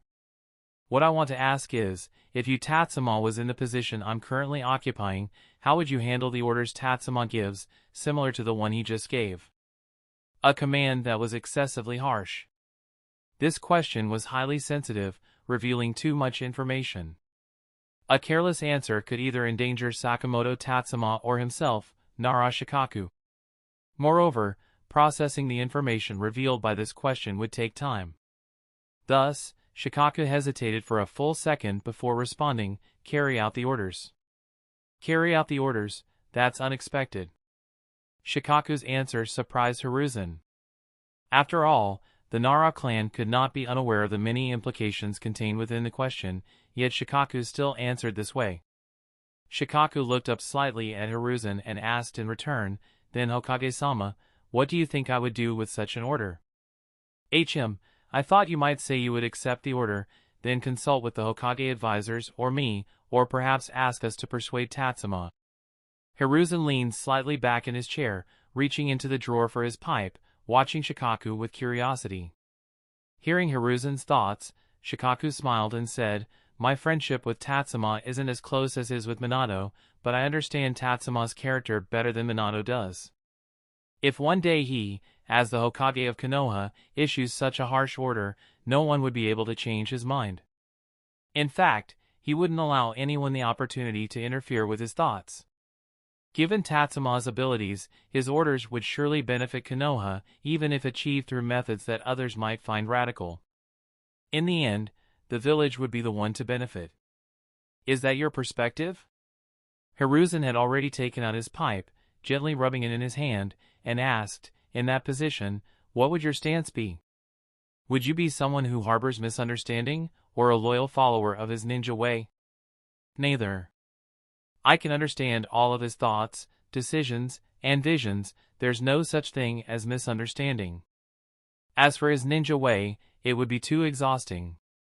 The thought of becoming such a person makes me uncomfortable. So, I would be the executor.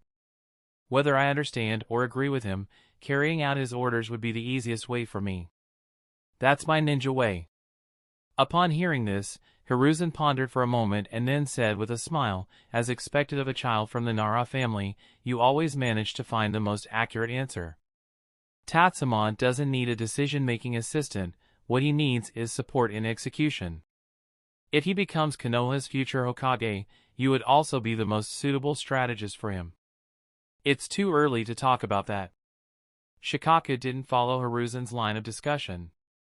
After all, Tatsuma becoming Hokage was fine, but as for being a strategist, whoever wants to take that role can do so. After another decade as a ninja, once he has saved enough money, he'll retire and manage a deer farm. Only a fool would become the Hokage's strategist, especially for someone like Sakamoto Tatsuma, who appears refined but is actually extremely radical and extreme. Who could handle that? Hiruzen chose not to address his subordinate's rebellious attitude and said, all right, inform your father about our previous conversation. He'll know how to handle it. Shikaku blinked but still saluted and replied, yes, Hokage-sama. Chapter 303, Unattainable Dreams? Just switch to another dream. Boom! Amidst the raging flames, Tenko was hurled through the air by the shockwave and crashed into a tree. The trunk broke and slowly began to fall backward. He then slowly slid down and sat at the base of the tree. He shook his head, trying to clear his mind. Just as he regained his senses, he saw a hand extending towards him. Are you hurt? The voice sounded somewhat like the affectionate tone of the neighbor's older brother who plays basketball with you, but to Tenko, it was like a whisper from the devil. He began to push against the ground with his legs, trying to retreat, but behind him was the sturdy yet broken tree, making it impossible to move back even a little. However, this fear lasted only a few seconds. Tenko quickly regained his composure, looked up at Tatsuma's familiar face, and saw the concern on it. Tenko took a deep breath and calmed down. I'm fine. Tenko shakily reached out and grabbed Tatsuma to stand up. Although his feet felt light and his head was groggy, making him uncomfortable, it seemed this time Tatsuma had held back and didn't let him get hurt. Tatsuma was surprisingly kind. This time, my skill was indeed superior. But you've made great progress too. Being able to withstand my technique for so long means you've mastered the Fire Dragon Bullet. Next, I can teach you the Fire Dragon Flame Bullet. Really? Have I made progress? But you're still so strong. Tenko was somewhat incredulous that his own progress allowed him to resist Tatsuma for such a long time. He found a more comfortable position to accept defeat, avoiding injury. He thought Tatsuma had held back, as that seemed more reasonable. Ding! A notification sound echoed in his mind. Tatsuma didn't pay much attention, just silently acknowledged it before saying to Tenko, in the past few years, you didn't learn the Sharingan's techniques. Instead, you chose to spend more time practicing the basic ninjutsu and chakra control. These trainings might not have shown their value in the past, but when combined with the Sarutobi-style fire release, which requires precise chakra control to unleash its full power, your past efforts have finally borne fruit. Your progress in the Sarutobi-style fire release is something even I or Minato back then would have found hard to match. Tatsuma wasn't flattering Tenko, it was the truth. The Uchiha clan naturally had a unique talent for fire release, and Tenko's growth trajectory was different from the usual Uchiha. As a result, his expertise in the Uchiha style's quantity-based fire release ninjutsu was relatively shallow, while he was extremely well suited for the Sarutobi style's quality-based fire release ninjutsu. The process of learning was indeed slower for Tenko compared to Tatsuma and Minato, but once he mastered it, his further progress was very rapid. Tenko scratched his head, feeling a bit embarrassed, and said, "You learned our Uchiha clan's fire release very quickly. Everything I can do, you've already mastered and use much better than I do." If Tenko's fire release is suited for a high-quality approach, then Tatsuma is suited for a high-output approach. His sea overturning is incredibly well matched with several Uchiha fire release ninjutsu. Even though Tatsuma had just mastered it, with the help of sea overturning, he had already surpassed Tenko in terms of destructive power and range with Uchiha fire release ninjutsu such as Great Dragon Fire, Great Fire Annihilation, Great Fire Destruction, and Dragon Flame Release Song. It's hard to say how the other Uchiha members would react when they find out that Tenko, the prodigal son, taught all the Uchiha fire release techniques to Tatsuma. Teaching Tatsuma the Uchiha fire release by Tenko is entirely different from Tatsuma teaching Tenko the Sarutobi fire release. When Tatsuma taught Tenko the Sarutobi fire release, it was essentially passing on knowledge to just one person because this was a technique specifically authorized by Sarutobi Hiruzen, which other Uchiha members wouldn't dare to learn or use. They could only study the strengths of the Sarutobi fire release in secret and make subtle improvements to their own fire release, although their pride might prevent them from doing even that. But Tenko teaching Tatsuma the Uchiha fire release means that these techniques will inevitably end up in the village's archives. Although no one might openly claim to know Uchiha fire release techniques in the short term, when the village needs it, dozens or even hundreds of ninjas proficient in Uchiha fire release might suddenly appear. This is also why Sarutobi Hiruzen agreed so readily, as it is a substantial gain. Nowadays, Uchiha Tenko, who has joined ANBU, has shed much of his Uchiha identity. If the village doesn't agree, Tenko cannot return to the Uchiha. Teaching him the Sarutobi fire release is just like teaching other ANBU ninjas, which is something Sarutobi Hiruzen often does. Tatsuma was aware of Sarutobi Hiruzen's plans but did not tell Tenko. After all, even an idiot has his own joys, and there's no need to spoil that. Moreover, sharing the Uchiha fire release doesn't really deal a substantial blow, aside from making many Uchiha feel embarrassed. The Uchiha's core competitive edge remains the Sharingan, which the village cannot take away. As long as the village needs Sharingan ninjas, the Uchiha will retain sufficient competitiveness. Tatsuma looked around and saw that the recent sea of flames hadn't ignited the forest, and he breathed a sigh of relief. Although there are no legal constraints in the Land of Fire regarding arson by Konoha ninjas, everyone has a responsibility for forest fire prevention.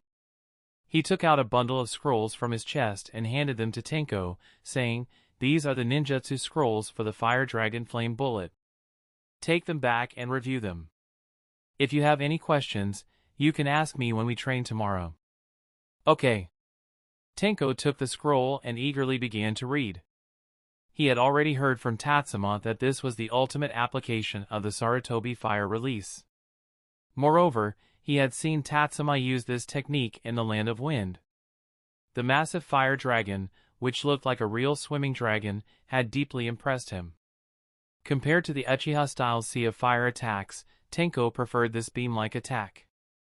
It didn't waste too much chakra and had a sword-like feel to its manipulation. "By the way, we've been resting for 2 weeks, right? When do we start the next mission? I'm itching to get into some real combat." Seeing that understanding the technique was a bit difficult, Tenko put the scroll away and asked Tatsuma. Tatsuma thought for a moment and said, "Caterpillar is fast-tracking the process, so he will likely arrange for a newcomer to come in through a senior-junior pairing. We'll need to wait for the village to select the right candidate." In fact, Tatsuma had submitted a recommendation letter a week ago, recommending Sento. With this, they would have 2 members joining through the expedited process. Even though Sento's skills met the requirements, the village might not agree to his inclusion, considering the team's ability to handle various complex situations on the spot. A team needs a big brother figure who doesn't necessarily need to be very strong or famous, but must have enough experience and insight. In Tatsuma's previous life in the sports world, this would be the locker room leader. After Caterpillar's retirement, their team clearly lost its locker room leader. Although Tatsuma had been in ANBU for 4 years, he spent a few months as a Hokage guard, worked as a doctor for a while, and spent 2 years doing research with Orochimaru. He couldn't be considered a seasoned veteran of ANBU, and both Minato and Tenko had joined recently. While Minato had performed well, both he and Tatsuma were too young, with Tenko being even less experienced. He was essentially brought in through special means. Even being a regular member already carried some privileges, aspiring to be the locker room leader? That would take another 10 years. Finding an ANBU with a rich background like Caterpillar or Vulture is indeed difficult, unless they are reassigned from other teams, which would disrupt the rhythm of those teams. After submitting his recommendation letter, Tatsuma didn't pursue the matter further. After all, he was just a small team leader, with squad captains, chiefs, and the Hokage above him. Having had one exception didn't grant him the right to request another. In fact, with Tenko being an exception, Tatsuma, as the leader, needed to follow orders even more closely, at least regarding personnel changes. Tenko nodded in understanding and said, "I hope the new member can join the team before I master the Fire Dragon Flame Bullet. If they make me wait too long, I'll have to teach them a lesson. They need to learn the consequences of offending their senpai. If I remember correctly, you're also a newcomer, Vulture's replacement." Tatsuma shrugged, and Tenko's face reddened as he replied, "I've already learned everything. We can arrange for Vulture-san to retire now, so I won't be a replacement anymore." Apparently, the village doesn't agree. "You're still a rookie, not yet out of the probation period." Upon hearing this, Tenko's face turned even redder, and he wanted to argue, but Tatsuma waved him off and said, "Let's head back to the village." Afterward, Tatsuma placed his hand on Tenko's shoulder. In the dense forest, their figures vanished, and the small animals that had scattered due to their training slowly returned. Back home, Tatsuma strolled next door. It was mealtime, and while eating, Tsunade suddenly seemed to remember something and said, "Oh, right, Orochimaru has returned today. He wants you to come by, really? I'll go see him after dinner." Tatsuma nodded, guessing that Orochimaru had returned from a mission and wanted to discuss equipment procurement or project reactivation now that he had the funds. After dinner, Tatsuma arrived at Orochimaru's home as early as possible. Finding him absent, he proceeded to the laboratory. "Orochimaru-sama." Tatsuma went straight into the lab, skipping the need to knock. Orochimaru greeted him with a smile and said, "The Land of Wind has made quite a spectacle this time. They've lost so much money because of you, yet they refuse to increase your reward. I heard the funds for the water diversion project were borrowed from the daimyo. Hidden Sand Village must be really poor." "I heard about it too. The daimyo of the Land of Wind is quite bizarre. Hidden Sand Village isn't handling the situation, but it affects his own territory and people. Using loans like this, he must not fear a rebellion from Hidden Sand Village." Tatsuma sat next to Orochimaru and looked at the screen beside him. Soon, he frowned and asked, "Orochimaru-sama, are these divine tree cells?" Looking at the seemingly lifeless divine tree cells, Tatsuma was very surprised. Orochimaru nodded and said, "On this trip, I accidentally discovered some interesting things. That's also the reason I asked you to come." Chapter 304, Orochimaru's Discovery. Listening to Orochimaru's words, Tatsuma glanced at a bottle of suspension placed next to him and asked, "Is it this thing?" "Yes." Orochimaru picked up the bottle of suspension and gently shook it, stirring up some of the sediment at the bottom. As he watched the particles float up and down inside the bottle, Orochimaru said, "I discovered a unique group at the exact coordinates of Ryochi Cave in the real world. They seem to have a natural ability to accept and even wield a peculiar kind of power. I've seen this kind of power in Ryochi Cave as well. Although it's very rare, I can confirm that this power originated from Ryuchi Cave. So I collected blood from a clone of someone who could contain that power, and I also gathered some substances tainted with that power to bring back for research.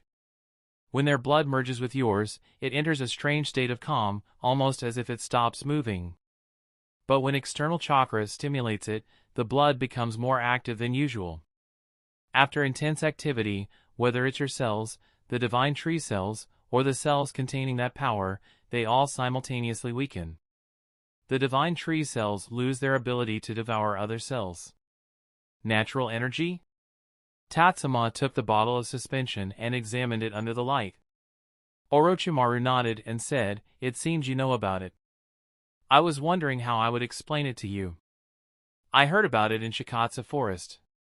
Setting the bottle down, Tatsuma said, "It's one of the necessary conditions to learn Sage Mode. When mental energy, physical ability, and natural energy achieve balance within the body, one enters Sage Mode." Hearing this, Orochimaru squinted slightly and said, "Is this the first Hokage's technique? The same one Jiraiya struggled for years to learn but never mastered?" "Yes, I will probably learn it as well, but I don't feel like I've met the conditions yet." Tatsuma nodded. Sage Mode was mysterious to most people, but since Orochimaru was also a successor of one of the three great sacred places, he would eventually understand it. There was no need to hide anything. Orochimaru nodded thoughtfully and then asked, "Do you want to try it?" By absorbing a small amount of natural energy, you could suppress the activity of the divine tree cells in your body. Tatsuma shook the bottle of suspension that had started to settle again and asked, "How would I try it?" "By drinking it?" "Drinking it would make it too hard to control the intake. Try this instead. I got it from Konoha Hospital just for you." As he spoke, Orochimaru handed over an inhaler typically used by asthma or bronchospasm patients, though the bottle had no label. When Tatsuma received the item, Orochimaru said, "This bottle contains 200 presses. Based on the amount of divine tree cells in your body and your own condition, my recommendation is to not inhale more than 4 presses in one cycle." "How long is one cycle?" "The full duration of a single battle." Hearing this, Tatsuma nodded and said, "It's not too late now. Orochimaru-sama, would you be willing to do a blood test for me?" "Of course." Orochimaru took out the blood collection equipment, and Tatsuma extended his arm. A blood test was needed before and after to make comparisons. After drawing the blood, Orochimaru said, "I'll send this for testing. Deplete your chakra and come back to me." "Thank you." Tatsuma nodded, removed the cotton swab pressing on the needle mark, and within a few seconds, the puncture had completely healed, leaving no trace. This only proved that the divine tree cells were leaving more and more marks on his body. However, to understand the pros and cons of the divine tree cells within him, these efforts were necessary. Tatsuma used the Flying Thunder God technique to leave, distancing himself from the village and finding a lake. The quickest way to exhaust his chakra was by casting large-scale ninjutsu using his sea overturning talent to pour out his chakra. Standing by the lake, Tatsuma picked up the inhaler, removed the cap, placed the mouthpiece in his mouth, exhaled deeply to clear his lungs, and then slowly inhaled while gently pressing the bottom of the inhaler. As a licensed and certified doctor from Konoha Hospital, Tatsuma was naturally familiar with how to use such medications and equipment, needing no instruction. Hiss, a small mist of the drug entered his lungs with his inhale, quickly spreading and being absorbed. Tatsuma thought for a moment and took another press. Not noticing any immediate changes in his body, Tatsuma clapped his hands together and began refining chakra within himself. As a seasoned ninja, Tatsuma was used to always reserving enough chakra for emergencies, though he wouldn't always fully replenish his chakra reserves in every situation. As Tatsuma refined his chakra, he noticed that the speed of the refinement was significantly faster than before. It didn't feel like he was transforming chakra, but rather that it was surging out on its own. After completing the refinement, Tatsuma began forming hand seals, then took a deep breath and exhaled toward the lake. Fire release. Great fire annihilation. A line of fire shot out from his mouth and instantly expanded into a sea of flames spanning over 100 meters, scorching the lake's surface. The chakra within Tatsuma flowed out like a stream, rapidly depleting. The feeling of recklessly burning through so much chakra was a kind of joy Tatsuma had never experienced before. As for the rising water temperature and the fish that were eventually brought to the surface, flailing, Tatsuma didn't have much compassion to spare for them. With a long exhale, Tatsuma completely exhausted the chakra he had just refined, feeling a bit dizzy and weak, a rare reminder of the low blood sugar-like sensation of fatigue. After taking a deep breath to steady himself, he pressed the inhaler again, giving himself another dose. Then, he continued to push his endless enhanced cells to extract even more chakra. After inhaling from the inhaler 4 times and nearly exhausting his stamina, Tatsuma finally stopped this reckless behavior. With the little chakra he had left, he used the Flying Thunder God technique to return to Orochimaru's lab. Huff, huff. Tatsuma kept taking deep breaths, sweating profusely from the rapid loss of energy. Orochimaru pointed to a drawer and said, "There's some whole milk and chocolate in there." "All right," Tatsuma replied weakly as he started searching through Orochimaru's supplies. Meanwhile, Orochimaru approached with a new blood collection kit. By the time Tatsuma had unwrapped the chocolate, Orochimaru had already started drawing blood. Thanks to Tatsuma's assistance, Orochimaru, who wasn't formally trained in this field, had become more skilled at blood collection than most doctors and nurses at Konoha Hospital. As Orochimaru finished drawing blood, Tatsuma barely managed to swallow his first bite of chocolate. It was fortunate that Minato wasn't around, otherwise, seeing Tatsuma devouring the chocolate would have made Minato realize that Tatsuma's claim of not liking chocolate back then had been a huge lie. After finishing the chocolate and milk, Tatsuma sat and waited for his body to recover, while Orochimaru expedited the testing of his blood sample. Finally, the foggy feeling in Tatsuma's mind cleared, and Orochimaru returned with 2 reports and a smile on his face. He said, "It's effective. The amount of divine tree cells in the samples before and after has barely changed. However, judging by your condition, the rapid recovery ability provided by the divine tree cells seems to fail during this process. If you plan to use this inhaler, you'll need to weigh the pros and cons carefully." "Yes, I felt that too." Tatsuma nodded, taking the 2 reports and reviewing them. Finding no other issues, he set the reports down, pulled out the inhaler, and asked, "Orochimaru-sama, is this inhaler expensive to make?" "Not at all. It's just made from plants or soil tainted with natural energy, crushed and packaged with a propellant. Given your metabolism, it won't place any burden on you. Of course, this process can also cause minor issues, like coughing or phlegm buildup.